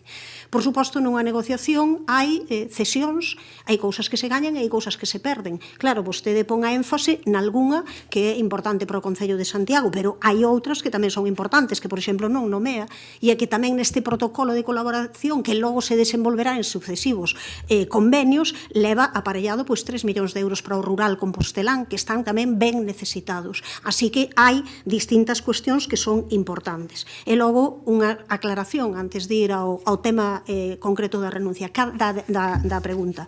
Cada vez que algún membro do Grupo Socialista me preguntou por este tema, comenteille exactamente como iban as negociacións, de que se estaba falando e como se estaba falando. E foron varias as ocasións en que algunha persoa dese grupo se dirixiu a min durante o proceso para me preguntar por elas. Sempre tiveron a información que quixeron a este respecto, porque non temos nada que ocultar. Si que decir que é unha noticia importante para o conxunto da poboación de Compostela. Si falamos de cal ia ser o modelo, por suposto que o preguntamos. Por suposto que preguntamos cal era o modelo que se quería seguir. Pero a resposta lógica, todo o mundo podemos deducir cal vai ser o modelo. Vostedes tamén, porque xa hai un parking ali funcionando cunha concesión de 50 anos, en que algo tivo que ver tamén un goberno liderado á fronte o Partido Socialista nese momento. Entón, podemos supoñer, pero non nos corresponde ao Concello de Santiago máis que trasladalo. Por suposto que o Concello de Santiago, este goberno, trasladou que lle gustaría que fose unha concesión que desde logo lle levase algo que ou gratuito ou de prezos públicos razoables e tal. Iso foi trasladado á Consellería ou ás consellerías presentes, porque en algún momento en casi todas estiveron dúas, outra tivo un papel un pouco máis secundario, pero dúas delas tomaron boa nota diso e dixeron, bueno, como é lóxico, isto corresponde, neste caso, á administración que vai poñer o 90% deste investimento, que vai ser quen faga a licitación. Entón, está trasladado iso como preocupación deste goberno? Sí que está trasladado. O que se fará? Pois, bueno, estou dando as explicacións, diría que o lóxico é, xa digo, con toda clareza, con toda transparencia, nós queremos que este é un moi bo acordo para o Concello de Santiago de Compostela, a non ser que queiramos seguir pasando anos e anos pois sin ter unha solución para o aparcadoiro do Chus e da súa contorna. Creo que hai que poñer en relevancia o positivo, aínda que, pois claro, que por suposto que podía ser mellor, pero pois outros gobernos non o deron feito. Chegamos a un acordo finalmente. Cando queira, espere que poño o tempo. Cando queira. A ver, desde logo que nos estamos, non sei como dicir a palabra para que non se nos interprete, estamos contentos de que se vaya solucionando o tema do que é a mobilidade no entorno do clínico, de que se dea unha solución para o problema do aparcadoiro, para no entorno do clínico, pero, dende logo, o que nos advertimos neste acordo é unha posición negociadora do Concello super débil, porque se, dende logo, o Goberno entende que a contraprestación que obteñen, que esas obras de saneamento do rural, 3,5 millóns de euros, creo, que ten, é dicir, que a Xunta cofinancia nun 70% e o resto, o Concello de Santiago, 3,5 millóns de euros, as obras no entorno de Volta do Castro, é dicir, se poden ten que ir a costa, porque isto é importante telo en conta, a costa de unha bonificación sine die do imposto do IBI, realmente isto é para facer sober. Isto é moi importante para facer sober. Remato o seu tempo. Bueno, desculpe. Moi ben. Remato o tempo, eu tamén me vou cinxir ao tempo. A cuestión é que esa non é a única contrapartida que ten o Concello de Santiago. O Concello de Santiago vai ter un desenvolvemento urbanístico a través dun PIA, onde o que se vai facer é reordinar e facer unha humanización de toda a contorna, non só do aparcadoiro, coa construción dun aparcadoiro que lle vai dar unha solución á cantidade de persoas que teñen que ir ali no día a día e que non poden deixar o vehículo na súa casa, a parte. Bueno, como xa vexo que non me queren deixar falar, non sei, eu escoiteinas cando falaban vostedes.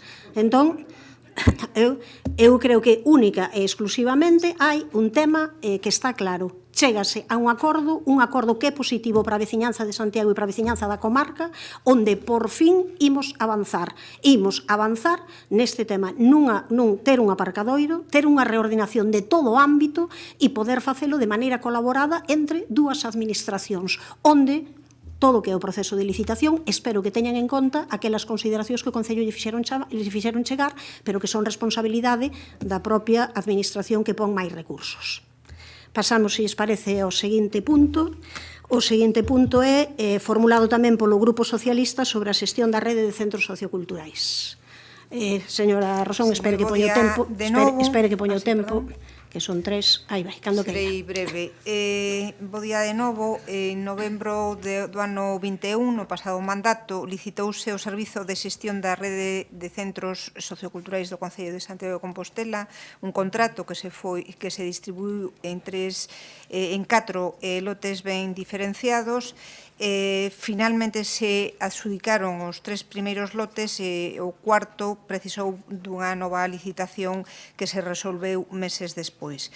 Os 3 primeiros lotes que compoñen o núcleo central do servizo, o que ten que ver ca animación sociocultural, as bibliotecas e a atención ao público, foron adxudicados a 3 empresas distintas que desenvolveron a súa actividade dende o 1 de xullo do ano 22. A duración destes contratos estaba establecida por 2 anos, con posibilidade de prórroga por outros 2. Este verán finalizaba a duración contractual deles, pero o Goberno Municipal decidiu prorrogar estes 3 servizos por un ano máis, ata o 30 de xuño do ano próximo, unha decisión que no expediente non se sustenta por ninguna xustificación concreta, salvo a do remate do prazo de execución. Ninguén explica no expediente porque se decidiu só un ano máis e non o que permite a lei de 2 ou só de 6 meses. Este grupo municipal quere entender que a duración desta prórroga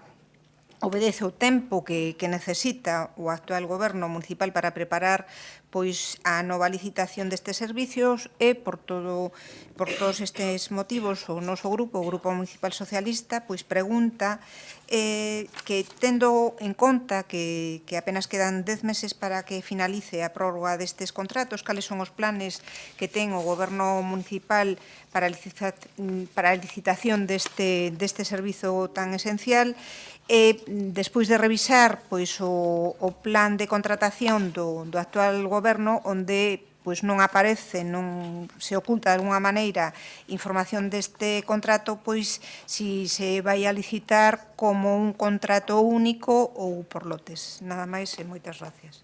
Grazas, señora Rosón. Ten a palabra o señor Duro. Grazas, alcaldesa. Señora Rosón, eu creo que a primeira pregunta xa contestou vostede mesmo. Evidentemente, ten unha prórroga dun contrato porque para darnos un plazo suficiente para iniciar e rematar a licitación.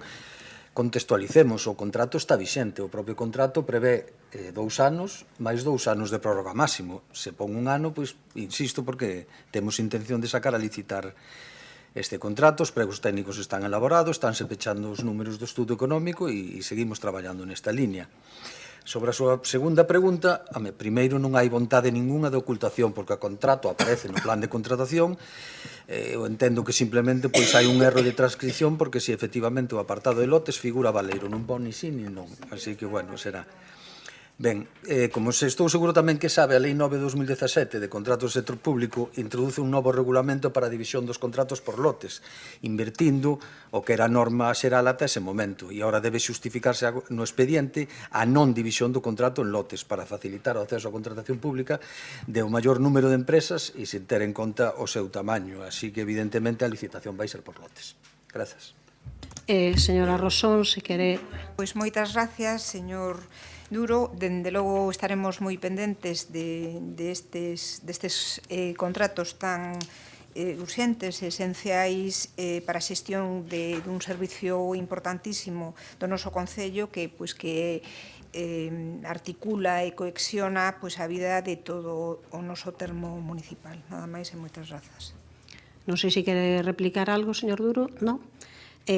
Pasamos logo á primeira das mocións que tomaremos en consideración presentada polo Partido Popular para axilizar a xestión do proxecto Entre Sares Arela e evitar a perda de fondos europeos de recuperación Next Generation.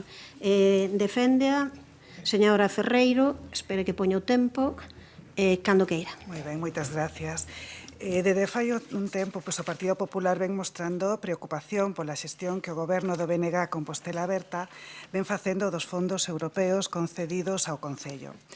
A deficiente xestión deste goberno neste eido pode causar a perda da subvención concedida con data 21 de xullo de 2023 pola Fundación Biodiversidade ao proxecto Entre Sares Sarela, presentado conxuntamente coa USC para o fomento das actuacións dirixidas á renaturalización e resiliencia de cidades. En concreto, estamos a falar de 3.228.069 euros con 12 céntimos concedidos ao Concello. Este goberno aínda tardou 5 meses, o 14 de novembro de 2023, en elevar a Xunta de Goberno a proposta de aprobación da subvención e ata o mes de maio non iniciaron actuacións neste sentido. Dentre as actuacións que comprenden este proxecto, queremos destacar a do Servicio de Redacción de Proxecto e da Dirección Facultativa de Naturalización da Lagoa do Auditorio de Galicia, restauración fluvial do río Corgo e mellora ecolóxica das áreas verdes contiguas, que quedou deserto segundo se acordou na Xunta de Goberno do día 29 de xullo, aínda que na plataforma de contratación non se publicou ningunha información ao respecto, nin siquera o acta da mesa de contratación onde se debe recoller esta circunstancia. Temos constancia de que con data 5 de setembro se iniciou de novo o expediente de contratación mediante procedemento aberto simplificado, pero a día de hoxe sigue sin publicarse a licitación. Esta obra corre perigo de que poida estar finalizada no prazo establecido na subvención, tendo en conta as datas nas que estamos, xa que prevese 4 meses para a redacción do proxecto e logo 5 para a obra, e previamente aínda hai que licitala. Cabe recordar que todas as actuacións que comprenden o proxecto terían que estar rematadas o 31 de decembro de 2025 para o pagamento íntegro da subvención e ata agora, a falta dun ano, se os asinou o pasado 6 de setembro o contrato para o Servicio de Redacción de Proxecto e Dirección Facultativa do Barrio Verde de Pontepedriña e logo aínda quedaría pendente tamén licitar a obra. Recordemos que o proxecto comprende outras actuacións como a restauración ambiental e creación do Laboratorio Biburbano Agroecolóxico no Xardín Botánico, a recualificación e recuperación ambiental da área verde do barrio de Cornes, así como a mellora da biodiversidade e conservación ecolóxica do Monte de Viso, actuacións todas elas de certa entidade e que tamén deberán ser tramitadas mediante procedementos de contratación. Polo exposto, desde o Partido Popular, instase ao correspondente órgano de goberno a que tome de forma inmediata as medidas axeitadas para axilizar a tramitación deste proxecto e evitar así a perda dos fondos europeos de recuperación Next Generation. Moitas grazas, señora Ferreiro. Espere, señor Domínguez, que primeiro vai o Partido Socialista. Señora Castro, cando queira. Grazas, señora alcaldesa. Bueno, teño que lembrar que xa no pleno do mes de marzo o noso grupo municipal presentou unha pregunta donde alertábamos do estado de execución do proxecto Entre Sar e Sarela. Agora, 6 meses despois desa pregunta, e cando xa levamos 15 meses de goberno, é preocupante e incluso, se me apuran, é alarmante que a día de hoxe aínda esteamos no proceso de redacción do proxecto. Un proxecto fundamental para que o equipo de goberno de Sánchez Bugallo conseguiu no seu momento esta financiación europea. Son 4 millóns de euros, falamos de 4 millóns de euros, os que se conseguiron a través da Fundación Biodiversidade e que nos permiten avanzar, e iso é o que queremos todos e todas, hacia unha cidade máis verde que comparte esa idea de que a naturaleza gañe espacio e que teñamos vegetación autóctona. Pero claro, a tramitación administrativa ten os seus prazos, todas e todos o sabemos, e en decembro do vindeiro ano ten que estar executado o proxecto. Soamente quedan 15 meses. E senón, pois o que comentaba a compañeira Rosario, e que xa dixemos nos en marzo, imos ter que devolver os fondos. Os prazos xa son bastante axustados, tampouco hai que enganar a ninguén, así que ou se poñen as pilas ou terán que dalo por perdido. Eu creo que o proxecto, e non é unha opinión personal, creo que todas e todos pensamos o mismo, o proxecto o merece, contempla actuacións moi importantes en barrios como Pontepedriña ou en Cornes, ou no Monte Viso, na Lagoa do Auditorio, que lembraba tamén Rosario. E, bueno, a verdade é que eu, cando lía en xaneiro deste ano, que a señora San Martín dicía que estaban a traballar en cuestións que non se ven, pero son importantes para a maquinaria, para que a maquinaria do Concello funcione, pois eu pensei que se refería, pois, por exemplo, a temas como este, non? É dicir, a axilizar trámites, a impulsar expedientes que teñen os prazos axustados e que non o víamos, pero que pero, bueno, ao final vai ser que o problema é que non se ve nada do seu traballo, nin oculto, nin sin ocultar. Por suposto, nos imos votar a favor desta moción. Mais nada, grazas. Grazas, señora Castro. Señor Domínguez, agora sí. Moitas grazas. O proxecto entre Sare Sarela, financiado con fondos europeos, a través da Fundación Biodiversidade, un proxecto conxunto do Concello coa Universidade de Santiago, como ben avanzaba a compañeira. As accións que se incluíron na presentación da candidatura atópanse en desenvolvemento e segundo o criterio técnico, dentro das marxes de execución para cumprir cos prazos. Licitouse un servizo de asistencia técnica para coordinar e xestionar a parte técnico-administrativa, só falta que a empresa proposta pola mesa de contratación acredite a solvencia e a constitución da garantía definitiva. O proxecto para o barrio verde da Ponte Pedriña, que é a actuación de maior entidade, está en redacción e adxudicado desde agosto. Ten un prazo de execución de 3,5 meses. Licitarase a obra unha vez presentado e aprobado o proxecto.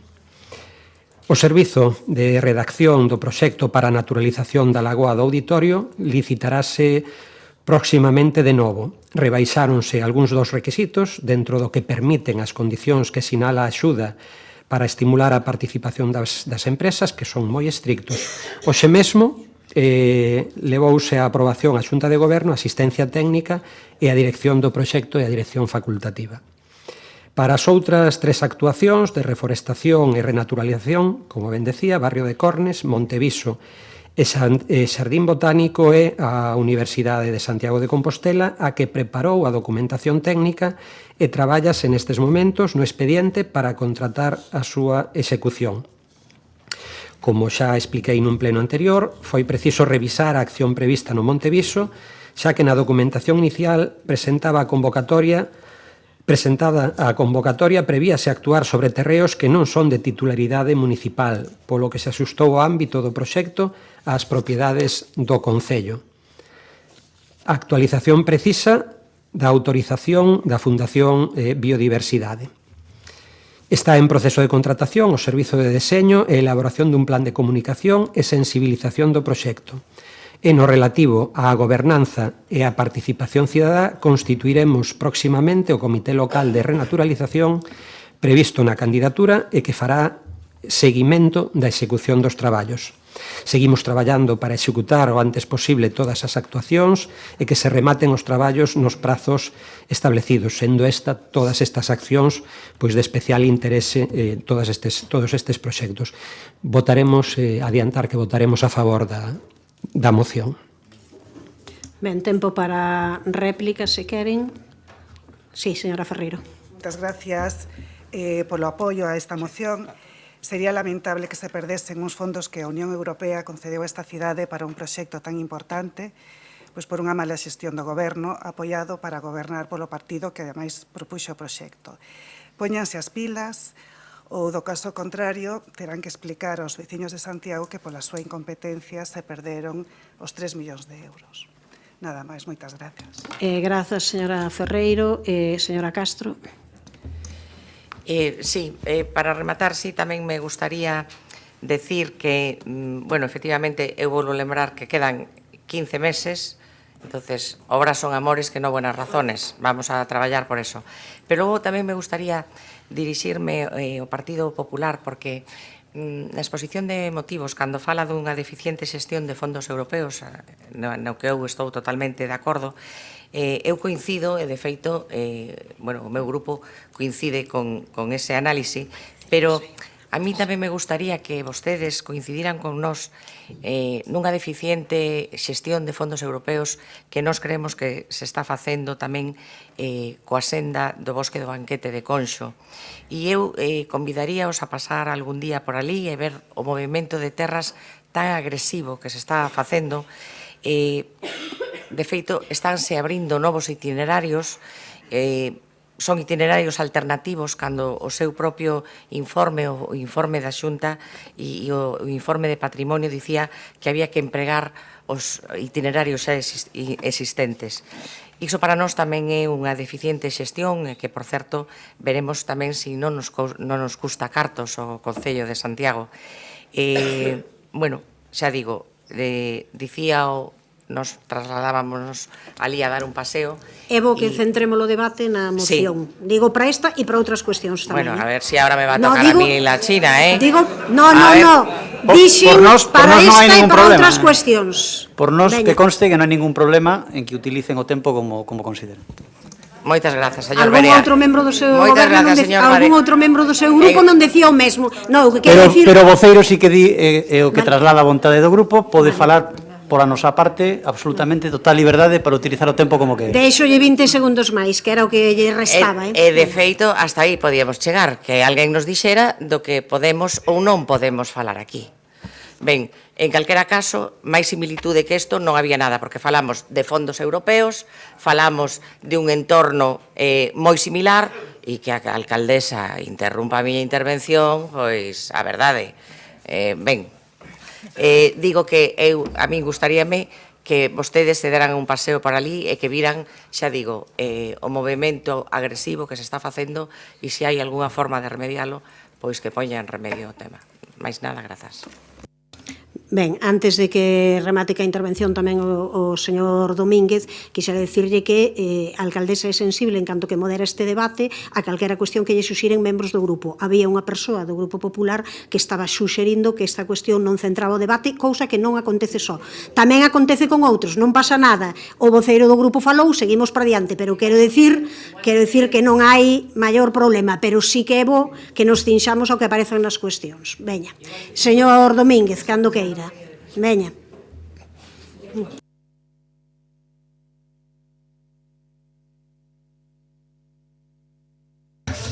Nada, simplemente decir que partimos cando se resolveu conceder a subvención o 21 de xullo, partíamos de cero.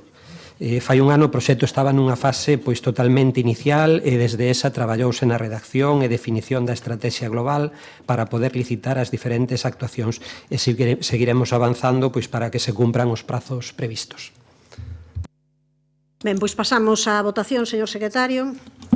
Moción presentada polo Grupo Municipal do Partido Popular para axilizar a xestión do proxecto entre Sar e Sarela e evitar a perda de fondos europeos de recuperación Next Generation.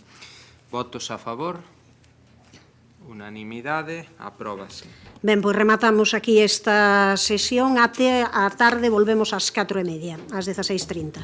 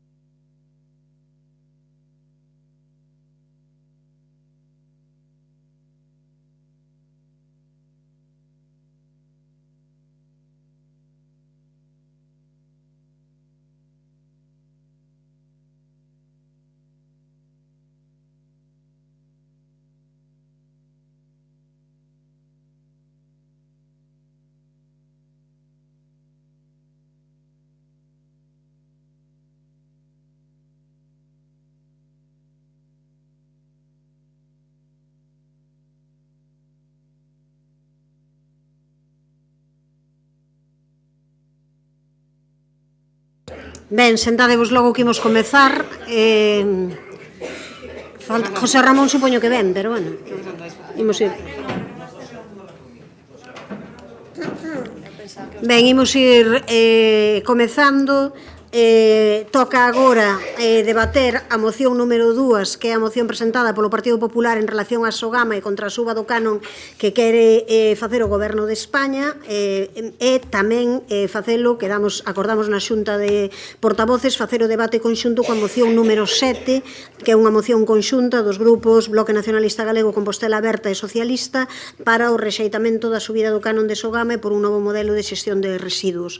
Como están implicadas os catro grupos, non sei se vos parece que vayamos de menos a máis en conxunto no debate ou se queredes... Vale vos esa fórmula? Vale vos a fórmula de ir de menos a máis recollendo todo o conxunto? Veña, pois daquela comezaría neste caso o señor Duro cando queira.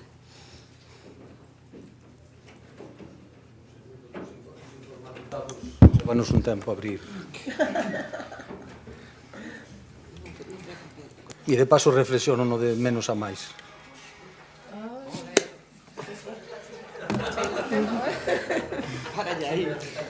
Vou parar o tempo logo, porque isto xa... Xa estou, alcaldesa. Casi estou. Veña, imos alá. Non, que non é o do Concello, o Concello estropeouse. Este meu, por iso vai así. Bueno, repousen o xantar.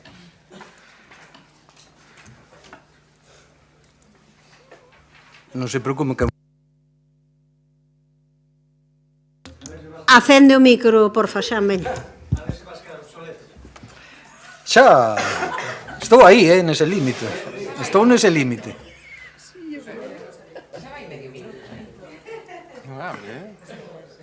Como dixo que lle ia sobrar o tempo? Nunca sentín tanta expectación a unha intervención miña no pleno.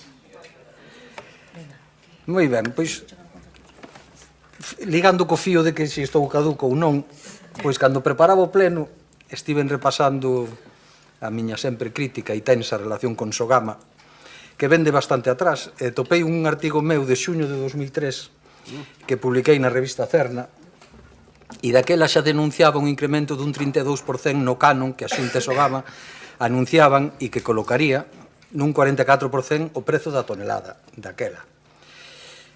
Hoxe, esta moción fala dunha suba de até os 108 euros. Deume consultar o INE e vexo que o IPC desde o 2003 subiu un 60%. En comparación, esta suba proposta está nun 245%. E a cambio de que? Porque igual a suba é justificada. Sogama ten o 94 dos concellos galegos, 275 de 313. Todos eles tratan os seus residuos no complexo de Sogama. Os resultados con datos do ano 22 publicados polo xornal digital praza.com con datos da propia Sogama indica que se reciclan un 18,55%, 171.123 toneladas.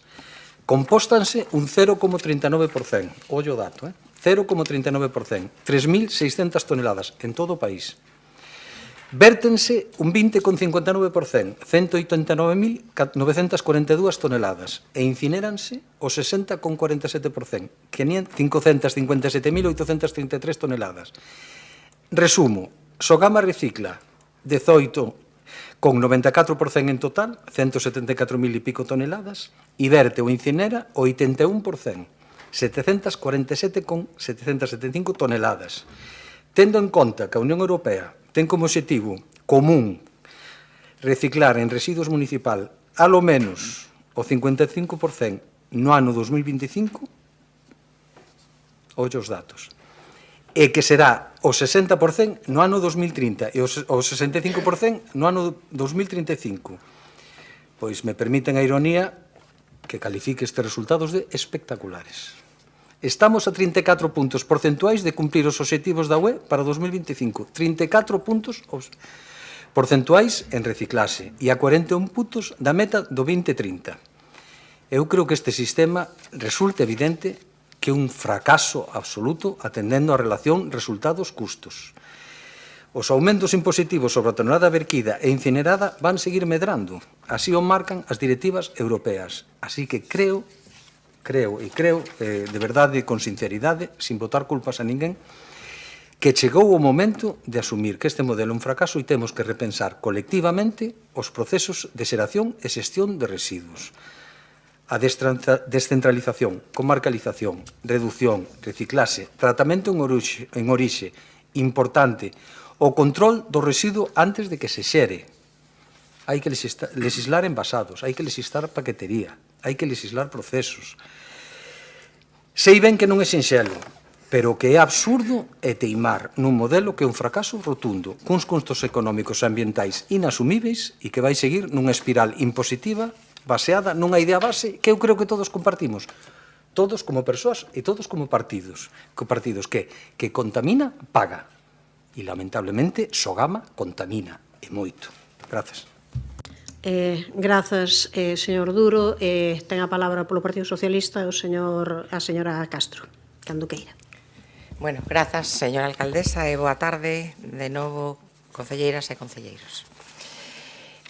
Tócanos agora falar da suba do canon de Sogama, que en realidade é unha suba da Xunta de Galicia porque Sogama e a Xunta de Galicia a mesma cousa son. Miren, eu creo que o problema de base aquí é que o modelo de xestión de residuos, como decía o compañeiro Xan Duro, está obsoleto. É un modelo deficitario e a Xunta é a responsable neste momento desa ineficiencia porque nunca soubo ver máis alá da incineración. É a responsable de non ter actualizado o modelo de xestión de residuos para cumprir cos informes da Unión Europea e agora por non ter avanzado nunha política de residuos que prime a separación selectiva en orixe, a reutilización e a reciclaxe. A política medioambiental da Xunta de Galicia nos creemos que é un espellismo e as mal chamadas bonificacións que anunciaron no seu momento pois tamén o son. Temos que facer memoria. No ano 2019, a Xunta aprobou como incentivo para que os concellos levaran a cabo mellores políticas de xestión dos seus residuos unha subvención do 10%. Unha boa medida, hai que decilo, pero que ao final xa se ve que era o que dixen, un espellismo, porque temos que lembrar que no orzamento de 2023 xa intentaron eliminala. Finalmente, deron marcha atrás e non a eliminaron, e subiron esta bonificación a un 15%, pero só para aqueles concellos que tivesen implantado o colector marrón, a fracción de orgánico. E teño que lembrar tamén que o noso concello conseguiu esa bonificación do 15% gracias ao traballo feito por un goberno socialista naquel entonces para mellorar a recollida selectiva dos residuos cumprindo coa implantación do quinto contedor. Pero, de novo, resultou ser un espellismo e a mediados deste ano a Xunta elimina esa bonificación e incrementa o canon de Sogama nun 30%, demostrando así que o interese era incentivar a recollida de residuos. Non, pois non era tal. O lóxico sería que esta subida do canon non afectase a concellos que, como o noso, están facendo os deberes e cumprindo os compromisos medioambientais. Pero, ollo, que seguindo co xogo este que estamos falando de espellismos, ao mesmo tempo, pois tamén alegan que é un imposto que ven do Estado ou de Europa, ou non se sabe moi ben de onde. Pódese argumentar o que se queira, pero hai cuestións que non admiten debate. Primeiro, é un imposto cedido, o imposto no que o Partido Popular ampara o seu argumentario o recada a Xunta de Galicia, socio maioritario da Sogama, é responsable último de que non se avance cara a outro modelo de xestión de residuos. Segundo, este tributo responde a unha directiva europea do ano 2018 de obrigado cumprimento. Por certo, norma europea que se aprobou con unha lideresa do Partido Popular Europeo ao mando, a señora Ursula von der Leyen. Terceiro, Galicia sitúase a cola en reciclaxe, lonxe dos criterios que marca Europa.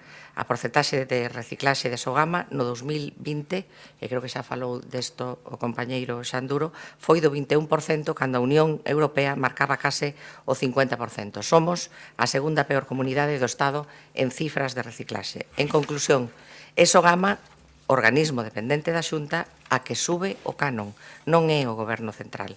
É a Xunta a que recada ese imposto. E é a Xunta, pola súa mala xestión con Sogama, a responsable de que esteamos a cola nos estándares de reciclaxe e que obriga a implantar ese imposto. Obrigada. Ten a palabra o señor Domínguez, cando queira. Boa tarde. A Xunta e Naturgy, socias en Sogama, para que nos ubiquemos, pretenden facerlle pagar aos concellos e, polo tanto, a toda a veciñanza, tamén a de Compostela, o fracaso dun sistema de xestión de residuos centralizado, caro, obsoleto, antiecolóxico e que vai na dirección contraria das directivas europeas de residuos, de obrigado cumprimento, como decía a compañeira. A triste realidade é que Galiza sitúase a cola do Estado en reciclaxe, sendo a segunda comunidade con peores datos. Estes malos resultados explícanse porque a Xunta incumpriu sistemáticamente as directrices do Plan de Residuos Estatal e o Plan de Residuos de Galicia, que fixaban o obxectivo de recollida separada e tratamento de 245.000 toneladas de materia orgánica e a construción de 12 plantas de compostaxe e microplantas. Nada diso aconteceu e a Xunta optou por ampliar as instalacións de Sogama para seguir incinerando e depositando residuos en vertedoiros. Un 80% dos residuos. Prácticas penalizadas pola Unión Europea. O resumo de todo isto, para que se entenda, é que, redondeando, 60% dos residuos queimanse, 20% a vertedoiro e 20% separados para reciclar. E deses só o 0,3% se composta. Este é o modelo Sogama, é o modelo da Xunta e o modelo do PP. Este é o modelo antiecolóxico que defenden todos estes anos, que vai contra o sentido común e que incumpre as directivas europeas. Este é o modelo polo que agora nos van facer pagar máis incluso aos concellos onde avanzamos na compostaxe e na separación, como é o de Compostela. Este incremento do canon unilateral, desproporcionado e abusivo é consecuencia do fracaso estrepitoso deste sistema. A Xunta de Galiza pretende aprobar unha suba que se suma xa incorporadas no 2024 e a retirada da bonificación, pasando das 56 euros tonelada no 2023 a 88 euros este ano e a 108 o ano que ven. Supón tamén unha penalización, a pesar de estarmos aumentando a separación orgánica, que aumentou no Concello de Compostela un 37% neste último ano, e a compostaxe individual e comunitaria. Esta suba é inasumible para os concellos e supón un roubo aos petos da veciñanza. O Partido Popular escúdase acusando o Goberno do Estado, pero isto non é máis que unha práctica habitual da Xunta, tirar para diante, non facer autocrítica, botarlle a culpa aos demais e facer que paguen outros as facturas das súas decisións erradas. Propoñemos un xiro na política de residuos primando e incentivando a recollida selectiva, a reutilización, a reciclaxe e a compostaxe, primando o tratamento en proximidade, para evitar o impacto do transporte de miles de toneladas de residuos dos que da fracción de orgánico o 90% é auga desa mitade dos residuos. Non é aceptable que a solución que debería ser prioritaria a recollida separada e a compostaxe dos bioresiduos supoña tan só un 0,3% dos residuos xestionados por Sogama, polo seu modelo, cando é máis do 50% dos residuos que producimos. Non é aceptable tampouco facerlle pagar estes despropósitos a quen camiña na boa dirección.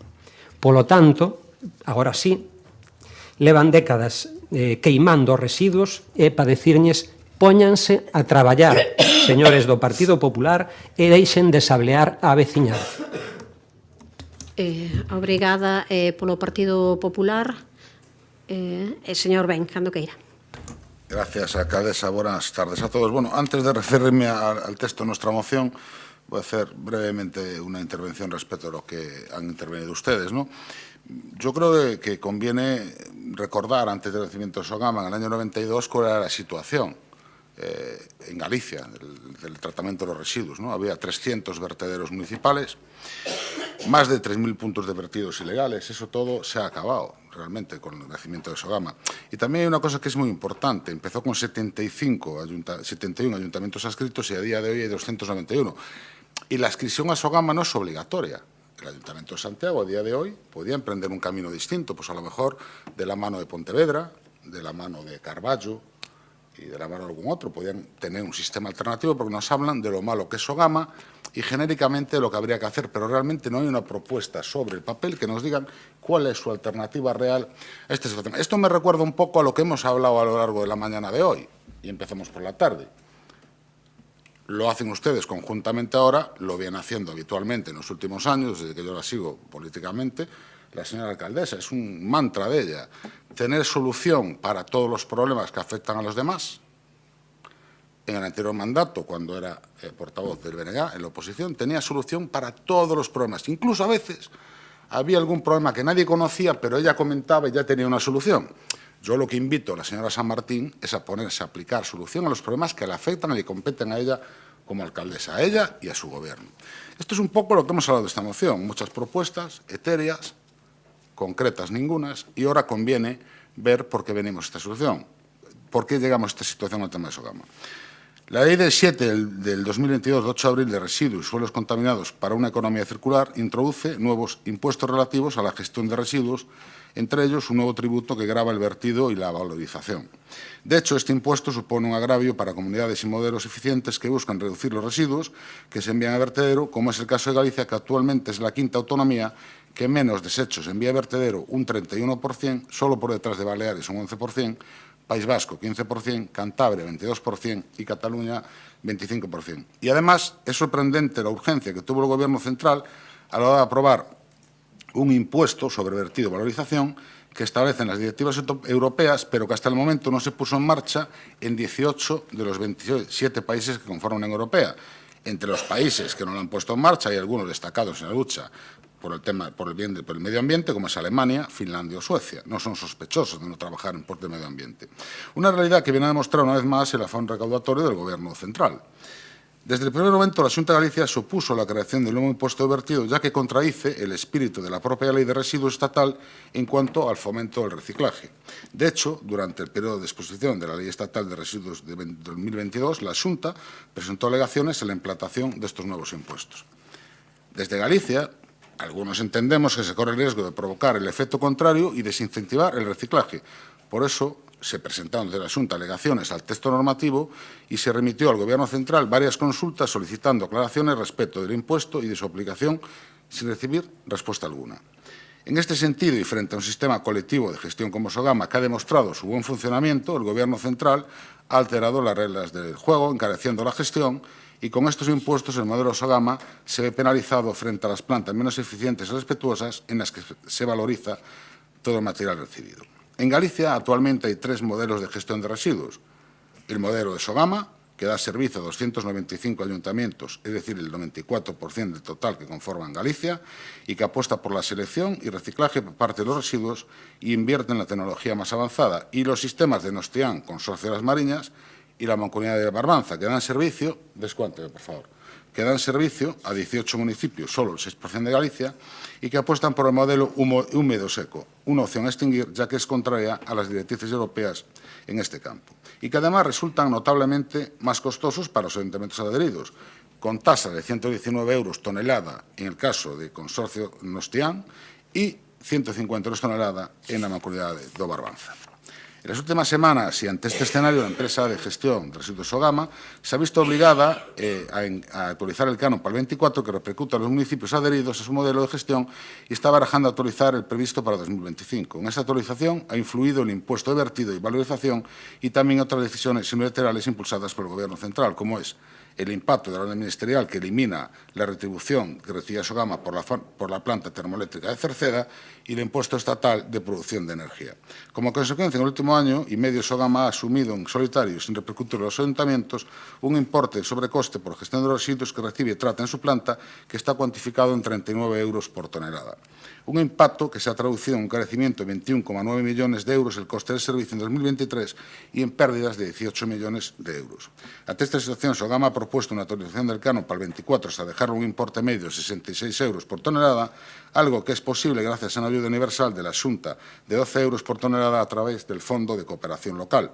Con todo, teniendo en cuenta que la situación no ha cambiado y parece que se va a prolongar, se ha encargado un estudio económico sobre el futuro de Sogama que obliga a proponer una subida del canon a los municipios hasta los 108 euros por tonelada en 2025. Por cierto, la Xunta asumirá el 60% de esta subida del canon, como ha anunciado el presidente Rueda recientemente.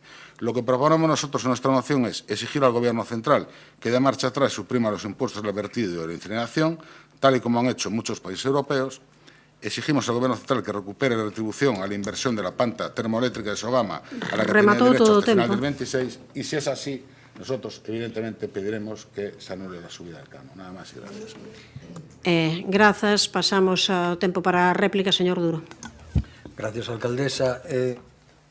Douche razón, Evaristo, é certo, desapareceron un montón de pequenos ou medianos vertedoiros e temos un macro vertedoiro espectacular en Sogama, pero eu creo que o debate ten que ir máis alá ahora mesmo se vai subir 108, se vai subir 100 ou 50 ou quen vai a pagar a factura. Eu insisto, creo que temos que reflexionar a onde vai o noso modelo de xestión de residuos. Poño o caso de Compostela. Estamos falando de, si se aproba estes 108 euros tonelada, nos vamos por riba dos 4 millóns de euros que se abonan a Sogama. 4 millóns de euros, extrapolemos a todos os concellos que están metidos neste sistema, e creo que hai unha base económica importante para pensar nunha comarcalización da compostaxe e despois avaliar, bueno, tendo en conta que a compostaxe é máis do 50% da bolsa de lixo dunha cidade, dun pobo de que enseña, e logo avaliar os modelos que están ahora mesmo plantados de recuperación de envases de papel e de vidrio, para ver cal é o modelo a nivel ou enfocado a proximidade que mellor sirve para a xestión e reduce ese impacto ambiental. Non me vou a meter en cifras, por todo que sea escalar as cifras, estamos entrando nun erro garrafal. As cifras non vai baixar nunca. A Unión Europea non permite, con bo criterio, volvo a decir o mesmo, quen contamina, paga. O que temos que procurar colectivamente como sociedade é contaminar menos. E aí, seguro que o Goberno da Xunta de Galicia pode atopar a todos os concellos para debatir un modo modelo. Tenno garantido. Inicien ese traballo.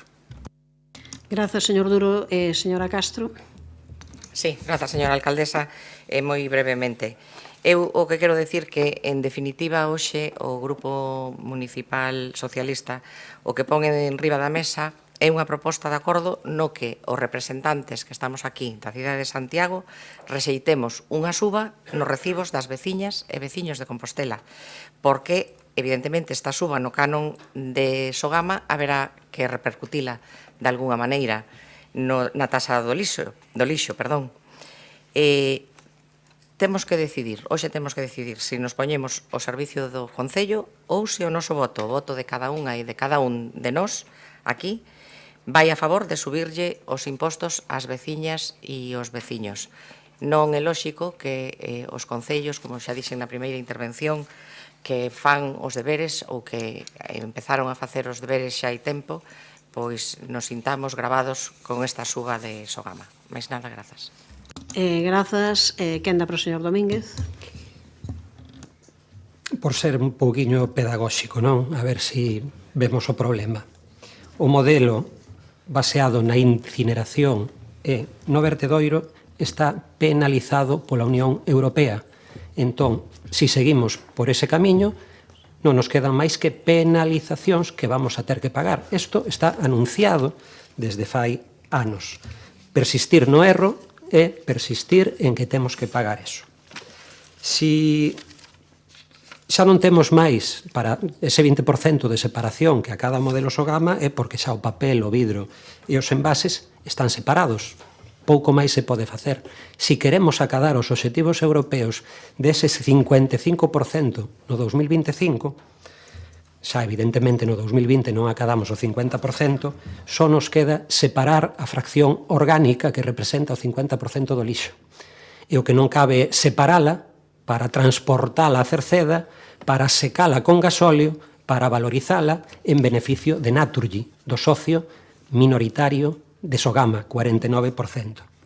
Temos que separar o orgánico, así estamos apostando. Os datos en Compostela son bons, son esperanzadores, subida, estamos conseguindo separar, estamos á cabeza en separación de papel, de vidro, de envases, en orgánico levamos escasamente un ano e somos a segunda cidade cos mellores datos.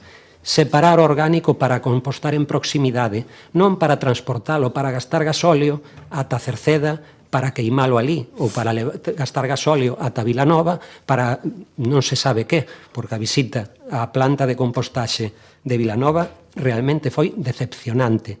Unha macroplanta de 12 millóns de euros, que formigón, e que moito me temo que non vai a servir para nada. Cambien o modelo de tratamento dos residuos, por favor.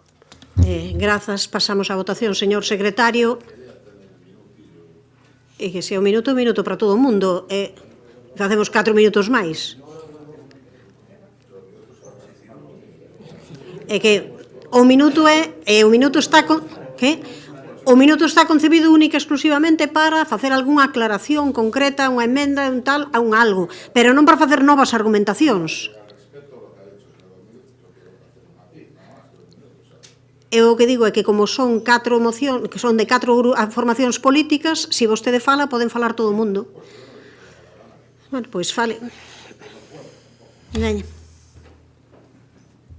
Diga. Gracias, alcaldesa. Bueno, yo lo único que quiero incidir en que la subida del canon que se va a hacer, el 60% la va a asumir la Xunta.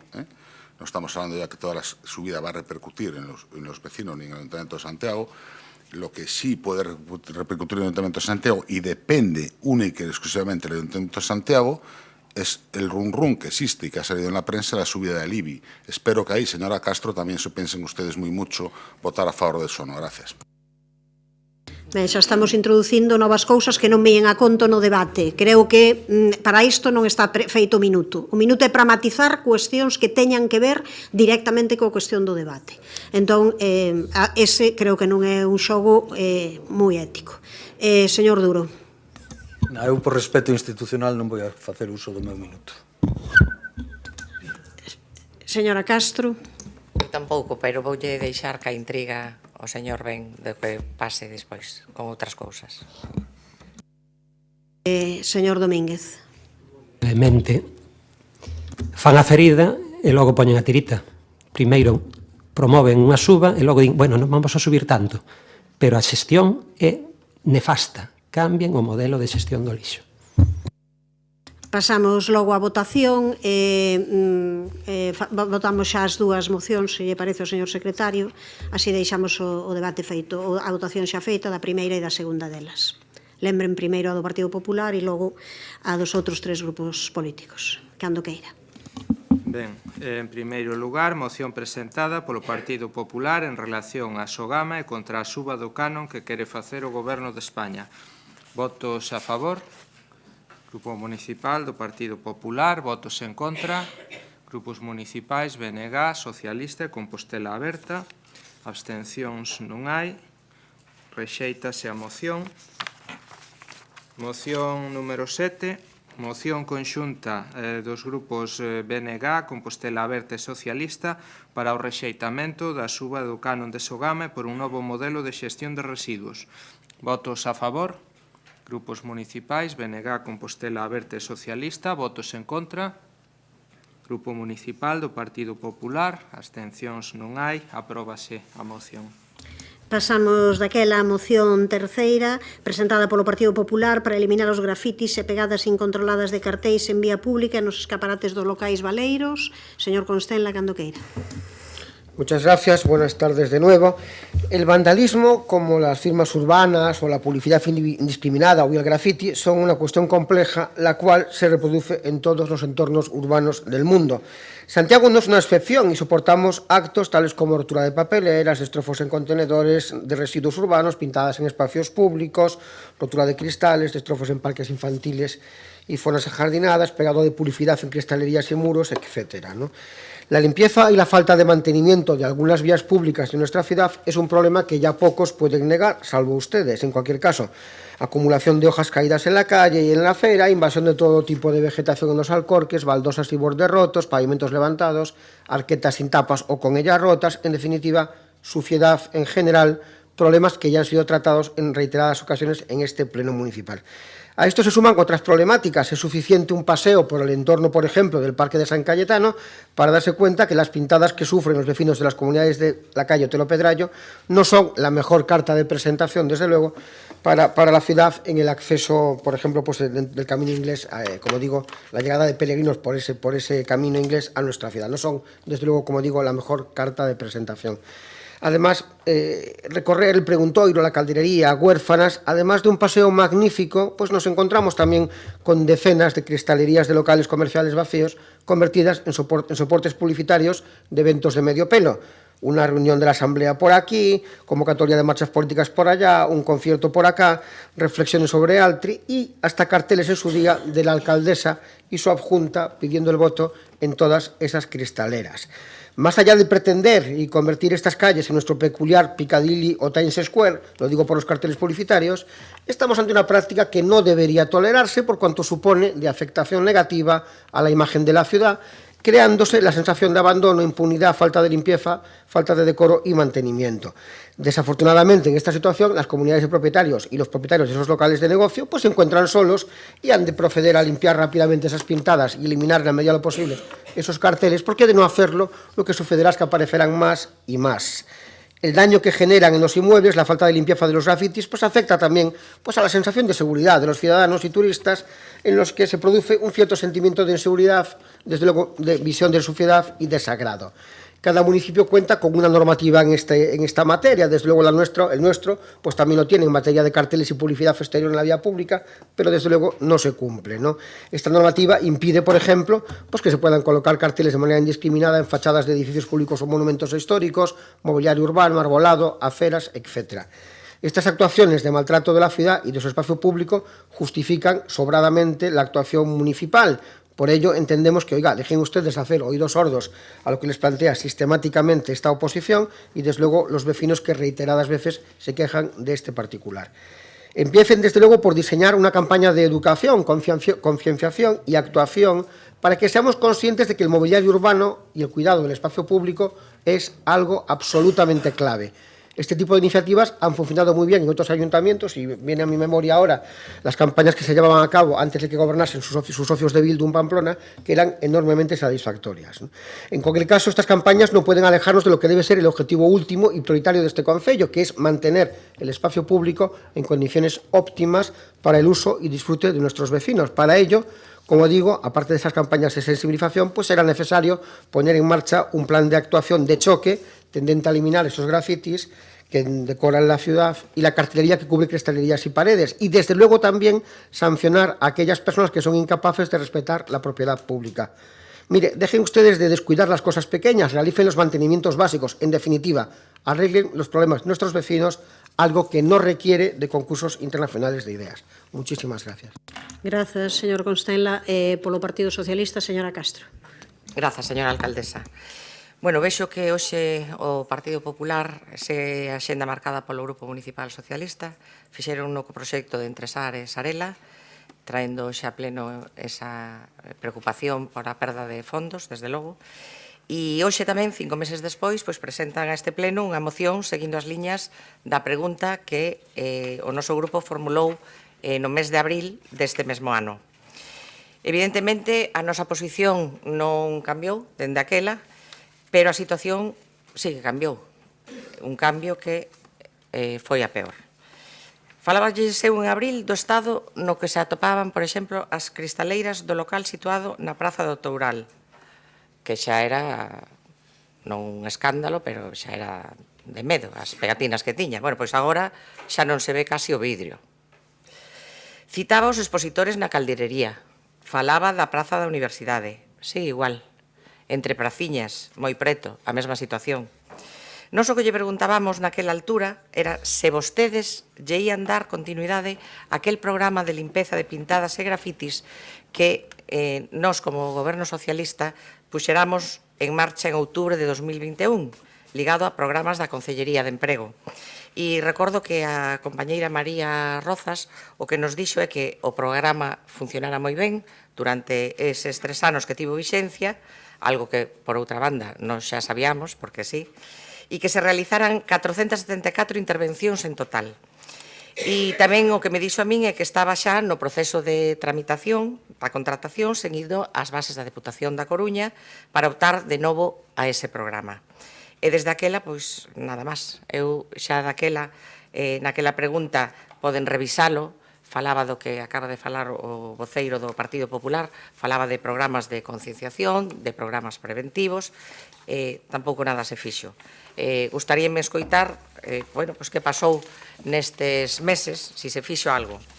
Nos imos apoiar, por suposto, esta moción, pero teño que recoñecer que con pouca confianza en que se cumpra. O digo porque naquel pleno tamén falei a señora San Martín das pegatinas que o BNG tiña por todo o mobiliario urbano da cidade. Recordo a Rúa do Vilar, no Franco, no cruce de Rosalía de Castro e Montero Ríos. Bueno, díxome vostede que se procedería a súa limpeza cando se poida, por iso de predicar dando exemplo, e polo que vexo, pois tampouco de momento o puideron. Así que nós apoiaremos esta moción sin ninguna dúbida. Grazas. Grazas, señora Castro. Ten a palabra o señor Domínguez. Boa tarde de novo. Por facer así un pequeniño inciso sobre o que cuestionaban a primeira hora da mañán sobre os concursos de ideas. E leo literalmente: a Xunta convocará un concurso de ideas para a redacción conxunta do Plan Especial Esto en Lugo. O sea, en algúns sitios les valen os concursos de ideas, en Santiago non. Continuamos co que nos toca, non? A exposición de motivos desta moción... Non, tamén yo digo mesmo, que se cinxan o que estamos falando en cada momento. Outro e outro, por favor.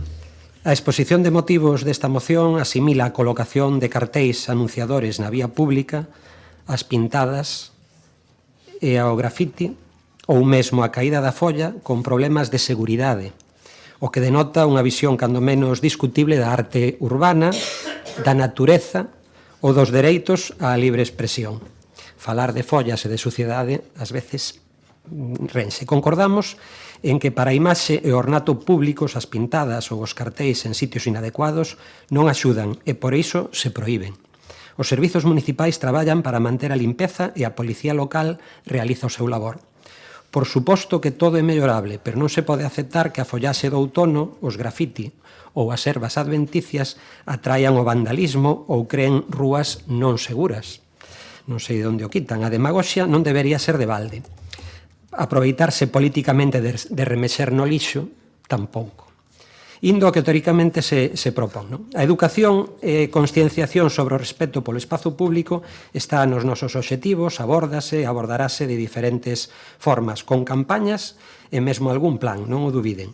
Sería mesmo desexable o mesmo interese por parte da oposición que sinala calqueira punto onde aparece algo sucio, pero nunca se recomenda ou solicita da nosa veciñanza máis responsabilidade. O lixo alguén o deposita aí, non? Hai que retirar o lixo que alguén deixou onde non se debía, pero hai que pedirlle a quen o tira que non o faga. Civismo. Que lles parece reclamar maior consciencia cidadá ao pé de cada unha das fotos que publican, aínda que aproveiten tamén para darnos a nós contra ao goberno, non? Aproveiten o mesmo. Detrás de cada bolsa de lixo incorrectamente depositada, de cada papel no chan, de cada servilleta que corre pola rúa, de cada pintada, hai alguén a quen temos que conminar a que coide o espazo común. Sobre o segundo dos puntos, o servizo de limpeza que está contratado inclúe a eliminación de pintadas en espazos e fachadas públicas. No que vai de ano, realizáronse 853 limpezas de pintadas en paredes e paramentos verticais, tanto en paramentos verticais como no mobiliario urbano, e 103 sobre pedra, onde se aprecia unha clara baixada ano tras ano nos últimos 10 anos. Existe, alén disto, un programa vinculado ao Plan de Emprego Local da Deputación que ten o cometido de limpar pintadas por solicitude de persoas interesadas privadas. No 2023 actuouse en 183 puntos, dos que 108 foron no ensanche. Con todo, é obriga das persoas propietarias manter as condicións de salubridade e ornato dos seus terreos, edificacións e instalacións segundo recolle a Lei do Solo de Galicia. Non é, polo tanto, obriga do Concello realizar esta limpeza e mantemento de locais privados, tamén na Praza do Toural, non? A respecto da terceira proposta, só temos que dicir que se as ordenanzas recollen normas abondas e que a Policía Local realiza o seu labor de vigilancia co celo que se require, que a Policía realiza o seu labor de vigilancia co celo que se require e de acordo cos medios dos que dispón. Estáse facendo todo o posible, tanto en limpezas como en perseguir estas actuacións. Tempo para a réplica do señor Constenla, cando queira.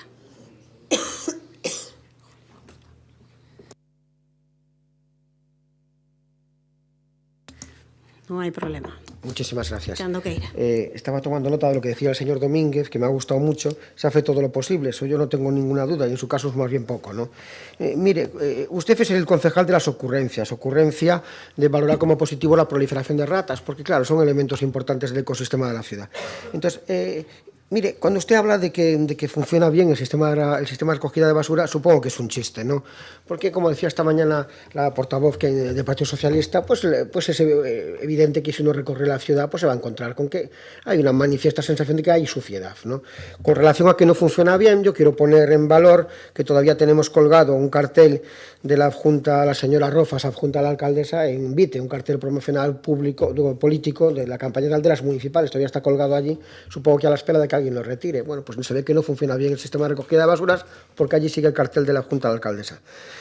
Mire, yo estoy de acuerdo en que uno puede hacer, como digo, todo lo posible, y yo eso se lo voy a reconocer siempre, señor Domínguez, ¿no? Uno puede esforzarse, y es verdad que hay que contar también con el civismo. Por eso yo le decía que era necesario hacer una campaña de sensibilización, porque evidentemente la gente ha de aprender que el espacio público es de todos y no es de nadie. O sea, quiere decir que es de todos, tenemos todos la obligación manifiesta de mantenerlo. Por tanto, yo entiendo que esas campañas son claves. A mí me gustaría saber, quizás usted no tendrá el dato, ya se lo preguntaré en otra ocasión, es cuántas sanciones ha puesto la Policía Municipal pues por actos vandálicos, ¿no? Cuántos ha puesto por pegar, por hacer grafitis en la vía pública o por consentir pegar cartel tras cartel. En el tema de los carteles, además, hay una ordenanza municipal que prohíbe la publicidad en esos espacios públicos, como decía antes, sobre edificios públicos o privados, patrimoniales, mobiliario público, etcétera.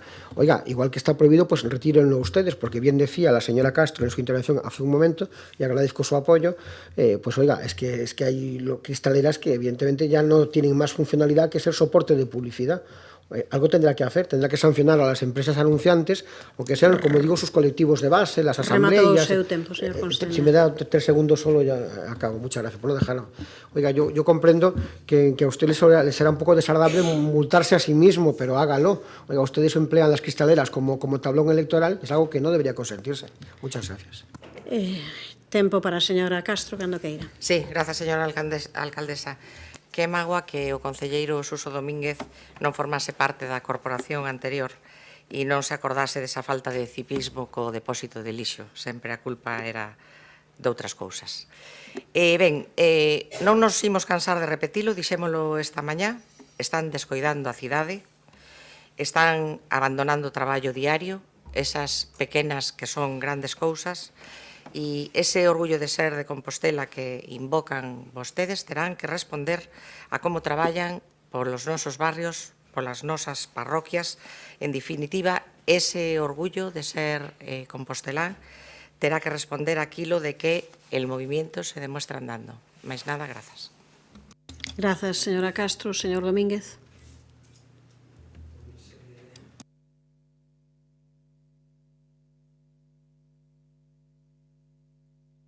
Poña o micrófono, por favor. O número de actuacións de limpeza, pois de limpeza de paradas, de muros, de mobiliario, está aí, tanto en paredes blancas que se pintan coa axilidade en canto son identificadas, como número de pintadas sobre pedra que sí disminuíron e ás veces son moi pequeniñas as que se fan por parte de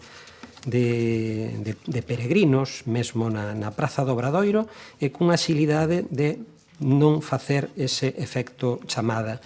E decíamos pola mañán de que unha cousa é a percepción, outra cousa é a utilización política que se queira facer, outra cousa é querer dar a imaxen de que non se fan, pero de verdade son os mesmos servicios, están facendo o seu traballo a diario, reforzando todos aqueles espacios onde é máis necesario, onde hai máis presión durante os meses de verán. O casco histórico recibe moitísima máis xente que non só a poboación de Santiago, temos unha presión de 9 persoas por habitante, a máis alta posiblemente de todas as cidades do Estado, e eso xenera unhas necesidades de limpeza moi por encima dos servizos que o mellor temos contratados, que o decía pola mañán. E con respecto aos espazos privados, evidentemente, deben ser eles, inda que hai un programa de limpeza a demanda que vai actuando tamén, e daba os datos antes de cantas actuacións se fixeron. Nada máis. Pasamos á votación, señor secretario. Moción presentada polo Partido Popular para eliminar os grafitis e pegadas incontroladas de cartéis na vía pública e nos escaparates dos locais baleiros. Votos a favor? Grupo Municipal do Partido Popular e Grupo Municipal Socialista. Votos en contra? Non hai. Abstencións? Grupos municipais BNG e Compostela Aberta. Apróbase a moción. Pasamos á seguinte moción presentada polo Partido Popular sobre a situación política de Venezuela e de apoio aos venezolanos de Santiago de Compostela. Señor Villa, cando queira. Boa tarde a todas e a todos. En primeiro lugar, quixera saludar saludar a las personas que nos están viendo a través del streaming. No era fácil coordinar una hora para que pudieran venir, aunque querían presenciar esta moción, que es al colectivo venezolano que vive en Santiago.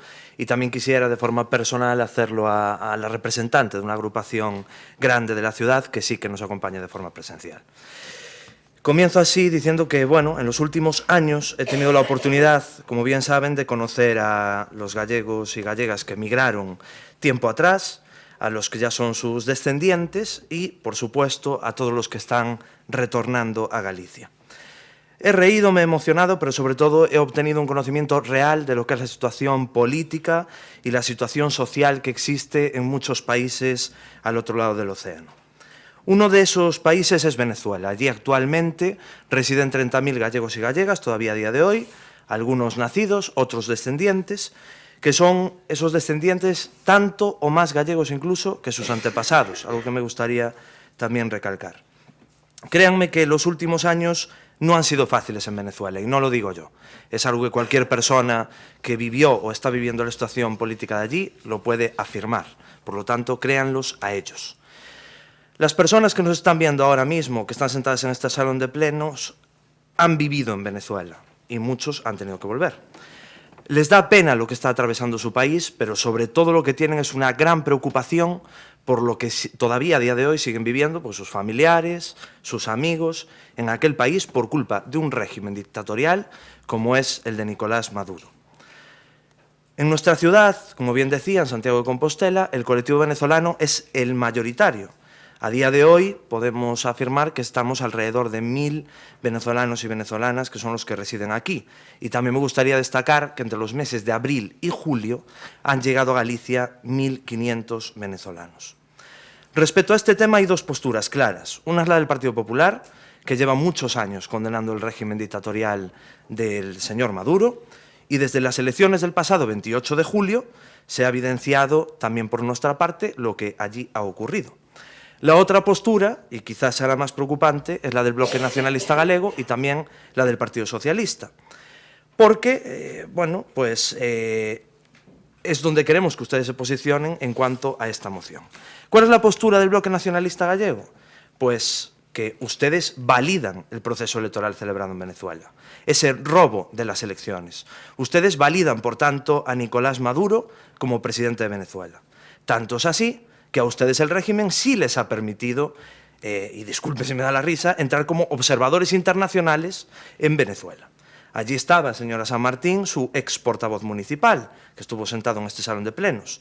Y además ha sido un gran convencido y sacó pecho de las garantías y de garantistas que eran las elecciones en Venezuela. Mire qué garantistas fueron, que Edmundo González sacó un 77% de los votos y el que se aferra al poder es Nicolás Maduro con un 33%. Fíjense qué democrático. ¿Y la postura del PSOE? Pues en su línea actual mandan al expresidente Zapatero, se reúnen con Delcy en la Embajada de España. Delcy es esa señora, vicepresidenta del gobierno de Nicolás Maduro, que no puede pisar la Unión Europea, sí pisó el aeropuerto de Barajas, vino aquí con unas maletas, no sé si recuerdan, etcétera, etcétera. Bueno, pues ella, el embajador de España en Venezuela, y a saber quién más, chantajearon y coaccionaron a Edmundo González, nada más y nada menos que en la Embajada de España. Tienen hoy en sus manos, por tanto, una moción en la que ya saben el contenido y me voy a referir a dos puntos que son los más importantes en este salón de plenos. Me como un poquito la segunda intervención. El primero, que esta corporación, por supuesto, condene el régimen de Nicolás Maduro. Y el segundo, y también muy relevante, que esta corporación apruebe agilizar la atención social y la tramitación de ayudas económicas tan necesarias a los venezolanos y venezolanas que lleguen a nuestro municipio. Gracias. Grazas, descontarelle 20 segundos. Ten a palabra a señora Rozas. Espere que poña o tempo, cando queira. Moi boa tarde a todos e a todas. Desculpade esta voz que teño, espero que se me entenda. Como é a primeira vez que interveño hoxe neste pleno, pois quero comezar dándolles parabéns a Rosario polo seu cumpleanos e agardo que de agasallo pois poda marchar pronto deste pleno para disfrutar do día con outra compañía, non? E quero tamén pues, saludar a las personas venezolanas que nos acompañan hoy en este pleno.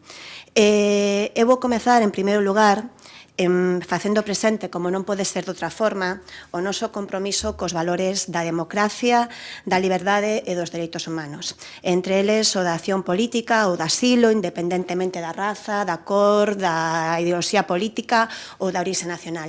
E comezo con isto, que penso que non debería ser necesario comentalo, pero teño que dicilo, visto pois o debate que está a ter no Goberno do Estado e tamén visto tamén a exposición de motivos desta intervención, non?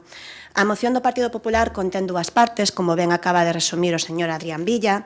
Unha son peticións ao Goberno local e outras son peticións ao Goberno do Estado. Eu vou comezar pola primeira, polas peticións ao Goberno local, en concreto pola parte que recolle axilizar a atención social e tramitación das axudas económicas para os venezolanos e venezolanas. Eu garantízolle, señor Villa, que como concelleira de Dereitos e Servizos Sociais, pois intentamos tramitar con máxima axilidade e urxencia calquera situación de calquera persoa que se atope na nosa cidade nunha situación vulnerable no social ou no económico, independentemente da súa lugar de orixe. Porque todos temos dereitos, procedamos de Latinoamérica ou de África.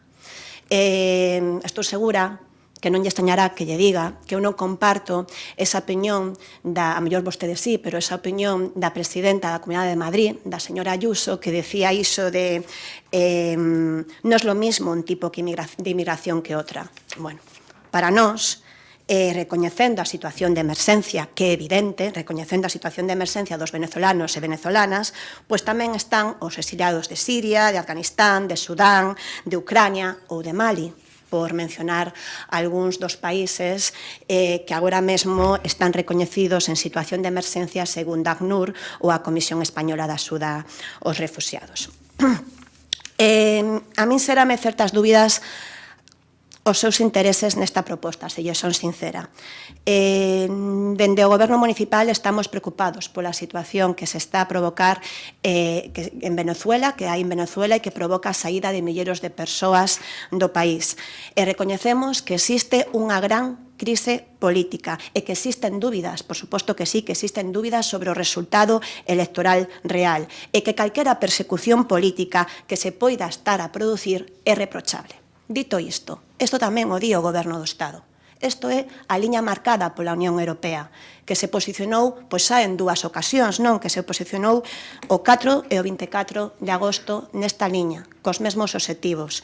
Co obxectivo que o pobo venezolano ten que decidir o seu propio destino, que a súa vontade debe ser respetada e facilitar un diálogo encabezado polos venezolanos. Isto é a liña marcada pola Unión Europea, a liña marcada tamén polo Goberno do Estado español, por diferentes organismos internacionais e compartimos eses obxectivos como a preocupación pola situación que está a pasar Venezuela. Mais nada. Ten a palabra polo Partido Socialista o señor Guinarte Candequeira. Boas tardes. Eu tamén quero comenzar por saudar a representante dos venezolanos que viven en Compostela. E fago en galego porque estou seguro de que me entende, porque meus pais foron emigrantes en Venezuela e teño primos que viven agora mesmo en Venezuela e, por tanto, coñecen moi ben a situación do que estamos a falando.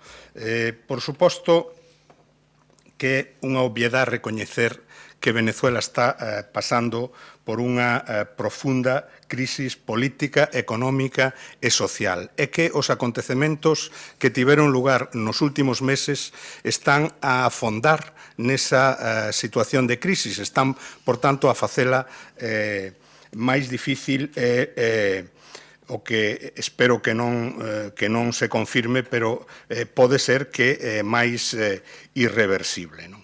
Que debemos facer frente a esa situación? Pois, claro, dende a miña perspectiva e dende a perspectiva do Grupo Socialista, o que debemos é levar a cabo todas as accións que poidan axudar a revertir esa situación e a axudar a que a actual situación de crisis política, de crisis económica e de crisis social camiñe cara un proceso realmente democrático donde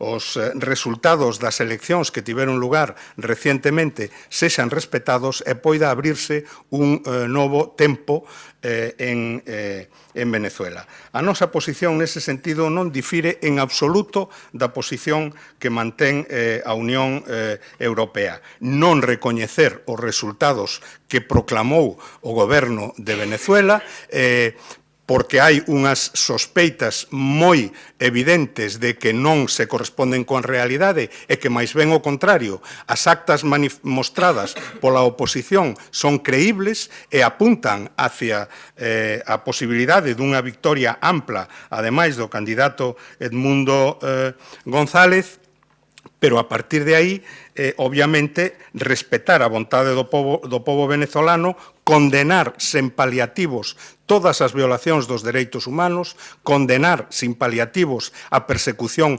política, os líderes da oposición e exixir, ademais, que as persoas que están implicadas en violacións dos dereitos humanos pois respondan desas violacións. Claro, decía o voceiro nesta ocasión do Grupo Popular que hai dúas posturas. Claro, a min o que me parece, o que lamento é que eu creo que o Partido Popular ten moito interés en querer facer ver que hai dúas posturas. E claro, non hai máis que ler a exposición de motivos desta moción para ver que quere poñer os que non son o Partido Popular, moi en concreto o Goberno de España, pois nunha posición anti-Venezuela ou anti-solución democrática para Venezuela.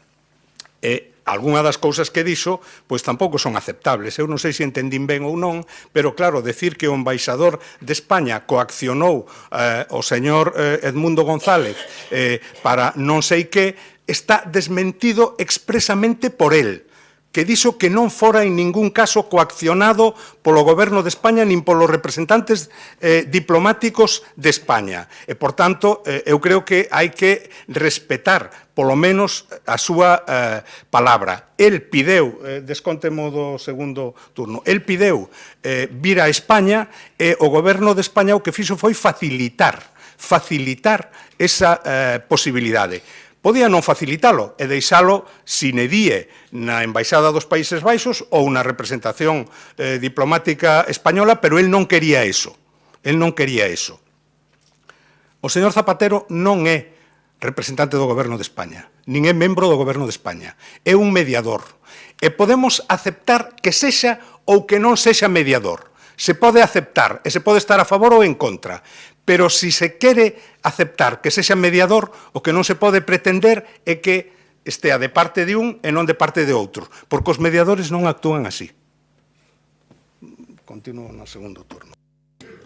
Ben, pois descontarelle 50 segundos da segunda intervención. Tempo para réplica para o señor Villa, cando queira. Comezo co Partido Socialista. Perdeuse un vídeo, señor Guinarte, o segundo vídeo de Edmundo González, no que sí que afirma a coacción que tivo na Embaixada de España. Eu non dixen que o embaixador coaccionara, senón que prestou un territorio español, que é a Embaixada de España en Venezuela, para que ali se presionase, se coaccionara para que Edmundo viñera a España. Esa é a realidade.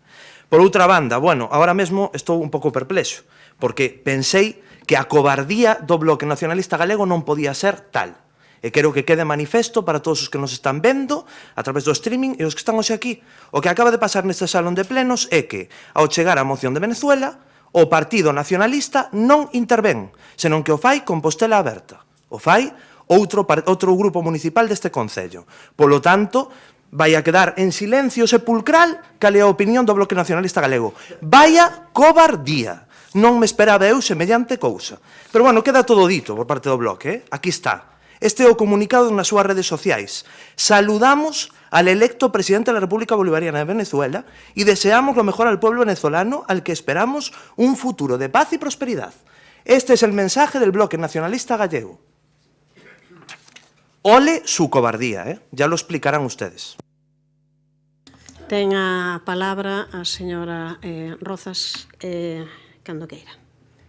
Ben, voume reiterar na miña primeira quenda en representación do Goberno municipal e tamén como representante da Consellería de Servizos Sociais a que vostede a única petición que fai no ámbito local é da miña Consellería. Como dicía antes, compartimos a liña marcada pola Unión Europea, así como a preocupación polo que está a pasar en Venezuela. O que non compartimos son os métodos e os fins do Partido Popular. O que non compartimos é a utilización política que fan dunha crise humanitaria. Porque, sinceramente, eu creo que ao Partido Popular non lle importa o que está a acontecer. Dalle igual Edmundo González, que, por certo, sí que tivo que sair a desmentir as declaracións de Esteban González Pos, tivo que sair a desmentilas, esas declaracións que acusaba o Goberno de Estado de estar implicado nun golpe de Estado. Eu creo que son palabras moi graves e moi serias e que require de todos pois que actuemos con responsabilidade, non de todas as forzas políticas. Mire, eu creo que queda claro que o Partido Popular o que lle interesa é facer unha oposición destructiva ao Goberno do Estado. E, sinceramente, para Compostela Aberta como forza local e como Goberno xunto co BNG, esa non é a prioridade. A nosa prioridade é poder atender a todas as persoas que ven incumpridos os seus dereitos, a todas as persoas que se atopan no Concello de Santiago que poden estar nunha situación de vulnerabilidade social e económica. E niso traballaremos, non? Entón, remato xa, compartimos a opinión da Unión Europea sobre a necesidade de avanzar nun diálogo que permita o exercicio da democracia dos dereitos políticos no país, compartimos como Goberno municipal o compromiso cos dereitos humanos e a necesidade de actuar diplomáticamente para solucionar a grave crise económica e social do país. Pero non compartimos esta moción do Partido Popular e a súa vontade perpetua de confrontación co único obxectivo, remato xa, co único obxectivo de ser máis extremos ca vos. Creo que esa atitude irresponsable non nos axuda para remar todos no mesmo camiño que desexamos, que é unha solución para Venezuela. Gracias. Vou empregar o meu minuto para ratificar a postura. Espere. Perdón. Ten a palabra o señor Guinarte. Teria que facer 50 segundos menos. Se chegar a 50 segundos parar, vale, imos alá. Bueno, eu quero deixar claro que a nosa posición frente a esta moción sería de apoio de sí a inmensa maior parte de todos os puntos que se propón. E digo yo, máis que o Partido Popular, os representantes de Venezuela. Nos apoyamos todo o que se di aquí, salvo algún punto que eu creo que está posto a propósito para visualizar esa suposta división entre quenes están con Venezuela e quenes non están con Venezuela. Vostedes plantexan aquí que se recoñeza a Edmundo González como presidente. Esa non é a posición da Unión Europea, non é a posición da Comisión Europea, e ademais é que, en fin, diplomáticamente carece de sentido. O sea, que sentido ten recoñecer a un presidente que non é agora exerciente, que probablemente non o sea despois, ou pode que, por desgracia, non o sea despois do 10 de xaneiro? Iso xa pasou co señor Guaidó. Queremos non ter interlocución ninguna con ninguén en Venezuela. Cando teñamos que, en fin, facer algunha xestión para, en fin, resolver o problema de algún español, algunha xestión consular, que nos digan, non, vostedes aquí non fan nada, si non recoñecemos, non nos recoñecemos. Mire, eso chámase realpolitik, eso é a doctrina Estrada. Un non pode decidir quen goberna nos outros países. Non pode decidilo, e hai que aceptalo. Por desgracia, é así. Señor Guinarte, rematou, comentaba o señor Villa que quere facer uso do minuto final. Espera un minutiño, agora cando queira. Simplemente é ratificar, non vou a incorporar ningunha idea. Aquí hai dúas partes. Unha é instar ao Goberno de España. Estes puntos instando ao Goberno de España é o que se aprobou no Congreso, no Senado e o que foi o Parlamento de Galicia. E ali quedou clarísima a postura do Partido Socialista e do Bloque Nacionalista Galego. E logo teñen outro punto, que é instar ao Goberno local a dúas cousas. O primeiro é condenar o réximen por todas estas persoas e que asilicen as axudas e a atención. E, por outra parte, manifestar o apoio e adherirse a manifestacións como que hai, por certo, o sábado, ás 8 da tarde, na Praza Obradoiro. Isto é o que se pide. Por lo tanto, é en conxunto. A mí o que non me vale aquí é a isto sí, a isto non, ou aquí non é poñerse de parte de nadie. O que hai que facer aquí é ser claros. Condenar o que pasou en Venezuela, que foi un robo electoral, e, por outra parte, dar atención a estes 1000 venezolanos e venezolanas que residen en Santiago. Nada máis. Ben, antes de pasar á votación, vou comentar dúas cuestións. A primeira é saudar a representantes xustamente da comunidade venezolana que están aquí entre nós, que son importantes, e mostrarles a nosa solidaridade e a nosa preocupación nestes duros momentos, algo que compartimos. A segunda, explicar que nesta moción hai unha serie de cuestións que se dirixen ao Goberno de España e outra serie de cuestións onde se dirixen ao Goberno local, para temas que, como ben explicou xustamente a Concelleira de Dereitos e Servizos Sociais, desde este goberno absolutamente toda a solidariedade, toda a condena da represión e absolutamente toda a axilización para os trámites administrativos das persoas que viven connosco. A outro respecto, eu creo que hai cuestións e hai mocións que se presentan tamén na liña do que acaba de dicir o señor Guinarte, non para conseguir ao final algo positivo para Venezuela, senón que algunhas das cuestións que se introdúcense para crear conflito, porque é evidente tamén que as posicións non políticas a este respecto xa se saben, non? Cales son as de cada agrupación política. En todo caso, que quede claro que, desde a perspectiva deste goberno, todo aquilo que signifique, neste caso, condena da represión, asilo, e non só iso, senón temas que teñen que ver con asilización administrativas, pois todo iso será sempre, formará parte do traballo que se faga desde a nosa Concellería. E xa digo, non, que no resto creo que están ben claras as posicións e que hai determinadas cuestións que se fan única e exclusivamente desde unha perspectiva de crear un relato, non, de quen ten toda a razón, non, e quen non ten ningunha razón. Creo que por aí, por esa liña, non imos por un bo camiño. Pasamos á votación cando queira, señor secretario. Moción presentada polo Partido Popular sobre a situación política de Venezuela e de apoio aos venezolanos de Santiago de Compostela. Votos a favor. Grupo Municipal do Partido Popular. Votos en contra. Grupos municipais do BNG, Compostela Aberta e Socialista. Abstencións non hai. Rexéitase a moción.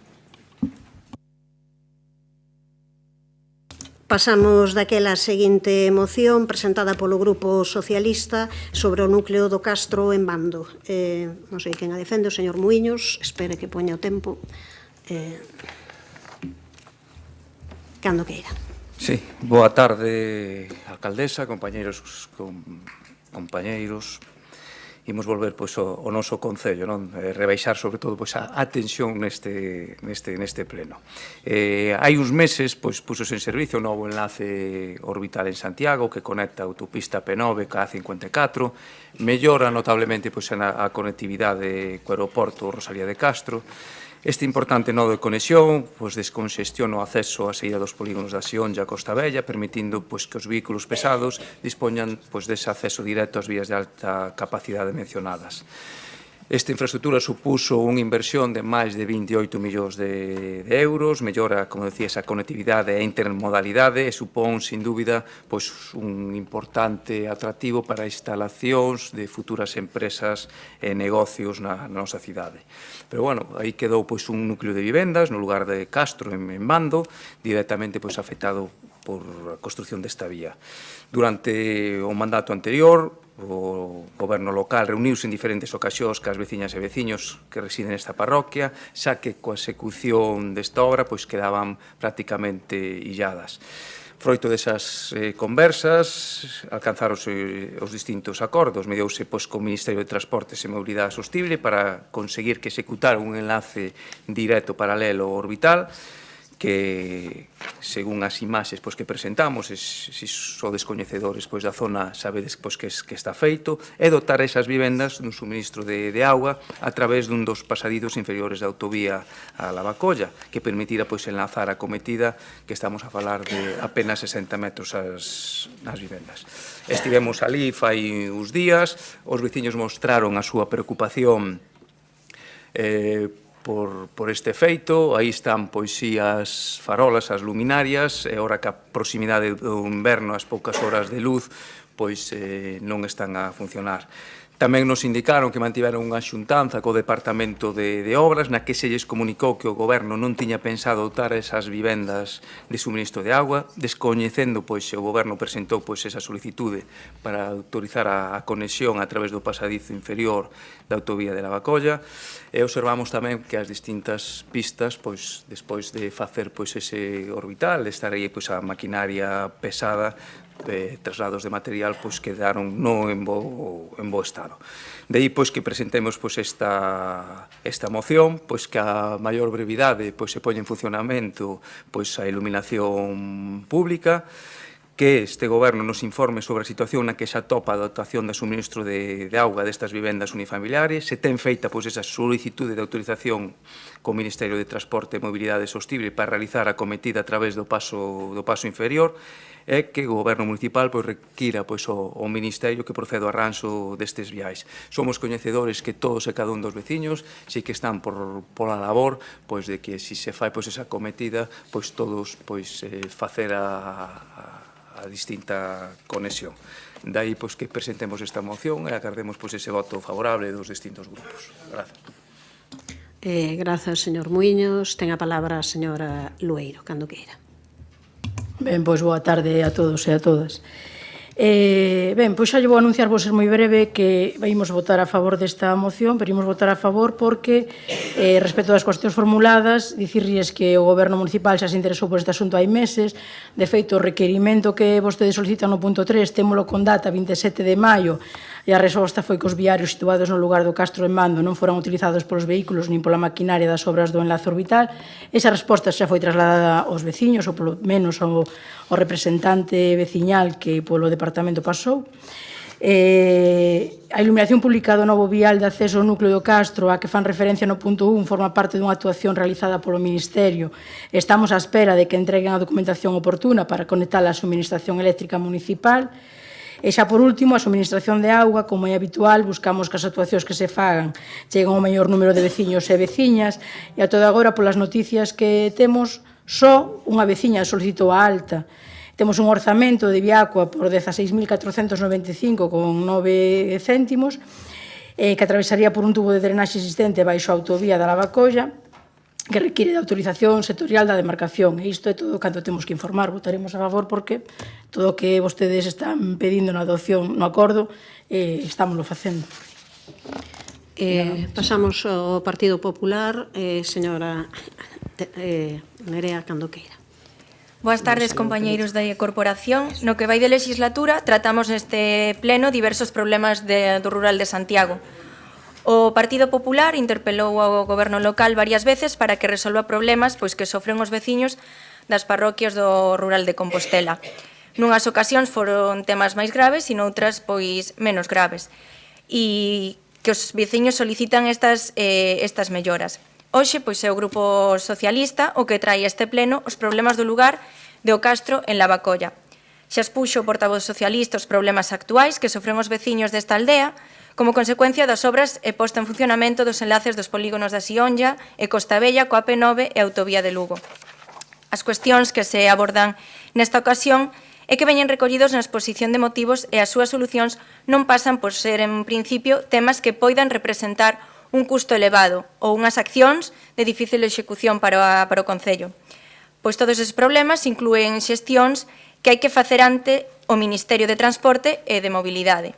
Se non se fixeron xa, por unha banda, para que se poña en funcionamento a iluminación pública do novo vial do acceso ao núcleo de O Castro, e doutra que se solicite o permiso para a cometida da auga polo paso inferior da autovía e así poder executar un proxecto que está xa redactado e cuxa execución, polo que sabemos, xa foi comprometida no seu día polo Concello.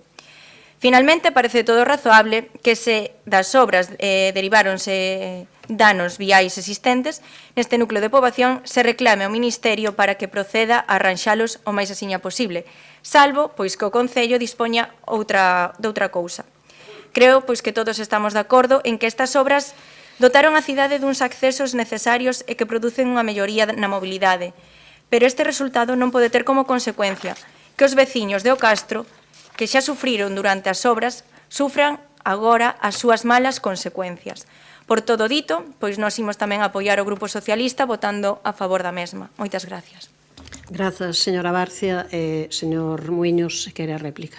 Sí, moi breve, agradecer aos distintos grupos o voto favorable, que se aceleren estas xestións, e nós tamén falaremos cos veciños, porque si realmente solamente hai un que se dou de alta en Viacua, máis que nada para que se iso axuda a que todo ese núcleo este de alto para a solicitude da cometida, esa conformidade de que todos se van a dar de alta, pois que si eso axuda a acelerar as distintas xestións que faga este goberno municipal, pois así o faremos, nada máis. Grazas, non sei se quere comentar algo, señor Alueiro. Non, só unha puntualización. Eu, como sempre digo que non minto, teño aquí os papéis de que sí que foi pedida a información ao Ministerio que nos contestou, e logo outra unha mínima puntualización. O Castro está na parroquia de Bando, non da Lavacolla. Señora Barcia. Nada novo, simplemente pois reiterar eso nos apoio a esta moción e solicitar así ao Concello que, por favor, axilice todo o posible a solución aos temas que foron expostos e a xente agora isto do Castro, pero a todo o rural en xeral, porque sí que está bastante abandonado. E vou aproveitar tamén, xa que falamos de iluminación, para que, a ver se dotamos o campo de fútbol do Fátima de iluminación. Ven ahora o Nadal, a ver se repartimos un pouco, luces para a cidade, luces para o rural, tamén luces para o campo de fútbol. O meu tempo invirto no que eu quero. Moitas gracias. Ben, pasamos á derradeira moción de hoxe, neste caso unha... Como? Ai, perdón, como xa estaba aquí va a haber unanimidade, pero, señor secretario, proceda a votación, por favor. Moción presentada polo Grupo Socialista sobre o núcleo do Castro na Lavacolla. Votos a favor? Ben, hai que facer esa corrección de que en Bando e non na Lavacolla. Sí. O caso é que non estaba o secretario naquele momento, como sabedes. Pasamos logo a esa derradeira moción presentada polo Grupo Socialista relativa á situación do profesorado no CEIP Quiroga Palacios. Señora Val, cando queira. Gracias, alcaldesa. Bueno, en primeiro lugar, saludar a representación da comunidade venezolana aquí en Santiago e simplemente decirles que se o Grupo Municipal do Partido Popular nos houvese permitido votar por puntos, teñan por seguro que moitas das cuestións esas pois houvésemos votado votado a favor. Simplemente quixera deixar eso de manifesto e o total apoio do Grupo Municipal Socialista e do Partido Socialista tamén.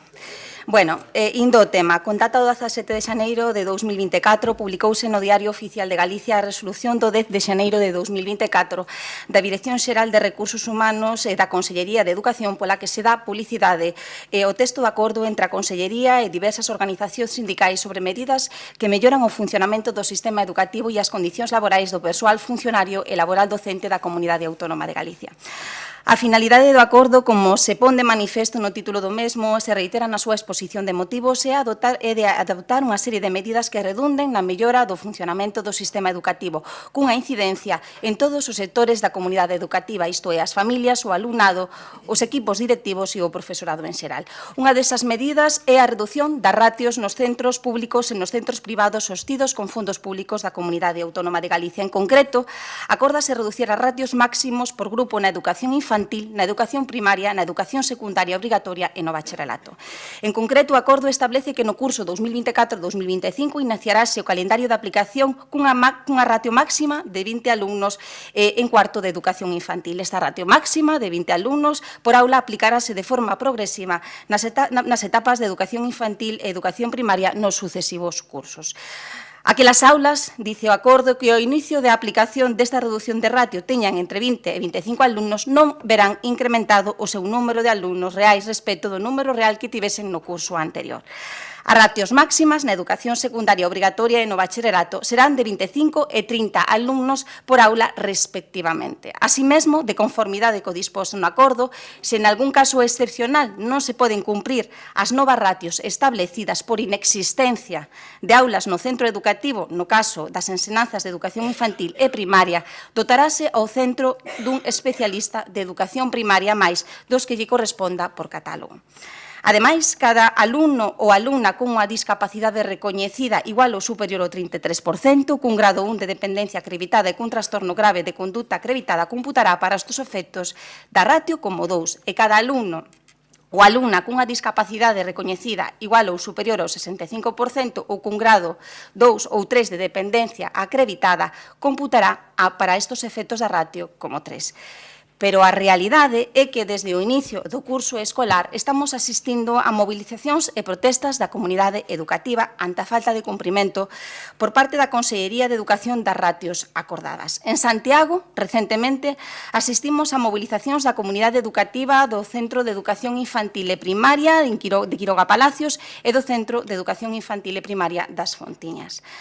No centro de Quiroga Palacios, os dous grupos de quinto e sexto de primaria superan o tope de 25 alumnos por aula. Ante esta situación, posta de manifesto por parte da comunidade educativa ante a Consellería de Educación no mes de xuño, o Goberno da Xunta de Galicia responde incumprindo o seu propio acordo, xa que se ven o desdobramento é complicado porque no Quiroga Palacios non existen aulas dispoñibles, existen outras alternativas que se recollen no propio acordo que non se están a aplicar, como a de dotar ao centro dun especialista de educación primaria máis dos que lle corresponde por catálogo. Esta semana, quíteme da segunda intervención, a comunidade educativa do Centro de Educación Infantil e Primaria das Fontiñas manifestábase nas portas do colexio ante o deterioro da calidade educativa debido ao incumprimento do pactado en relación coas ratios, pero tamén debido ao recorte que sufriron respecto do ano pasado do profesorado para atender aos nenos e as nenas con necesidades especiais de apoio educativo sin discapacidade recoñecida. En concreto, a AMPA do Centro de Educación Infantil e Primaria das Fontiñas manifestou o seguinte: no noso centro educativo reclamamos que a Consellería de Educación proporcione os recursos necesarios para poder dar cumprimento para dar unha atención mínimamente digna.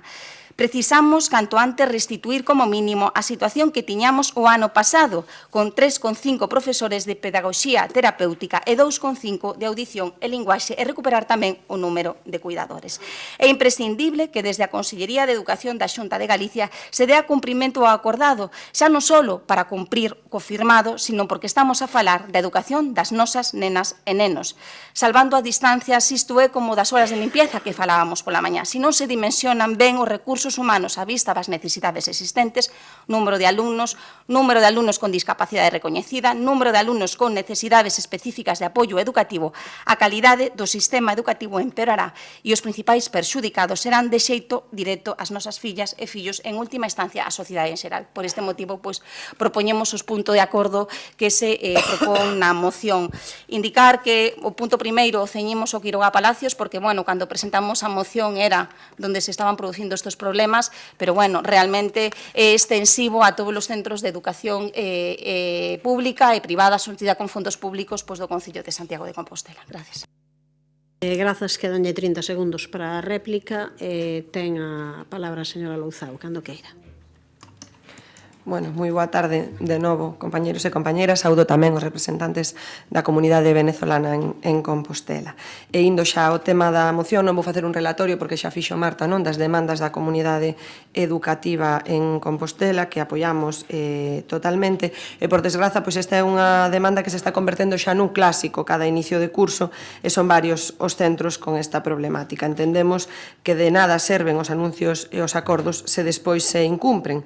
Son fume. Estamos falando de cuestións moi serias e de suma relevancia. Falamos de nenas e nenos con necesidades especiais que non están sendo debidamente atendidos e, ademais, iso provoca maiores que os mestres e as mestras non podan atender correctamente tampouco ao resto do alumnado. Como dicía, esta é unha situación preocupante que comparte a comunidade educativa, non só este pleno municipal, e de feito falamos moito o xoves pasado, 19 de setembro, deste asunto na xuntanza ordinaria do Consello Municipal de Educación. O Consello, de feito, decidiu aprobar, con ningún voto en contra e 2 abstencións, unha resolución de apoio ás demandas da comunidade educativa nos centros do noso Concello que acordaba o seguinte: por un lado, é imprescindible dotar do profesorado necesario a cada centro para que poidan facerse os desdobres que establece a legislación vixente. E, por outro lado, é urxente que en cada centro educativo se conte co persoal específico e necesario que permita a atención á diversidade, as PT, as AL e as orientadoras. Desde o Consello Escolar enviamos esta resolución á Dirección Territorial da Consellería de Educación, xa que, como comentei aquel día, a pesares de ter un posto no Consello Municipal de Educación, seguen sen nomear a ninguén, algo que tampouco entendemos, pois deberían ser os primeiros interesados e interesadas en coñecer de primeira man as demandas da comunidade educativa. En todo caso, pola nosa banda, continuaremos a actuar como ponte de comunicación entre a comunidade educativa do noso Concello e a Administración da Xunta de Galicia, como fixemos ao longo do pasado curso, facéndolle chegar estas e outras demandas, e votaremos a favor. Boa tarde. Ten a palabra agora polo Partido Popular. A señora Otero, cando queira. Boas tardes a todos e a todas. En especial saúdo aos nosos veciños da comunidade venezolana que hoxe están presentes neste pleno. Señora Abal, a excusatio non petita, accusatio manifesta. Galicia funciona como un distrito educativo único, coas oportunidades, servizos, programas e mesmos resultados en todo o territorio. Na ampla rede de máis de 1.100 centros educativos espallados por toda a xeografía galega, danse e, por suposto, sempre se darán incidencias e desaxustes concretos respecto dos que se debe traballar para solucionar, cando se axustan aos criterios de organización xerais e tendo en conta que cada curso é diferente. Fai uns meses asinouse un acordo sindical histórico en Galicia, un acordo estrutural do sistema educativo, cunha folla de ruta que recolle 16 medidas, todas xa en marcha, unhas desde 1 de xaneiro, con subidas salariais, e as outras desde 1 de setembro. Trátase dun cambio de grande envergadura que comeza no 2024 e irá afianzándose progresivamente nos sucesivos cursos académicos. Así, este novo curso que acaba de empezar iniciouse con un proceso de transformación que se centra tanto na estructura como na organización e na mellora dos programas educativos. O acordo sindical permite manter 900 escolas abertas nos próximos 3 cursos académicos, malia a caída da natalidade, dar unha atención máis personalizada ao reducirse a cifra de estudantes por aula e reforzar a carreira do profesorado, cun incremento salarial dende 1 de xaneiro que só este ano supón máis de 14 millóns de euros. Malia menos alumnos, Galicia conta con máis aulas e con máis profesores que nunca. En base ao acordo sindical, como indicou a compañeira do Partido Socialista, o novo curso iniciouse cunha baixada de ratios que permite reducir o número de alumnos por clase e mellorar a atención que reciben. Esta mellora de ratios comenzou en cuarto de educación infantil, onde se pasa de 25 a 20 alumnos por clase, é dicir, unha baixada do 20%. Así mesmo, comenzouse a computar o alumnado con discapacidade, con melloras progresivas, unha medida pioneira no territorio español. Canto ao profesorado, o dito, menos alumnos, máis profesorado. Neste sentido, ter en conta que o Plan MEGA ten un investimento de 77 millóns de euros en 4 anos, o que supón que este primer curso estás a falar de 400 docentes adicionais. No caso do CPI Quiroga Palacios, o centro conta con profesorado de reforzo este curso, un especialista en pedagogía terapéutica a media xornada maiores do que tiña, e un profesor de educación primaria a maiores. O cadro de profesorado deste centro está por encima do que fixo o catálogo, tendo en conta que o catálogo foi confeccionado durante o bipartito. Coa aplicación das mellores de rateos e doutras medidas do acordo sindical, mantense abertas en Galicia 204 aulas, que de outro xeito tendrían que pecharse. Así o recoñecen os propios sindicatos que asinaron o acordo sindical fai unha semana nunha nota de prensa. Repito, os sindicatos, non o Partido Popular. Por outra vez, deste ano, por primeira vez, non se pecharon escolas, con 5 alumnos. Empezouse a reducir o número máximo de alumnos agrupados en aulas de infantil, que pasa de 18 a 14. De reducir escolas sabe o BNG e o PSOE, porque foi, no seu modelo de goberno, no bipartito, o que máis número de centros pechou, en concreto 103. Falamos dunha media de 20 centros cada ano e o 2006 récord en peche de escolas, 28 centros pechados. Ningún goberno autonómico pechou máis escolas en Galicia en menos tempo que o bipartito. Dado que o acordo sindical está no comezo da súa andaina, estando negociando a súa implantación progresiva, a noso voto vai ser a abstención. Grazas, señora Otero. Tempo para a réplica para a señora Abal. Ten 30 segundos, ocho. Bueno, teño 30 segundos, pero nestes 30 segundos invito aos concelleiros do Partido Popular, que estou segura que o farán, a que visiten os centros de educación infantil e primaria e os institutos de educación secundaria de Santiago e coñezan a realidade da cobertura dos medios humanos que está a poñer a disposición da Consellería. Eu non dúbido das boas intencións de todo o mundo, pero o camiño tamén se demostra andando, e o certo é que a realidade é que a día de hoxe non se están cumprindo as ratios. O CEI Ramón Quiroga Palacios e o Centro de Educación Infantil e Primaria é un claro exemplo, e sobre todo se están atendendo os nenos con necesidades educativas especiais que non computan nesas ratios adicionais e que é necesario atender e que cada vez temos máis. E mentras non interioricemos eso, non podremos ter un bo sistema educativo na nosa sociedade. Nada máis. Gracias. Ten a palabra a señora Louzao. Ben, cando queira. Señora Otero, os nenos e nenas non son números. Fala vostede de algunhas incidencias que detrás teñen situacións bastante dramáticas, algunhas delas. Ademais de que non é certo que sexan pequenas incidencias. Son problemas que, como dicía, se repiten curso tras curso en moitos centros. E fala vostede dun acordo histórico, pero que de que vale un acordo histórico se despois non se cumpre? No primeiro curso de educación infantil non facía falta baixar o número de alumnado por aulas, porque que xa cae polo seu propio peso, pola crise demográfica. E no resto, sí que é verdade que está moi ben que os nenos con necesidades especiais conten por 2 ou por 3, pero que si despois non se cumpre, non valeu de nada o acordo. Baixan as horas de atención do profesorado, un acordo sindical que respetamos e que non temos ningún problema, pero que si baixan as horas de atención do profesorado e non sube o persoal en cada centro, as contas son doadas de votar. Moitas grazas. Señor Otero, sí, cando queira. Simplemente acabo a miña intervención como empecé. Cada curso académico é diferente, sempre habrá desaxustes. O importante é traballar conxuntamente para seguir avanzando na mellora do sistema educativo. Un exemplo deste traballo conxunto é o acordo sindical asinado. Grazas. Pasamos á votación, señor secretario. Moción presentada polo Grupo Socialista relativa á situación do profesorado no CIP Quiroga Palacios. Votos a favor. Grupos municipais socialista, BNG e Compostela Aberta. Votos en contra. Non hai. Abstencións. Grupo municipal do Partido Popular. Apróbase a moción. Pois con isto damos por rematado o pleno. Moi boa tarde. Unhas pastiñas.